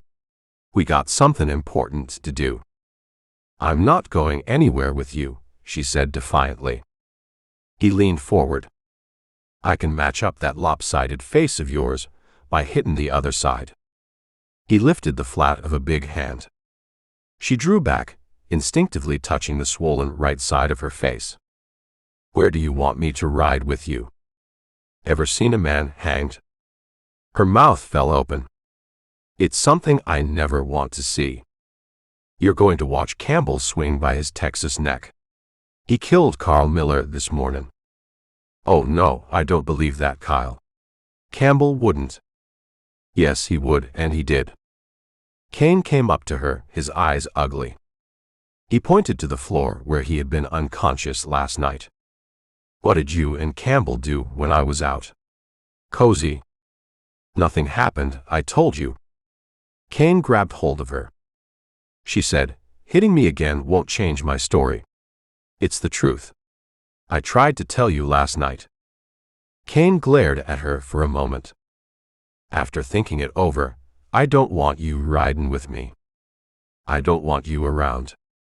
Then, swearing, he went out into the yard. A few minutes later, he was riding out with the crew. The only man left behind was Pap Walton, who stood in front of the cook shack watching the cavalcade move briskly across the shelf. Sue hurried across the yard to the old man. "Have you seen Betty?" she cried, breathless. "I hear she rode out today. She's been doing it a lot lately." "Don't worry." "But I am worried." "Did she take her clothes?" the old man asked, and when Sue shook her head, he said, "Then there's nothing to fret about." Sue leaned weakly against the cook shack wall. "Oh my God, how did I ever get into this?" "You're like a lot of other folks, Sue," Pap Walton said. "You was trying to get something for nothing. Marry Kyle Kane, you figured, and that would solve all your problems." "I don't care about myself." She sighed. "It's Betty. I haven't got a cent in the house. Not a cent. I want to send Betty away, but I can't even buy a stage ticket. Have you any idea where Kyle keeps his money?" Pap Walton turned from looking at the fading dust cloud that marked the passage of the mountain crew into the valley below. "Wish I could help," he said, his voice softer now. "I got nothing myself, Sue. I wish I did know where Kyle keeps that money. I'd get it for you. He gets cash gold for them cows. But you'd have to walk him through a hot fire before he'd tell where he's got it hid." The old man went to the bunkhouse. In a moment he came out, buckling on his gun belt. "Reckon you heard about Carl Miller." She gave a quick nod of her head. "A terrible thing. Kyle sent that kid after Campbell. Promised him money or God knows what. I know it sure as I know there's ground under my boots. I guess there's nothing Kyle won't do. A scared man is pretty desperate. He does some terrible things." "Kyle frightened? That's ridiculous. I know him better'n any man alive. He's scared of Mexicans. He's scared of losing his grip on this ranch." The old man looked up into her distraught face. "I'll get you some money, Sue. I'll get it some way. You got to send Betty away. Something terrible will happen if you don't." "I know. I feel it here." She put a hand over her heart. "It ain't just because Betty's a pretty girl. But she's got black hair and dark eyes. What's that got to do with it? She looks a lot like a girl Kyle knowed in Mexico once. First day Betty come here, he told me how much she looked like this other girl. Course she don't at all, 'cause I remember the other girl. It's all in Kyle's mind. A man sees what he wants to see. When a man's getting Kyle's age, he wants one last chance at what he thinks is happiness." Sue's eyes were bitter. "He wanted purity," she said thinly. "He didn't get it with me." "Don't feel sorry for yourself, Sue," he said sharply. "You're pure as any woman I ever knowed." "You're a liar, Pap," she said quietly. "You knew about Ed and me. I don't blame you for what you done. One night Kyle called me a prostitute. Well, he put it worse than that. And I suppose I am in a way. Like I said, don't feel sorry for yourself. You got to think of your sister. Where do you think she's gone?" "Town, maybe. She'll be back." He gave her a steady look. "Be thankful Campbell finished Ed Lucas. Your life with Ed wouldn't have been no improvement over the one you got with Kyle. Now, if you'll excuse me, I got a bit of riding to do." He walked to the corral and roped out a horse. Sue came over after a moment and asked where he was going. "Rifle Creek Ranch," the old man told her. "If that Miller boy is dead like Charlie Parker claims," Walton said grimly, "then I'm going to kill your husband, Sue. I'm going to shoot him in the stomach. And when he's dying hard, I'm going to remind him of a girl down in Mexico he didn't want to marry until too late. I'm going to tell him that his boy is living in Chihuahua City being raised by his grandfolks. I'm going to tell Kyle all he missed. Kyle has a son. Sue sounded incredulous. The old man nodded. I got friends down there that write me sometimes. He looked up into her bruised face. I'm also going to tell Kyle about how a man who hits a woman ain't fit to breathe God's air. Walton tightened the cinch and climbed into the saddle. Sue said, Does Kyle know about the boy? He knows there was a son, but that's all he knows. And don't you ever tell him, Sue. Give that boy a chance to grow up. My friends say them grandparents are teaching him to hate Anglos. It ain't right 'cause he's got Anglo blood in him, bad as Kyle's blood is. But even the way they're raising him ain't as bad as if Kyle was doing the job. He picked up the reins. I wish this ranch belonged to Kyle so that when he's dead you'd have something. You've earned every acre of this place, Sue. She stood for a long time in the yard, the sun on her face. At last, Pap Walton was out of sight. She shivered as she realized that the little gray man would do exactly what he threatened if the boy turned out to be dead. He'd shoot Kyle in the stomach and watch him die. And what of Rip Campbell? Did she care very much if Kyle got a rope around his neck? She had bargained her pride and herself, and Campbell had turned his back on her. She walked slowly to the house. Pap Walton had not said whether he thought Campbell had killed the kid or not. One thing for certain, before this night was out, violence would sweep the basin. Betty realized she must have dozed off. For a moment, she couldn't remember where she was. Then she saw the small room, the open doorway, the Mexican girl with the red paper rose in her hair. The girl had opened the door, and Betty guessed this was what had awakened her. What is your name? The Mexican girl asked. Betty looked puzzled. I'm sorry, but I don't speak your language. Socorro tried again. Have you come to this place to work? Betty spread her hands wide. Can't you speak even a little English? Do not work for this man Rooney, Socorro said. I am happy Senor Campbell beat him. All Betty could understand of the speech were the two names, Rooney and Campbell. Leaving her, Socorro went out and closed the door. She went to another room down the hall and got a key. Then she quietly locked Betty's door from the outside.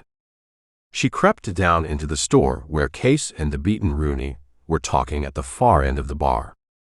They paid no attention to her. She couldn't understand what they were talking about. The barrier of language was distressing at times. Unnoticed, she slipped behind the bar, picked up the sawed-off shotgun, and hid the weapon in the folds of her voluminous skirt. Case glanced up, frowning, but the shotgun was out of sight. Socorro said, Is this new girl to work here? Case turned to Rooney, who said, Don't worry about it. She will go with me to Tucson. I hear Kyle's sweet on the girl, Rooney said to Case. We ought to send word that we got something new here. Both men laughed. Socorro went back upstairs and to her room where she hid the shotgun. It was some time later that some 25 riders appeared in front of Case's store. Socorro, peering from the upstairs window, saw Kyle Kane and Charlie Parker and some 10 men from Skull. The other 15, including Ewing, the banker merchant from Packer, were made up of important townspeople with some saloon hangers-on. Case was saying across the bar to Kane, Sure I hate Campbell's guts. He touched the bandage on his head. It's something I don't figure to forget.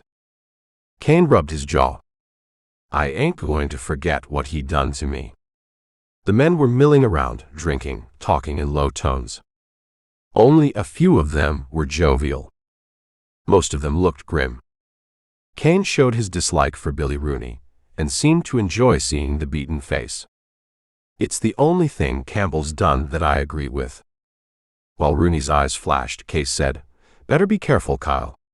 Rooney's got some good contacts for selling beef. So have I, Kyle Kane snapped. I figure maybe you want to ride with us. Ride with you where?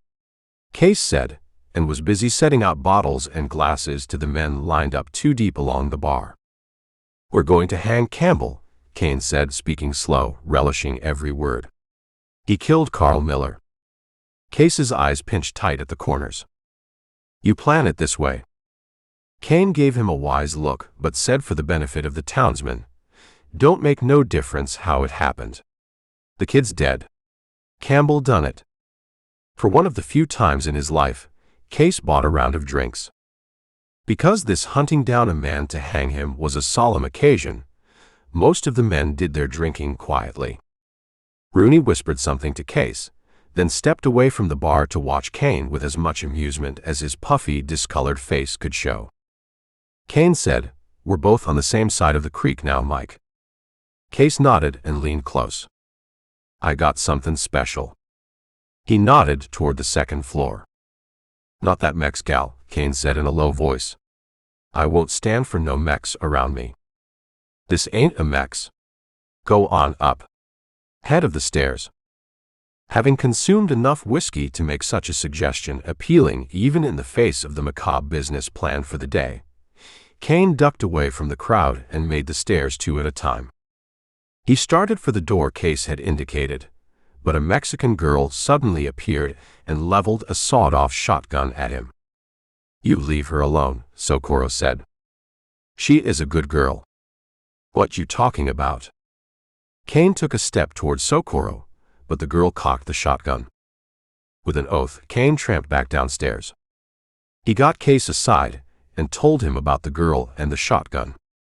Case glanced at the shelf where the shotgun usually lay. "I'll have to start locking that thing up." He jerked his head at Kane and quietly tiptoed up the stairs. Kane followed.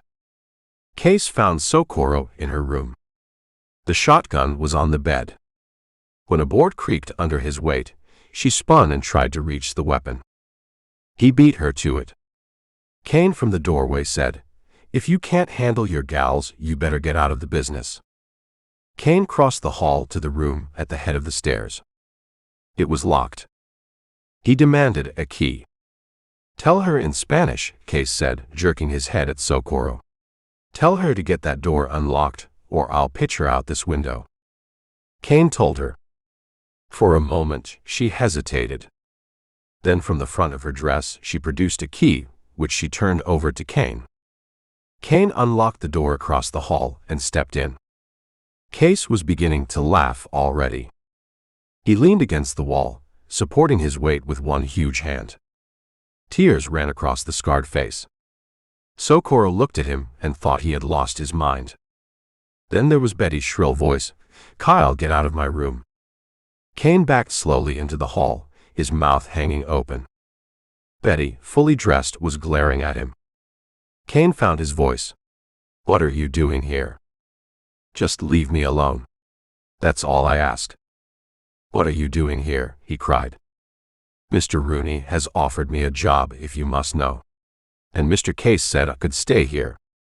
Kane, his teeth bared, whirled on Case. "You dirty." "Don't say it," Case warned and showed him the shotgun. Case was still laughing. "Stand real easy or they're going to scrape you off the ceiling." He backed Kane down the stairs. The men at the bar stood rigid, staring at them. Outside, the 20-odd saddle horses stirred restlessly. "I'm going to kill you for this Case," Kane cried. "That's my sister-in-law. I was just getting back at you a little, Kyle, for some of the things you done to me." Ewing stepped nervously between the two men. "Let's forget this, boys." The banker turned and grimly looked at the others. "We're gathered here for more important matters. Save your personal grudges till later. You riding with us, Case?" Before he could answer, Kane cut in with, "He ain't going with us." "That's fine with me," Case said. Kane started for the door, then caught sight of Rooney in a chair tipped back against the wall. He kicked the chair out from under him, and Rooney sprawled to the floor. "I seen what the Navajos done once," Kane said, "when a fella like you stole one of their girls. They skinned him. They kept him alive for 2 days. You could hear him screaming for 10 miles. That's what I ought to do to you." "Can't you take a joke, Kyle?" Case said, and started laughing again. "I just wanted to see your face when you run into your sister-in-law in a back room." Kane started to say something, but Ewing gave him a shove toward the door. Instead of resenting it, Kane moved along. "If we're going to hang Campbell," Ewing said, "we better be getting at it." From the head of the stairs, Betty had listened to the talk. And at last she understood what Rooney was. And she also knew what her presence here had meant. She flushed. What a fool! Blinded to facts in her desire to get away from Mountain. Now, in looking back on it, she realized Campbell had in so many words warned her against Rooney. He had made her promise not to go to Rooney until he sent for her. And then Campbell had come here and beaten Rooney up. And they were going to hang him. But why? Those men she saw riding out now in the yard below, most of them were from Packer. She had seen them around the town, the substantial citizens.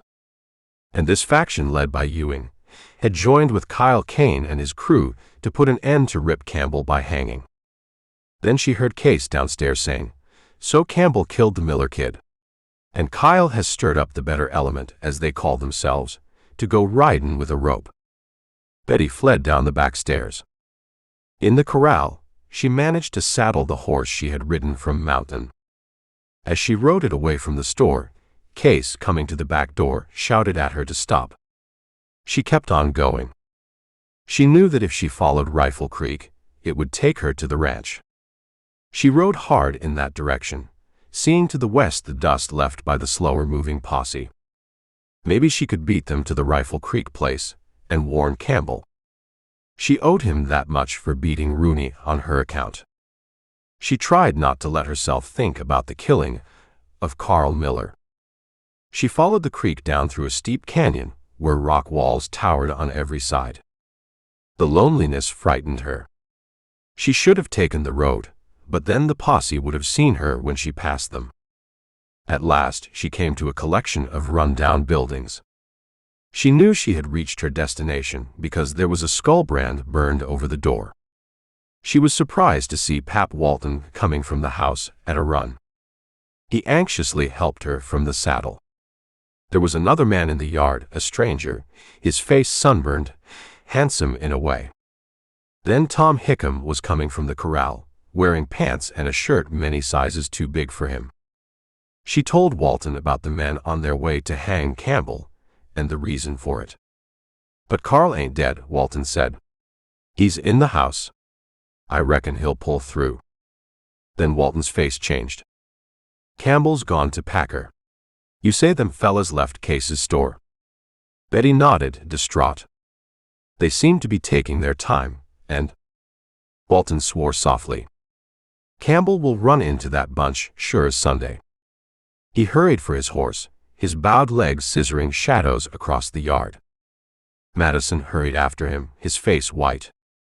"I'm going with you. It's my fight. You and Hickam stay here and watch Carl and the gal. I'll handle Kyle." Then Walton licked his lips and added, "If I ain't too late." Because she had been through so much, Betty's strength was suddenly gone. She slumped forward, and Madison, coming up, caught her. As Walton thundered out of the yard, Madison carried the girl into the house and revived her with coffee. Tom Hickam said through bruised lips, "Reckon you're as glad to get away from Mountain as I am." Hickam jerked a thumb at the man with the sunburned face. "This here is Madison himself. He's been calling himself Joe Rickett. But Campbell said we might as well know who we're working for." "We're going to run Kyle Kane clear to Sonora," Madison said grimly. "That's the way Campbell put it." Betty, sitting on a keg, suddenly put her hands to her eyes.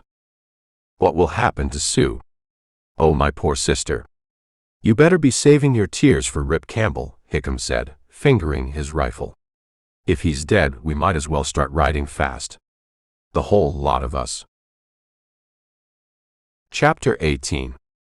Several things had happened this day that made Rip feel that maybe, after all, the fight would be worthwhile. First, Tom Hickam had arrived, cursing Kane, offering to work for no pay for Rifle Creek until beef could be sold. Second, the kid seemed to be recovering faster than Rip had hoped. In his long and violent career, Rip had gained much knowledge of bullet wounds. Barring infection, the kid would make it. In addition to these happenings, Randolph Madison too seemed to be hardening up, showing a natural ability. It would take him a long time to learn the cattle business, but he was trying.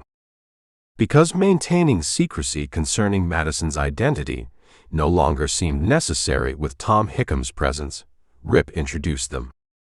Hickam seemed surprised to meet the owner of Skull Mountain and Rifle Creek ranches.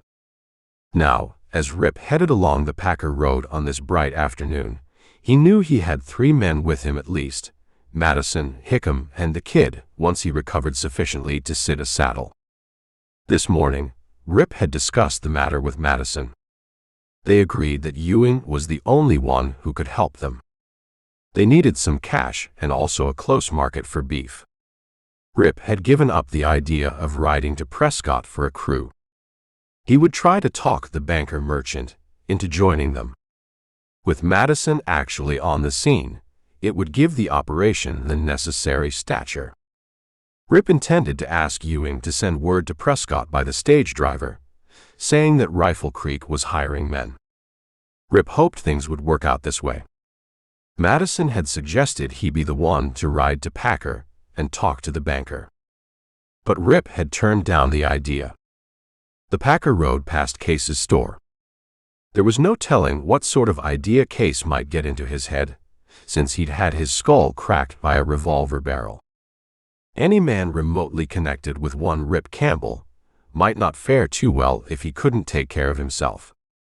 Rip decided it was safer to have Ewing come to Rifle Creek for a day or so, have a look around, talk to Madison, and then make them a small loan. Enough to tide them over until some cows could be sold. He kept his horse at a jog, scowling blackly now at the mountains. They reminded him of the first day he had come here, confident of finding 15 men on the Rifle Creek payroll, as Madison had claimed during their talk in Kansas. Confident of finding a place fit for a man to live, not a broken-down wreck of a place where one foreman named Edison had already died. Coming toward him suddenly around a bend was a large body of riders, their horses at a walk. Alerted, he reined in. The riders 100 yards away had seen him, and one of them shouted, "There's Campbell. Let's get him." He jerked free his rifle, surprised that one of the riders was Ewing, the very man he had been on his way to see. He saw Kane and some of the mountain crew. He spurred his horse off the road into some timber, and immediately they began to fire at him. Whatever he might have thought when he first saw them, one thing was clear now: they meant business. As they spurred toward him, he hammered off a shot that sent Kane ducking low in the saddle. There was a burst of firing. Rip felt his horse sag in the forelegs and start to pile up. And in a matter of days, he had his second mount shot out from under him. He kicked clear of the stirrups, fought off with a forearm, the mesquite lunging up at his face. Then he struck the ground, rolling. Dazedly, he scrambled to his knees, the old wound above his right ear throbbing. He looked around for his rifle, couldn't find it. As horses came crashing in around him, the riders shouting, he dropped back his hand, but his fingers encountered an empty holster. Neither the revolver jolted from his holster in the spill, nor the rifle knocked from his hands would have done him much good anyway. He was in a circle of rifle barrels slanting down, held by grim-faced and sweating men. If he took one step, they'd shoot him to pieces. Slowly, he got to his feet, not missing the triumphant glitter in Kane's eyes. He addressed himself to Ewing. The banker wore a dusty black suit, and the front of a white shirt showed rings of perspiration. "What's the idea?" Rip demanded. "Murder, Mr. Campbell. You killed Ed Lucas, and it's one thing. Murder a boy in cold blood, and it's quite another." Some of the other men flanking Ewing nodded in agreement. "Who says I murdered a boy?" Rip cried. Kane jerked his head at the lank Charlie Parker with the nervous Adam's apple. Parker worked his horse through the press of riders and said, "I seen you kill him, Campbell. Seen you through field glasses. You killed the Miller kid." "Where'd you bury the kid?" Kane demanded. Rip never took his eyes from Ewing. "I shot Miller, yes. After he tried to kill me. Carl is alive at Rifle Creek." "Liar!" Kane shouted. Rip saw a faint indecision on Ewing's face when he said, "Ride with me, boys. And you can ask the kid to his face whether he's alive or dead." Kane impatiently shoved his horse between Ewing and Rip. "Don't listen to Campbell. He wants us to ride to Rifle Creek. Likely he's got some Texas hellions there. They can blow us out of the saddle. I say let's look for a tree limb." At a signal from Kane, 2 of the mountain crew left the main body of riders and pushed east. In a minute, one of them shouted, "Over here, Kane. Lots of cottonwoods." "Let's get it over with," Kane said. Ewing held up a frantic hand. "Wait a minute now." The banker was shouted down. But in the turmoil, Rip managed to shout, "Give me a chance, Ewing. The kid's alive at the ranch." "It seems the least we can do, Kane," Ewing said, "is to. We ain't going to stand for nobody in this country that kills a kid." Kane shouted. There was a rumble of assent from the men. Ringed by rifles, Rip knew he had no chance unless he talked. And he knew that aside from Ewing, every other man in the cavalcade seemed bent on swinging him from a tree. He saw in the crowd several of those who had been in the Rimrock saloon at Packer the day he had tried to hire men. The saloonman with the pitted face was glaring at him. Rip remembered all too well that he had practically accused some of these men of being yellow, because they wouldn't sign on with him. A man never knew when words uttered in anger and frustration were going to condemn him. He saw the resentment in the eyes of these men, their dislike. Kane said, "Take a good look at the sky, Campbell. It'll never look so blue again to you." Some of the men had dismounted, and as Kane jerked his swollen shin, they came at Rip from 3 sides.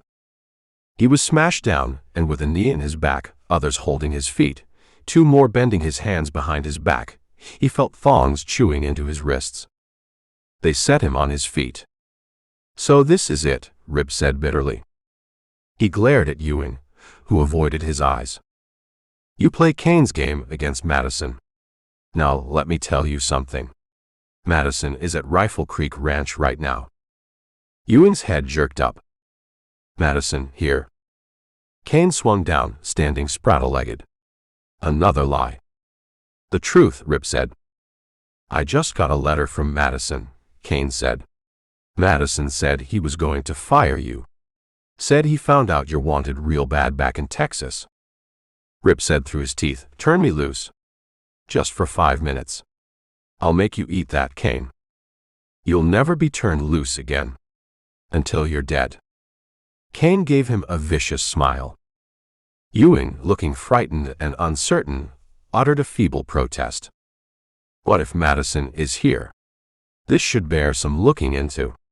I'm not sure I want to be a party to this, Kane." A faint worry touched Kane's eyes. That Madison might actually have summoned nerve enough to come west and inspect his inherited property apparently had never occurred to anyone. Ewing was looking at the saloonman with the pitted face. "I think we'd better discuss this, Grim." "He likely killed the kid all right," Grim said, giving Rip a baleful look. "If he didn't, there ain't much harm done. Hanging a Texian ain't no loss. Madison is in Chicago." Kane roared. "And Campbell knows damn well he is." He lashed out with sudden fury, the fist striking Rip in the chest. The blow drove him back into the group of men who had ganged up on him and tied his wrists. Lowering his head, Rip lunged at Kane, intending to ram him in the stomach. But he was hauled back. Kane's adherents outnumbered the reluctant handful of townsmen, led by Ewing. And Rip knew what the outcome of this very likely would be. In a few minutes, he would have his life cut off by a loop of rope. Somebody loan him a horse, Cain said. One of the men gave up a dun. Rip was boosted into the saddle. The group of riders moved farther away from the road, the man who had given up the dun riding double on a big sorrel. Within a quarter of a mile, they came to cottonwoods where a noose dangled from a thick limb, the other end of the rope tied to a sapling some distance away. Ewing had been trying to fight his horse close to the tree with the noose. "I don't like this," he said nervously to Cain. "You were willing enough when I told you about him killing the kid. Well, nothing's changed. Miller's dead. But he swears the kid is alive. Why can't we go to Rifle Creek and verify it?" "No," Cain cried. "We'll ride into an ambush." He looked around meaningfully at the townsmen. "A lot of you boys won't get home to your wives tonight if we try that." And Rip could see that some of them, at least, were impressed by this talk of riding into a Texas trap. But one of them said, "I ain't so sure we're doing the right thing." Rip took a last hold on his life. "If you do this, Madison will have the sheriff up here from Prescott. This'll be murder." Ewing, licking his lips, said, "He's right, Cain. This will be murder." And there was hearty agreement to this from the citizens of Packer. Even the saloonman Grim seemed to have been impressed by this talk of murder. Cain's eyes suddenly brightened. There was a faint gleam of teeth through the tangle of mustache and beard. He rode close and tied the reins of the dun to the saddle horn. He slipped the noose over Rip's head. Then he turned to the riders, smiling. "We're just scarring this Texian," Cain said. "We're putting the fear of God in him. Now let's ride up the road a piece and talk this over." "That horse will spook and leave him hanging," Ewing said, his face losing color. "If Madison goes to the sheriff, will any of us see Campbell hang?" Cain said with exaggerated surprise. "Hell, we just left him sitting here. Every damn one of us can swear he was alive when we left. We just figured to let him sweat a little and consider his sins." "Don't listen to him," Rip said. "It's still murder." He sat tensely, feeling the sweat on the back of his neck. The rope was rough against his throat. Overhead, the limb creaked as a sudden breeze brushed the cottonwood. The dun's ears twitched. The men looked at him and then looked away. "That kid is alive," Rip appealed again. "Ride and see for yourselves." Cain turned to the townsmen grouped together, looking glum and uncertain. "Let's move, boys. Leave Campbell here for a spell. Then we'll come back and see if he's ready to tell us the truth about that kid." Rip glared at Ewing. "Since when do you take Cain's word about anything?" I, the banker's mouth fluttered open, then closed. His eyes looked sick. "Now you can get me out of the way," Rip said scornfully. "You can lease or sell those sections to Cain. You and him can complete the job of ruining Madison." "Now see here," Ewing flushed. Rip said, "If you've got any guts at all, take a gun and stop this thing." Cain moved his horse between Rip and the banker. His mountain hands held their rifles steady. They might be a harassed, ill-paid lot, but they knew where their security lay, such as it was. If Cain gave the word, some saddles would be catching the sun instead of the calloused rumps of the men from Packer. Grim, with a pitted face, said, "Let's do what Cain says." He looked at Ewing, who seemed to be wilting in the saddle. "We ain't hanging anybody. Campbell is alive. We never seen him dead." In a moment the men reined their horses and moved away, all but Cain, who lingered for a final word with the man he hated. "I'm going to let you sweat, Campbell," he said through his teeth. "Maybe before we're back to the road, that dun will jump out from under you. Maybe it'll be 10 minutes. Or half an hour. Or an hour. All the time you'll sit there sweating, never knowing what minute is your last." Then Cain was gone with the rest, and Rip did not dare shout, for it might spook the dun.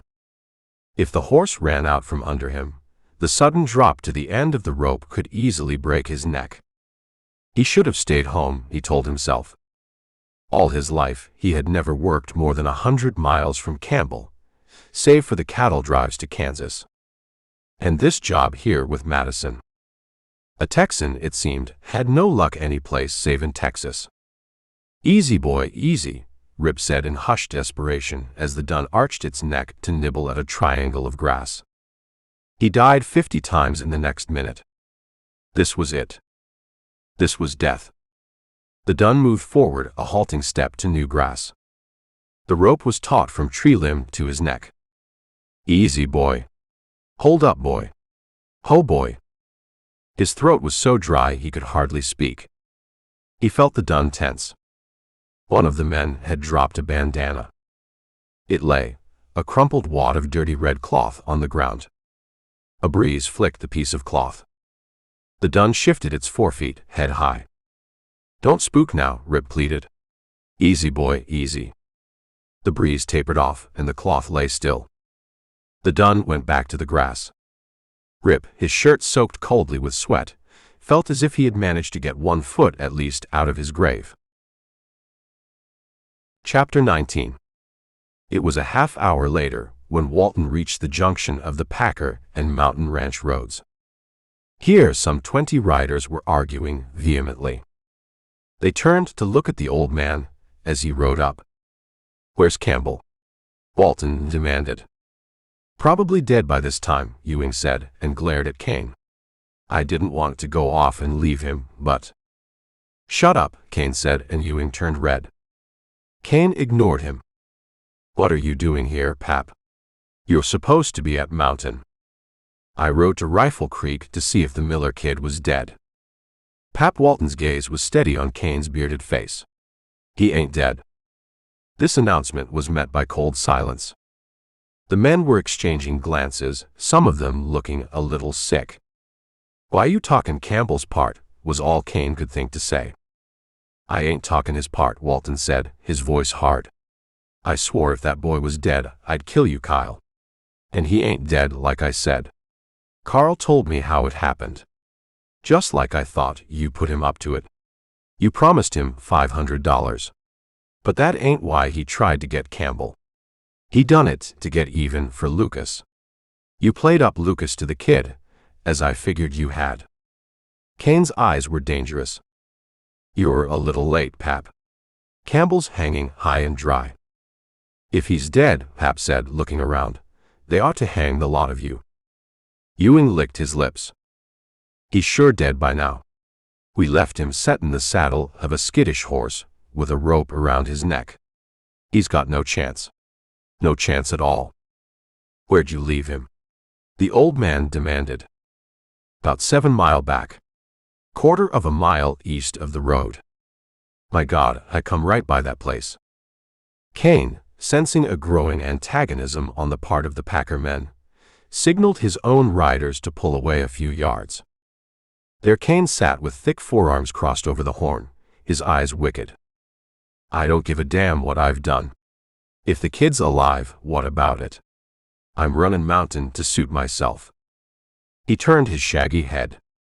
"Pap, Campbell tried to say Madison's at Rifle Creek. You see him?" Walton hesitated a moment, then said, "There's a fella named Joe Rickett there." Kane smiled triumphantly and looked around. "I told you Campbell was a goddamn liar." He got ready to ride. "You coming, Pap?" "I'm through with you, Kyle. You fight me and you'll be a dead old man. The years are crowding up on me. I'll be a dead old man anyhow." Fury stained Kane's face. "Get out of this country, Pap. I see you and I'll—" "Shoot me." Pap cut in. "Use a gun like you done once in Mexico, Kyle. Don't say no more." Kane's voice was deadly. "I mean it, Pap." "Boys, here's the prime rattlesnake of all time," Pap said. "Kyle Kane, the fella that killed the mother of his own son." Into the shocked silence, Kane shouted insanely, "Nobody knows whether it was me or Howie that killed her." Then his voice trailed off. He glared around at the shocked faces. Then Kane's gun came whipping up, and horses shied, and men yelled in protest. Pap, sitting his saddle, hands spread wide from his thin old body, smiled coldly at the man he had ridden with for so many years. When Kane hesitated, Pap said, "Go ahead, Kyle.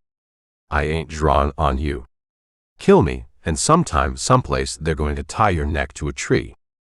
Kane let his gaze slide from the icy gaze of the old man to the other faces. And even he knew that you couldn't shoot down an old man in front of witnesses.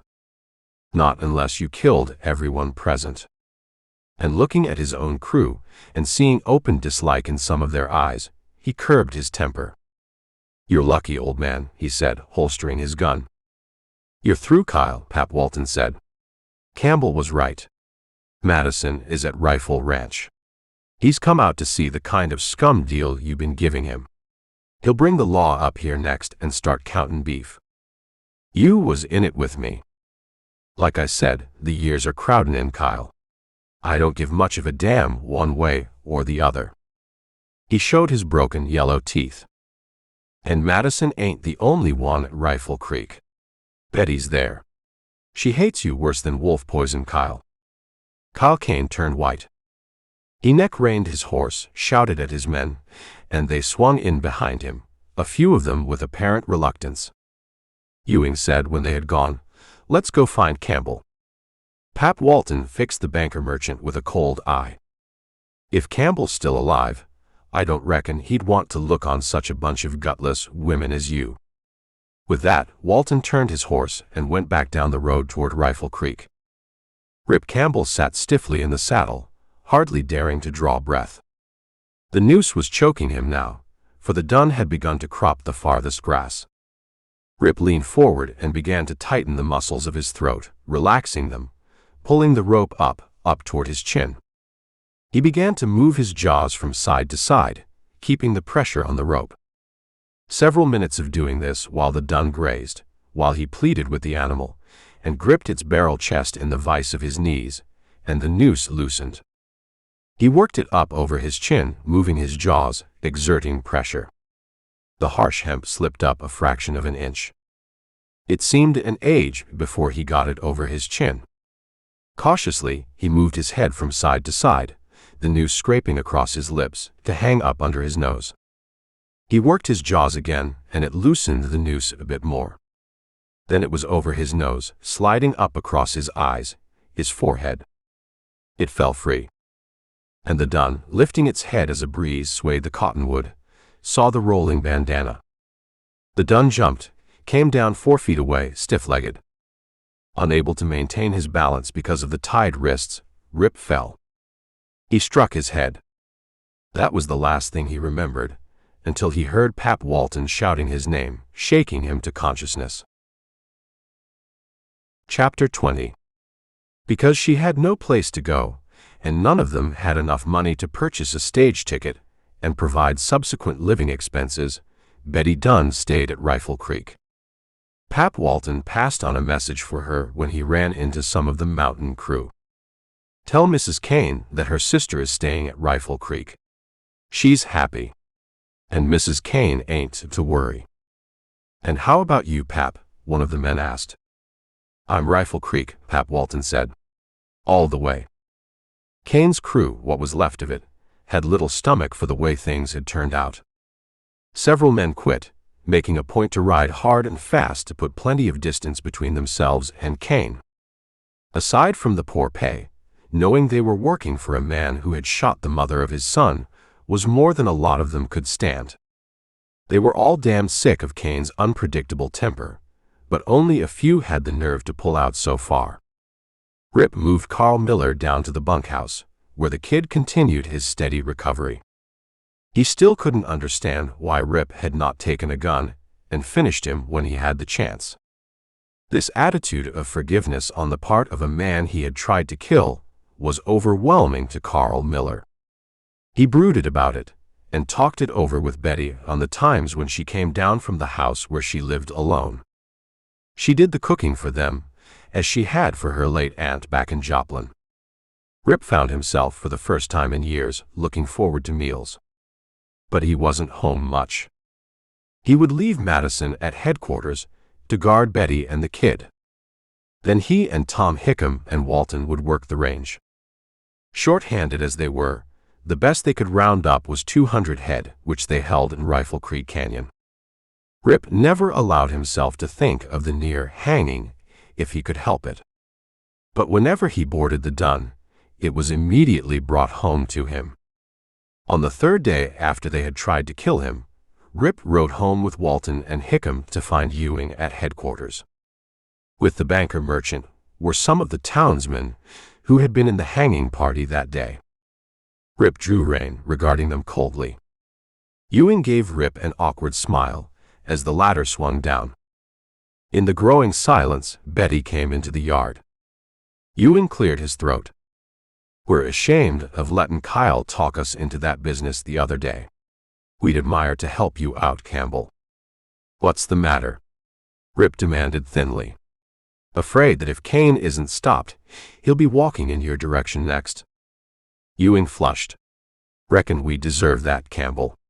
I honestly didn't think you could fight Kane and win. But now I do. You've got more guts than anybody I ever knew." "Sort of changed your fiddlin' time," Rip commented humorlessly. Ewing licked his lips. "You're going to whip Kane. I feel it. And when you do, I'm willing to lease you my sections. You can still work for Madison here and run your own beef at the same time." Rip bit back a curse as the idea began to circulate in his mind. The possibilities warmed him suddenly. He glanced at Betty, who stood near the sagging veranda, her dark eyes watching him.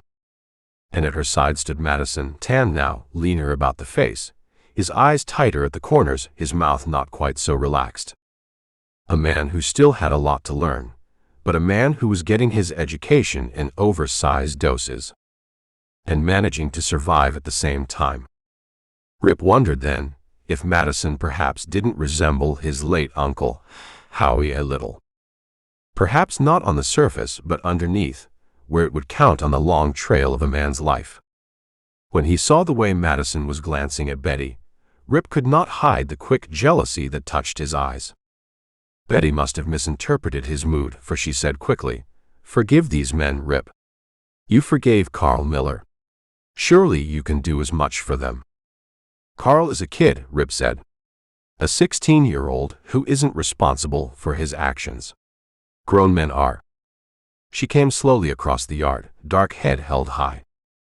Because she had no change of clothing, she wore one of Rip's shirts, the tails tied at the waist, and a pair of his Levi's rolled up, belted, and almost doubled around her narrow waist.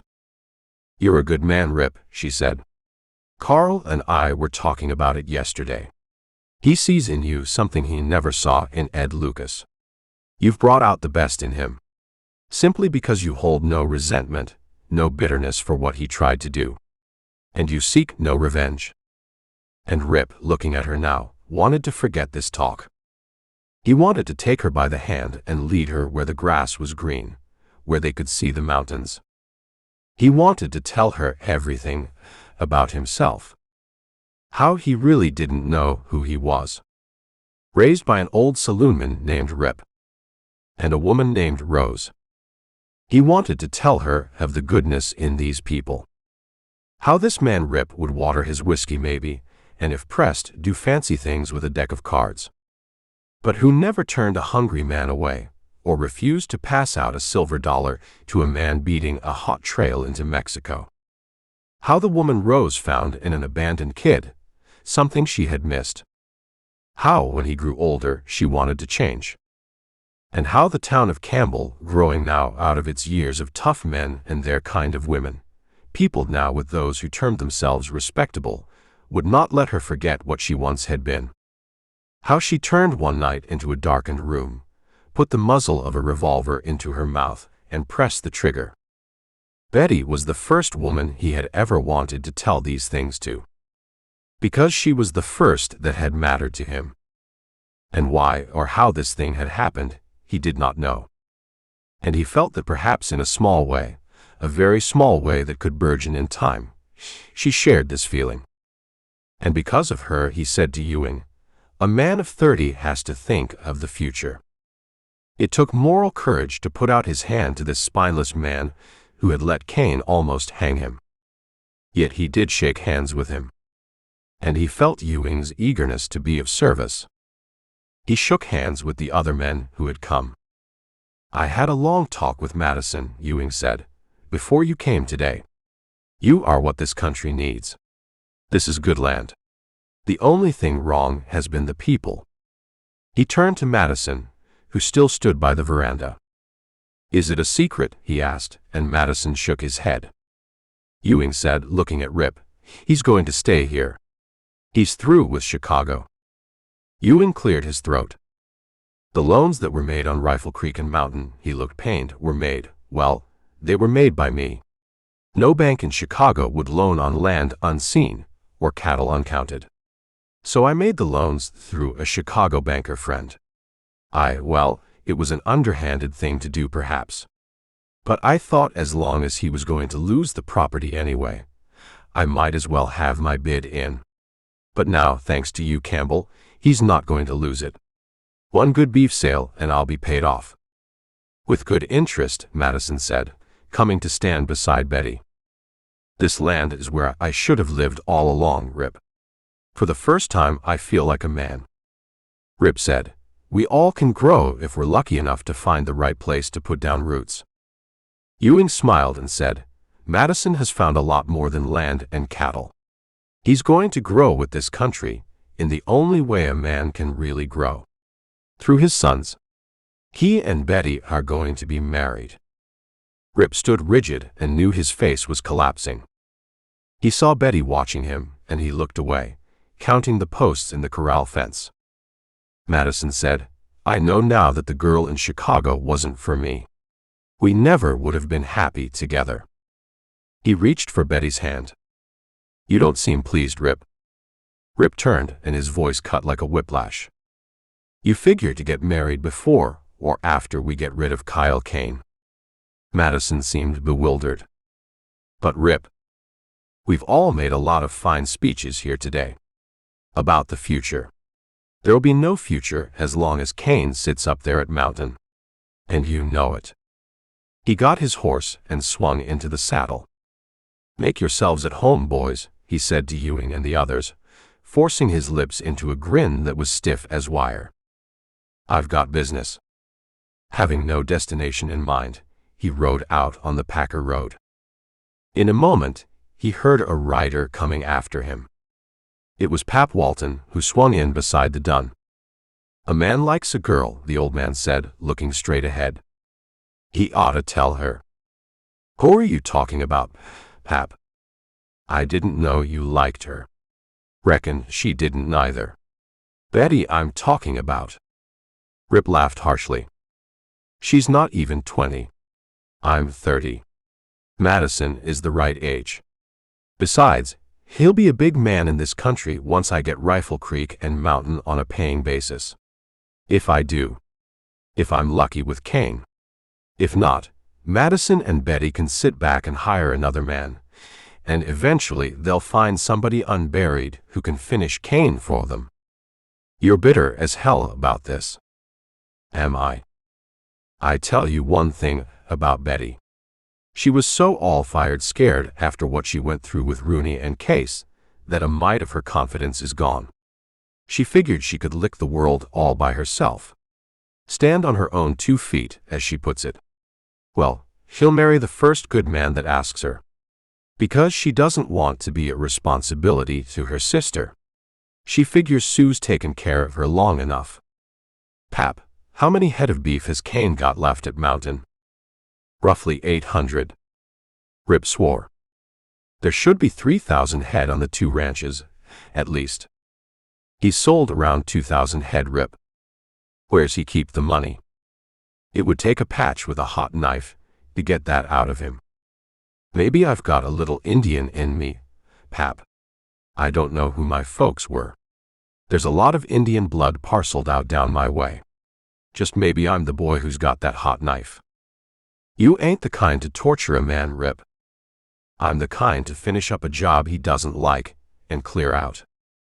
You ain't staying after everything is fixed. I'm going back to Texas. Home to Texas. I never should have left." When he had himself under control, Rip rode back. It was a silent meal that night. Ewing said he knew Major Aldice at Fort Rogers. The Major needed beef, and a deal could be made. You could push a herd through, Rip, Ewing said. You call 200 head a herd? It's a start, Madison put in. Betty came back from the bunkhouse where she had taken supper to the kid. She seemed subdued. It was agreed that they would start pushing the herd east to the fort tomorrow. Rip would take 4 men and, with a letter from Ewing in his pocket, figured to have little trouble. At least Ewing was optimistic. After supper, Ewing and the other townsmen mounted up for the ride back to Packer. Rip, smoking a cigar, reluctantly thanked the man for the contact at the fort. He still had not thawed out completely from the near hanging of the other day. When Ewing had gone, Madison said, "You don't act the same, Rip. Has it angered you that Betty and I—" Rip turned on him, wanting to pin Madison against the corral fence. Then he fought down the urge. It was none of his business anyway what went on between Madison and the girl. When he thought of them together here alone, the possibilities took crazy paths through his mind, like ants when a campfire has been laid on their nest. You and the girl, he couldn't even bear to call her by name for fear his voice would betray how he felt. Better go to Packer and stay till this thing is over. Our place is here, with you. Rip shook his head. Kane's been too quiet to suit me. There's big trouble building up. I feel it. Rifle Creek is no place for a girl like Betty. But I can't go to town with her. It wouldn't look right. You can find somebody to marry you. Or go down to Prescott and get the job done. You seem anxious to get rid of us. You won't be any good, either one of you, if there's a fight. Madison looked hurt. I thought you were starting to have confidence in me. A little, anyway. I'm not going to run. It's something I've been doing all my life. Rip went down to the bunkhouse and asked Carl Miller how he was coming. The kid managed to grin up from his blankets. He looked homelier than ever. He had lost weight, and the rough color of sun and wind was gone from his smooth face. I'm coming along, Rip. You'll be all right. And Rip, although he did not feel like it, passed the grin back. I guess I was a damn fool about Ed Lucas, the kid said. I know it now. You're the best there is, Rip. The next day, they went to get the 200 cows out of the canyon and started on the trail. They were 5 miles east with the herd when Madison caught up with them. Rip was furious. I told you to stay with Betty. Her sister sent a note. She's very ill. Rip's eyes hardened. You didn't let Betty go. She insisted. I wanted to accompany her, but she wouldn't hear of it. So I thought I'd better see you. You let her ride alone all the way to Mountain. A man came for her. He had the note from her sister. She knew the man. His name is Charlie Parker. Rip looked at Pap Walton. The old man had cut up through the dust of the herd to see what the trouble was. Rip told him. Walton looked grim. Tom Hickam was standing up in his stirrups. 2 men Ewing had sent to help them were looking back. The herd plodded on, breaking now to seek grass. That girl's got a prize in you, Madison, Rip said thinly. A real prize. Madison flushed. What could I do? It's her own sister. She wouldn't listen to me at all. You boys keep the herd moving, Rip snapped. Where you figure to go? Pap Walton said. After Betty. Where else do you think I'd go? But he was already spurring his horse, and he didn't know whether Walton heard him or not. Chapter 21. That morning, Sue wrote the note to Betty. I am desperately ill. Please come at once. And come alone. This is very important. Come alone. You say you owe me a lot for supporting you all these years. You can partially repay me by doing what I ask. Your sister, Sue. She wrote quite calmly, Kane standing over her, watching every word she formed with the scratchy pen. He had taken her so by surprise that she'd had no alternative but to comply. But everything would be all right. The note would never be delivered. Kyle had overstepped himself just once too often. Now that she had made up her mind what had to be done, she felt quite calm. She had even protested a little about writing the letter, because Kyle would expect it of her. When he read over the finished note, he said it was well put. As he stood there in the kitchen, she calmly crossed over to the coffee grinder on the shelf and reached behind it. Yesterday, she had gone to the bunkhouse when Kyle wasn't watching, and there were no men around. Most of the crew had left. The place seemed almost deserted. In the bunkhouse, she was rewarded. She found a revolver, old, with cheap carving of rosebuds on the ivory plates. It was Carl Miller's gun. The kid had left it behind. One of the men had evidently found it after the kid strapped on Ed Lucas's revolver and placed the old weapon in the kid's bunk. She had hidden the gun for just such an emergency as this. Well, Kyle had had his way long enough. He had been worse lately. He had come home the other night, raving like a madman because he'd muffed his chance to hang Rip Campbell. This attempted hanging was just one more mark against Kyle Kane. One more thing to settle the score of humanity against him. Now, with the note lying on the table, she reached behind the coffee grinder and brought out the revolver. "You're not baiting a trap for my sister, Kyle," she said, her voice steady. And she pulled the trigger as fast as she could. She saw the hammer rise and fall, heard the click, click, click. Kyle was laughing at her. Then the laughter stopped, and he crossed the room and tore the weapon from her trembling fingers. "I unloaded it yesterday," he said. She was surprised he didn't hit her. Stuffing the empty gun in his belt, he snatched up the note and went out. In a few minutes, she saw Charlie Parker riding south. This is the end, she thought. The very end of everything. She sank cross-legged on the dirt floor and began to weep. After Kane had given Charlie Parker the note and watched the man ride hard for Rifle Creek, he stood in the yard a long time. Every blessed thing he tried to do lately had gone wrong. Why in the world had he let Ewing and those fools from town interfere in the hanging of Campbell? Why had he gotten them in on it in the first place? Only to give the thing a little respectability, if a lynching could ever possess such an element. Just in case a sheriff decided to come north and look around. You couldn't very well put everyone in this corner of Arizona in jail just because a renegade Texan had been hanged. You couldn't jail Ewing and the solid citizens of Packer. Campbell's luck was too incredible. How many times had he escaped death? Well, a man had just so much luck in the barrel. It wouldn't stay full forever. Several of his men had quit him, and he knew the rest were on the point of fleeing. He knew then that his stingy ways, poor pay, and berating had not purchased loyalty. Only in the cases of the sycophants like Charlie Parker was he reasonably assured of support. The greatest blow was when Pap Walton had gone over to the other side of the creek, as Mike Case would say. Just thinking of the giant store owner, saloon keeper, rustler, and what have you, was enough to set his temples pounding.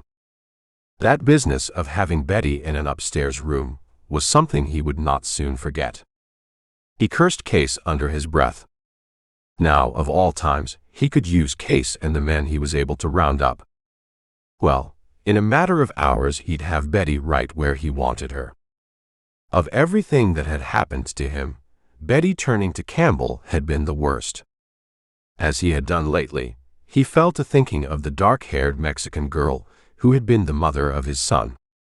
He knew without a doubt who had killed her. He, Kyle Kane, had pulled the trigger on a murderous rifle as he and Howie Madison were fleeing the pack of Mexican pursuers. He, Kyle Kane, had seen the slim figure topple from the horse. Had seen the velvet hat torn loose as the rider fell. had seen the long, flowing black hair. Howie Madison had not shot her, although Kane had let Howie in later years suffer partial blame. For Howie had been facing front, spurring his horse, when this one terrible shot had erupted from Kyle Kane's rifle. In a numbing daze, Kane had ridden the rest of the way to camp and then to the border. Well, he could not remake his life. But Pap Walton the other day had touched the raw nerve end that had never healed. The old man had flung it in his face, in front of the mountain crew and the townsmen. For one of the few times in his life, Kane regretted the wasted years. The years when he could have built instead of destroyed. Then 2 years ago, Howie Madison had died. And the will he left broke an old promise. "You'll own Mountain when I'm dead," Howie Madison had said. Instead, he had left everything to that weak-spined nephew in Chicago, a man whom Howie had visited once, and come back to Arizona to report that the boy was cake frosting and lace drawers, and about as tough and durable as a paper hat. So if Randolph Madison too was actually on Rifle Creek as Campbell and later Walton had claimed, then let him come to Mountain and fight for his possessions.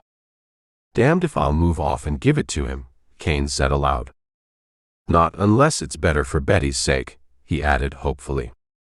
Charlie Parker in the Union issue field glasses had reported yesterday that Ewing and 4 of the men from the Rimrock Saloon were at Rifle Creek. This was disquieting. So far, Kane had been able to limit Campbell's hiring of men by putting the fear of death into everyone in town. And these men, in turn, would pass the word to any drifters who might happen by in search of work. Bad as a man might need a job, he wasn't going to nail his own coffin shut for the few dollars Rifle Creek could pay. Charlie Parker had also seen through the field glasses from a vantage point Betty and a slim young man wearing a narrow-brimmed hat walking together, hand in hand. From the first, Kane had been attracted to the girl. But it was only when she had fled to the enemy camp that he realized how much he needed her. Maybe he should clear out at that and take Betty. Hidden away was $30,000 in shiny gold coins, sacked and ready to be packed out. There were 800 head of cattle in the canyon. A good start for any man. With Betty, he could reorganize his life. And he could still have a son. Not the one that had been taken from him so long ago by the Campos, those dirty Mexican Campos. Oh, how he hated Mexicans, the sneaking, knife-sticking hellions. In his hatred, it never occurred to Kane that his own son, if the boy still lived, was part Mexican. Or if he did think of it, he would never allow himself to dwell upon the fact. Alive or dead, the boy was gone as surely as if he rested in the place of the dead at Chihuahua City. What would have happened that day, he asked himself for the 1000th time, if the Campos had caught up to him? Why was Maria with them? Did they intend to force him to marry? Or did they have her along so she could watch them shoot him to pieces for bringing disgrace upon the family? It was one thing he would never know. The fact was, she had died in the shooting. Anything else was conjecture. Hearing the sound of riders coming, Kane went into the bunkhouse, got a rifle, and came out. The 6 men left at Mountain drifted out. How much he'd give right now to have that treacherous dog of an Ed Lucas at his side. Lucas had been many things, but he could handle a gun. Or cared until Campbell came along and made him look like a fool, shooting into his own leg, getting so rattled that he couldn't hit a rolling, floundering target on the ground that was the big Texan. And then Pap Walton had finished things by running his rope into the sack and tying it up. Before this was over, he'd leave Pap's eyeballs for the buzzards. And he'd consign Rip Campbell to the hottest corner of purgatory. The riders came to the shelf and halted. Even at 200 yards, Kane knew the big one was Mike Case. And you couldn't mistake the monkey-on-a-stick look of that no-good Billy Rooney. Case rode a little closer, lifted a big right hand in the sign of peace. At last, Kane handed the rifle to one of his men, caught up the nearest horse, and rode toward the spot where Case and Rooney waited. "If Case tries anything," Kane shouted at his men grouped in front of the bunkhouse, "shoot him to pieces and hang that Rooney upside down for the bobcats." But he wondered, as he reined away, if any of the men would obey. He cursed himself again for being so cheap. If a man spent money, he could hire a crew, each man like Ed Lucas, men who would be loyal as long as they had plenty of whiskey money and cash for the girls on a Saturday night. Not the grubline riders, the cowhands, the simpletons, the men who'd work for $25 a month and lick the mud off your boots and look as scared of him as they would of a ghost-ridden midnight. Well, one thing for sure, Kane told himself, he wasn't afraid of Case. Never had been and wasn't now. A man should just stay clear of that greener the big man kept. Case never got his hands behind his bar. And make sure on you. He rode up within a dozen yards of the pair. He sat looking at them, right hand resting on his thigh, just a muscle twitch from his black-handled revolver, waiting for Case to offer the first word. The big man had discarded the bandage on his head. But Rooney, Kane saw with satisfaction, still looked as if his face had been used to pound fence posts. "I know where a fella can get hold of 200 head of beef," Case said in his rumbling voice. "So, Campbell's maging a drive to Fort Rogers." "How you know?" Kane demanded suspiciously. "Ewing told me." "Ewing hates your guts." Case showed his white teeth. "A man forgets his hate when you got your foot in his face." He stopped by for a drink. "I got him to talking." Kane eyed Billy Rooney, then his gaze slid to Case again. "My boys ain't had a decent meal since Walton quit me. I'd like to fry Rooney for supper, but reckon he'd turn a man's insides poison green." "You can't insult me," Rooney said. "Not when there's $1 on the table waiting to be picked up." He spoke with difficulty, for his lacerated lips had not yet healed. "We figure we better work together, Kyle," Case said. "It's the last battle, the last ditch like they said in the war. I ain't forgot that business with my sister-in-law." "We was just funning," Case said. "A man makes a joke. Sometimes it's a poor one. A man can say he's sorry." "A damn poor joke," Kane said. He rubbed the stiff hairs on his chin. Well, he could use this pair, much as he disliked them. Use them for now, that is. And besides, a joke of his own was forming up in his mind. A joke on Sue, damn her. Case said, "Madison is sure enough at Rifle Creek. A man might get $10,000–$15,000 out of his skin. There must be somebody back in Chicago willing to pay that kind of money for Madison to keep both ears. Course, if they don't pay up right away, we could send one ear, and then the other. A man's got his name in his ear." Kane scoffed. "How the hell would anybody know whose ear it was?" Case smiled. "We could send a note written by Madison himself." Rooney said, "That 200 head of beef interests us right now. I know where we can sell it quick." "We could stay here tonight," Case said, "and pick up the herd tomorrow with your boys along. Campbell can't make more than 10–12 miles a day. We'll catch them easy." Kane pondered Case's eagerness to join him. But he tentatively agreed. He had business here tonight. Personal business. Betty should be coming along about sundown with Charlie Parker, if his calculations were correct. Kane forced a smile on Rooney. "You boys come up to the house, and the missus will cook us something to eat." Kane gave Rooney a long look. "I got a woman in mind that might be right good for your kind of business. We'll talk about it." Kane turned his horse and rode back up the yard. And Case, when Kane was out of earshot, whispered, "We'll have our chance, don't worry. A knife at the throat, and Kane will tell us where to dig up that money." "What about his crew?" "We'll shake them. We'll ride out of here, Billy, with enough gold to sink Lee's ferry to the bottom of the river." Chapter 22. Rip punished the dun when he finally came to the mountain road and began to climb. He knew it was foolhardy coming alone, but what else was a man to do? His concern for Betty's safety outweighed all other considerations. When he was a half hour from the ranch, he paused to consider his next move. So far as he knew, there was only one entrance to mountain from this side.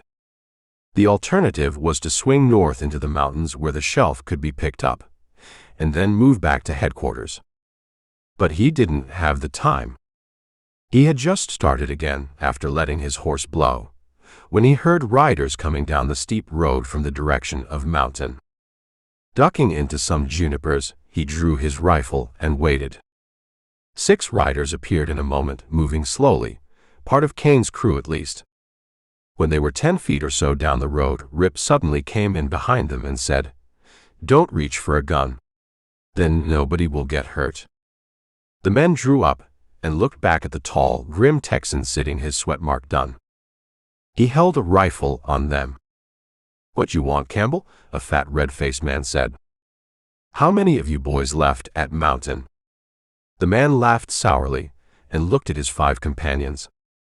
"The crew's been drifting the last few days, Campbell. We're the last to go." "You gave up on Kane all of a sudden," Rip said suspiciously. The man spat. "Any fella that'd kill a woman, Mex or not, ain't fit to work for."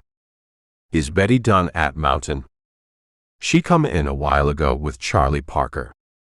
Rip licked the dust from his lips, eyeing the men, wondering just how far they could be trusted. One thing was settled at least. Betty was at mountain, and she had arrived with Charlie Parker. That meant Parker was evidently sticking with Kane, for he obviously wasn't with this bunch. "If you boys are quitting Kane, you could come to work for Rifle Creek." The spokesman for the group shook his head.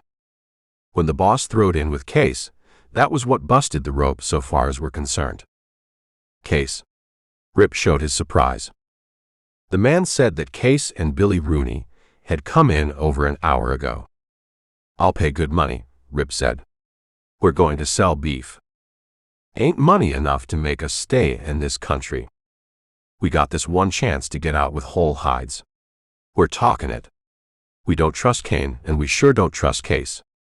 We don't aim to get caught in the squeeze."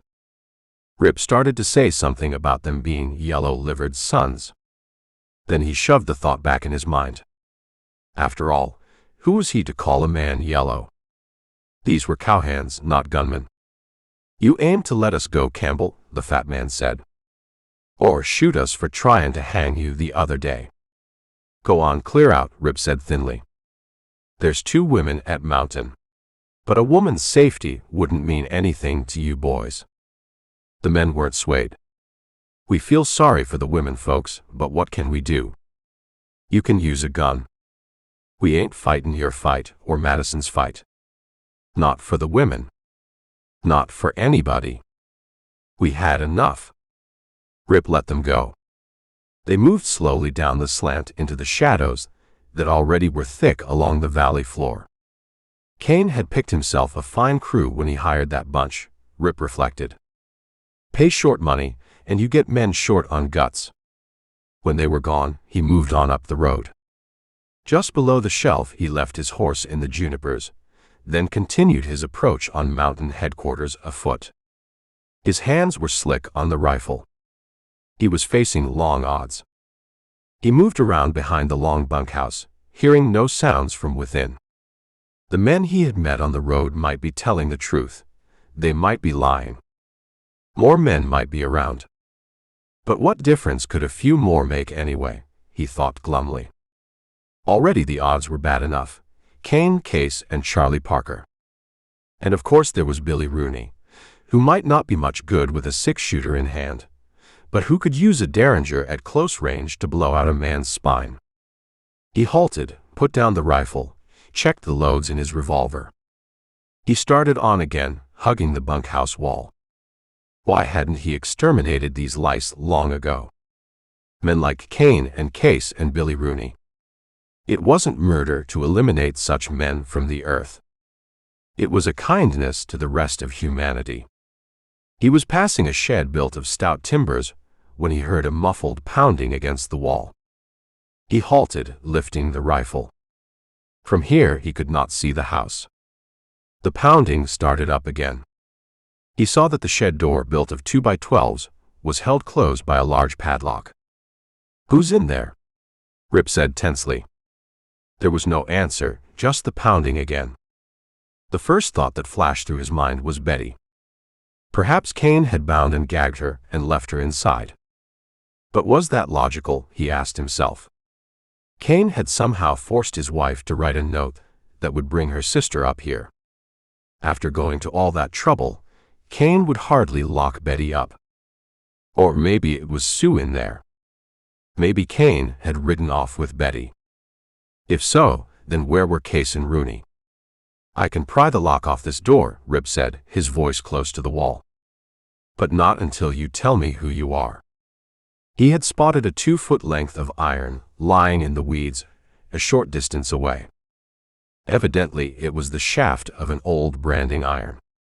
But there was no answer, just more of the muffled pounding. "Here goes," he said, knowing he had to gamble.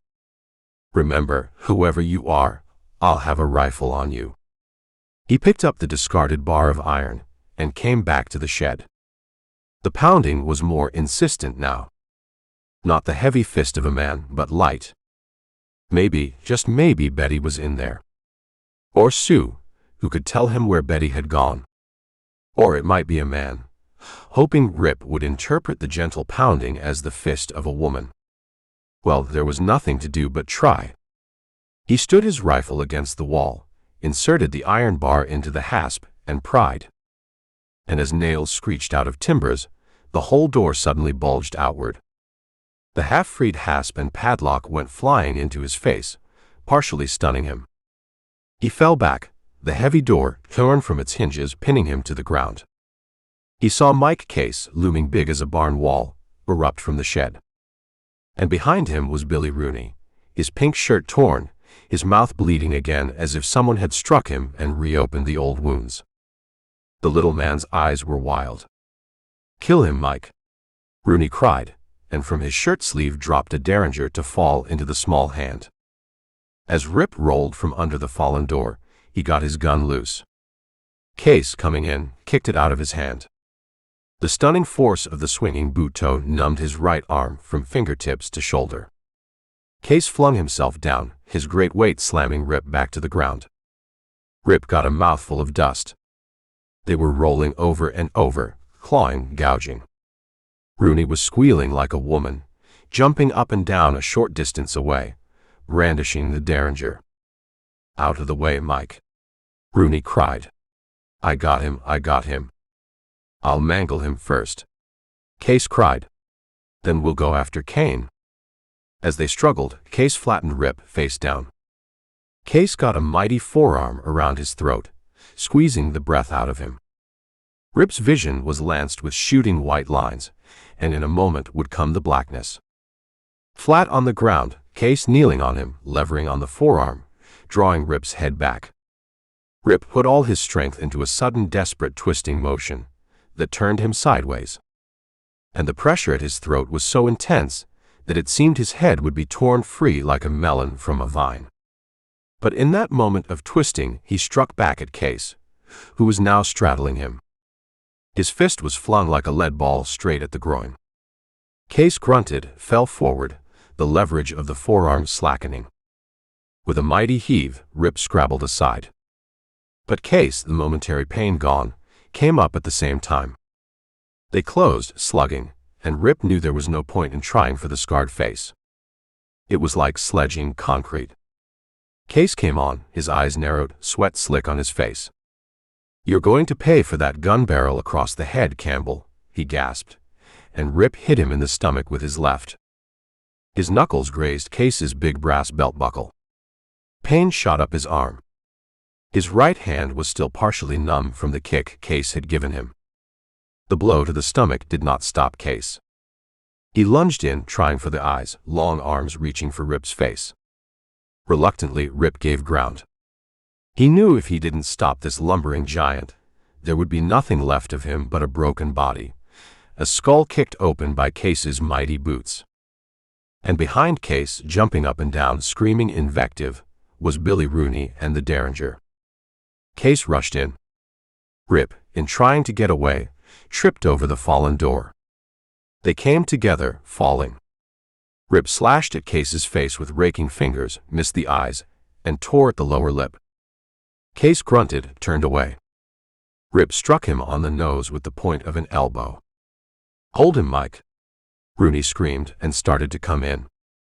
Rip knew Rooney's derringer could throw a ball that would kill as effectively as a cannon. But before Rooney could squeeze off his shot, Rip and Case staggered up at the same time, pounding each other about the face and body. Rip backed away from Rooney. Case was after him. Rip struck savagely with his numbed right hand at the point of Case's jaw. The big man's eyes fluttered, his knees sagged. But still he came on. His fingers groped for Rip's throat. And because of his superior reach, Case almost reached his target.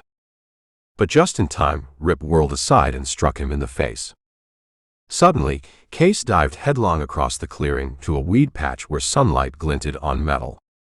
And Rip knew, with a freezing in his stomach, that Case had seen a gun. "I want him." Case screamed at Rooney and rolled aside as he struck the weed patch. Case came up with the gun he had kicked out of Rip's hand earlier in the fight.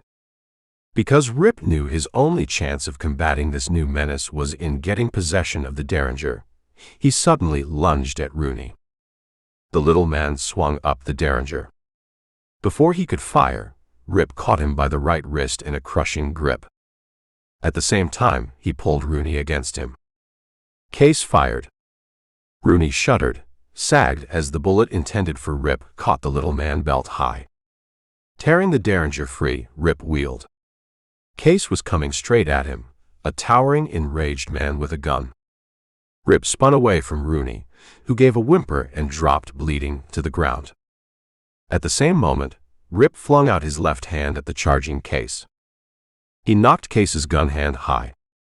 The impact triggered the revolver, the bullet thudding into the timbered wall of the shed. In the same movement, Rip pivoted like a fencer, bringing in his right hand that held the derringer. The snout of the deadly little weapon struck Case hard in the ribs, and the bullet it fired tore upward into the heart. Case, dying on his feet, plunged down. Rip had to skip out of the way to keep from being pinned against the ground by the lifeless giant. Case spread his length, and in the space of a dozen heartbeats, there was no movement left at all in his body. Gasping for breath, his head ringing from the blows of Case's fists, Rip took a moment to recover. Then he limped over to Case, freed the revolver from the big fingers. Cocking the weapon, he looked toward the house, waiting. But no one came. Rooney was doubled up on the ground. Rip limped over and turned the little man on his back. "Where's Kane and the women?" he demanded. Rooney moaned.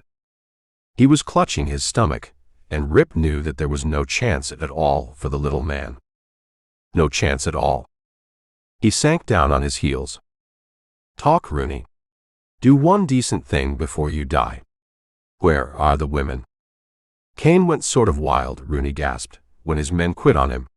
Then my Case made a damn fool play. Told Kane him and me was figuring to get our hands on that money. But Kane had that crazy Charlie Parker at our backs. And the two of them herded us in the shed here. But they never found my derringer. I asked you where the women are. Kane made them go with him and Parker. They're going to dig up the money and light out." "Which way?" Rip demanded. "Which way?" "I don't know," Rooney said, and his mouth sagged open. His eyes were also open, seeing nothing at all. Trembling, Rip got to his feet. And then he stiffened as he heard a sound. Chapter 23. He turned toward the house and saw Betty standing in the yard, looking pale as spring snow on the ramparts. Her shirt was torn, and there was a smudge of dirt across one cheek. "I knew if anyone came," she said, her voice breaking a little, "it would be you." He saw the wild fear in her eyes, and yet she did not flinch. She stood some 30 yards away, near the rear door of the house. And there seemed to be no one else around, and yet he knew there was. Instinctively, he knew she was being used as bait. His tired eyes searched every shadow, his ears strained for every sound. Where was Kane? Where was Charlie Parker? Rip's mouth was dry. Maybe if he kept her talking, he could spot them. Maybe. You shouldn't have come to Mountain, he said. My sister wrote me. You should have known it was a trick. Betty nodded her dark head. I was afraid Kyle would hurt her. I couldn't take a chance. I sent Rick T. Madison to tell you. He did. Rip, she said, Kyle has Sue. He heard the shooting and made us come back on foot. He'll kill Sue if you don't put down that revolver. I mean it, Campbell. It was Kane's voice now, coming from some junipers over between the house and the corral. I'll kill the woman, sure as hell. Now you step out where I can see you. It was Kane's mistake. Rip realized then that Kane was beyond the shed. He couldn't see him, because Kane was there in the junipers. Where's Charlie Parker? Rip said to Betty. He's working in behind you somewhere. Shut up. Kane shouted. Campbell, get out here. I'll let you ride out if you show yourself. Ride out with a bullet in my back, Rip said, and tried to make his voice scornful. Then he heard another sound along the bunkhouse wall, a man moving. The slow, hesitant steps of a scared man.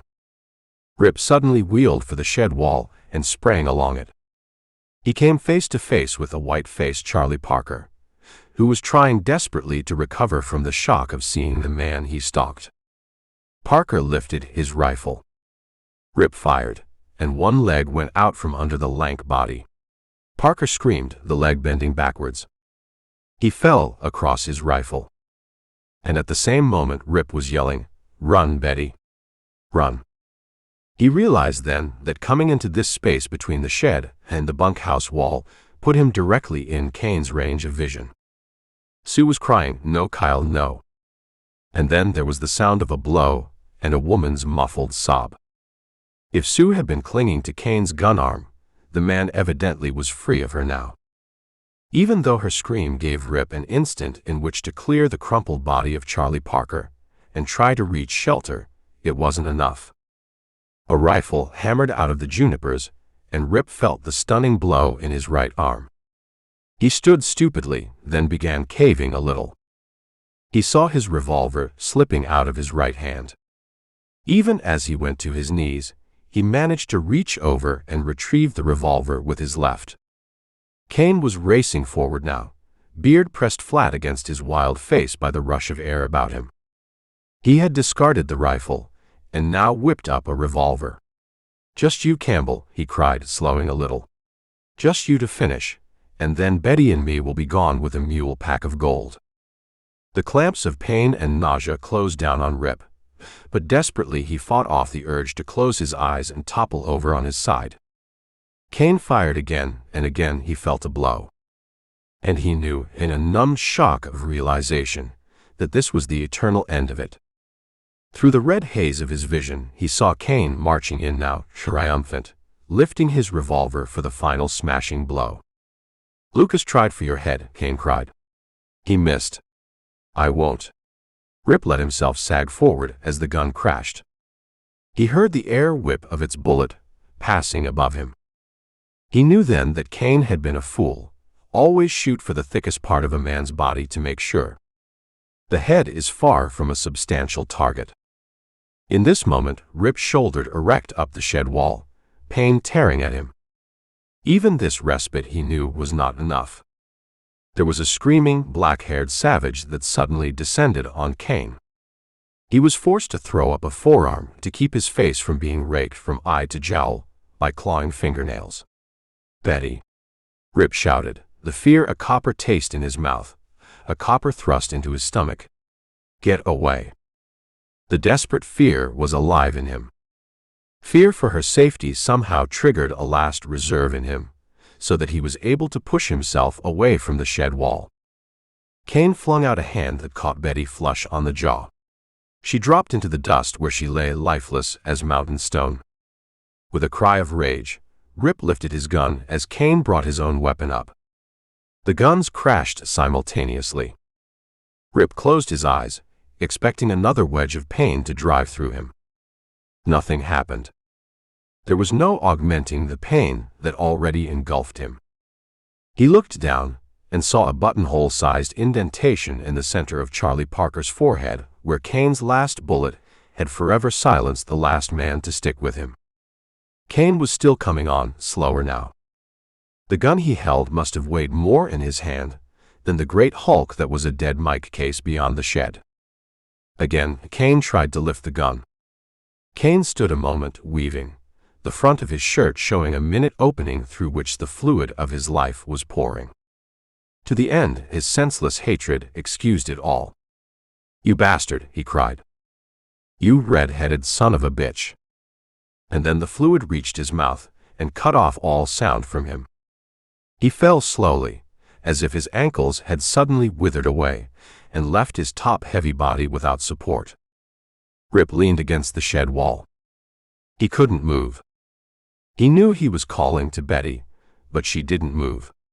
Sue came out of the junipers, her face still swollen from the beating her husband had given her the other night. Well, he would beat no more. She paused in her run toward Rip to look down at Kyle Kane, lying like a great dust-covered bear in the yard.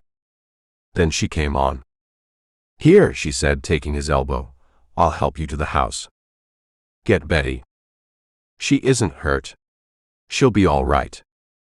He let her walk him to the house. When Sue was in the process of cutting off his shirt, Betty came in. When Betty saw his torn right arm hanging loosely, and the other ugly furrow just under his left armpit, she came running. Fighting back tears, she took the basin of hot water Sue had brought from the stove. She washed the arm and the other wound, saying nothing. But when the bandages were in place, she broke down and wept. Sue found one of Kane's cigars and lit it for Rip. At last Betty ceased her sobbing and dried her eyes. "I guess I've had that coming for a long time," she said, her voice shaky. "I guess seeing you almost die brought out more tears than I thought I possessed." "There are dead men in the yard," he said. "It isn't pretty. I'm a killer. I know now that whatever you've done is because you had to do it. Somebody had to do it." He said around the cigar, "I'll get my breath and then ride down and get Madison and send him up." She shook her dark head. "Not for me, Rip. Don't get him for me. You're going to marry him. No. Not even if you don't ask me to be your wife. But I know he doesn't belong in this country. He's not strong like us." Sue came up and looked at Rip. She seemed tired, drawn, and yet there was a certain relief in her eyes. "I intended to kill my husband after I wrote that letter to Betty. But..." She told him how Kane had unloaded the revolver she had hidden. "It doesn't matter now," Rip said. "There's a lot of gold not a quarter of a mile from here," Betty said. Kyle was digging for it when he heard the shooting. There was the sudden sound of horses coming at a hard run. Warning the two women to silence, Rip picked up a gun with his left hand and limped to the door. Coming across the yard at a gallop were Pap Walton, Hickam, and Randolph Madison too. "We come quick as we could," Pap Walton said. "Some shooting, Campbell," he added. He and the others had seen the carnage in the yard. Madison seemed unusually subdued when he saw Betty moving to Rip's side at the big spur-scarred table. "I guess you should have spoken up for yourself with Betty," Madison said gravely. "All she ever talked about when we were together was you." Rip said nothing to that. "You've got your gold," he said. "All you have to do is finish digging it up." Madison looked down at his clenched hands. "I'm not going back to Chicago," he glanced at Betty, "no matter what has happened. Rip, my Uncle Howie ran Rifle Creek. I want to take over there. Will you show me how? And at the same time run Mountain? I had sort of figured on Texas, maybe." "You've got a contract with me," Madison reminded. "Besides," he added with a forced smile, "I think your wife would rather be here than in Texas." "Nothing wrong with Texas," Rip said. He glanced at Betty, who was watching him. Wherever you say, Rip. It's your life I want to share. No matter where. A trace of bitterness touched Sue's eyes when she saw the way Betty and this Rip Campbell were looking at each other. She got up from the table. Well, whatever you decide, it looks as if Betty doesn't need me any longer. You're welcome to stay here, Rip said. She shook her head. And then Madison spoke up. Pap Walton tells me my uncle promised to leave Mountain here to Kane. Under those circumstances, I should do something for his widow. You owe me nothing, Sue flashed. I've always taken care of myself. Pap says there should be roughly $30,000 buried by your husband. Your late husband. That money will more than get these 2 ranches on a paying basis again. I would like you to accept $10,000. That's more money than I'm worth, Sue said, shocked by the offer. More money than any human is worth. In the silence that followed, Sue looked again at Rip. Then she said to Madison, her voice calm now, I suppose I should have some compensation for losing so much. Not my husband, she put in hastily, and her gaze flicked again to Rip, but other things. I accept, Mr. Madison. The men went out to take care of the grave digging. After a moment, Sue stepped outside, to leave Rip alone with the girl. Madison was generous with your sister, he said. Sue can make up for some of the things she's missed. Betty added gravely, I have a feeling she'd trade that money to be in my shoes. Flushing, Rip looked away. You made up your mind awful quick about me. I guess I made up my mind about you the first time we met. But, well, I fought it. The night you learned I was going to be married, I saw the hurt on your face. And then I knew for sure you were what I wanted. But it took a gunfight, a killing, to bring it out. She ignored the bitterness. You are a tall man, Rip.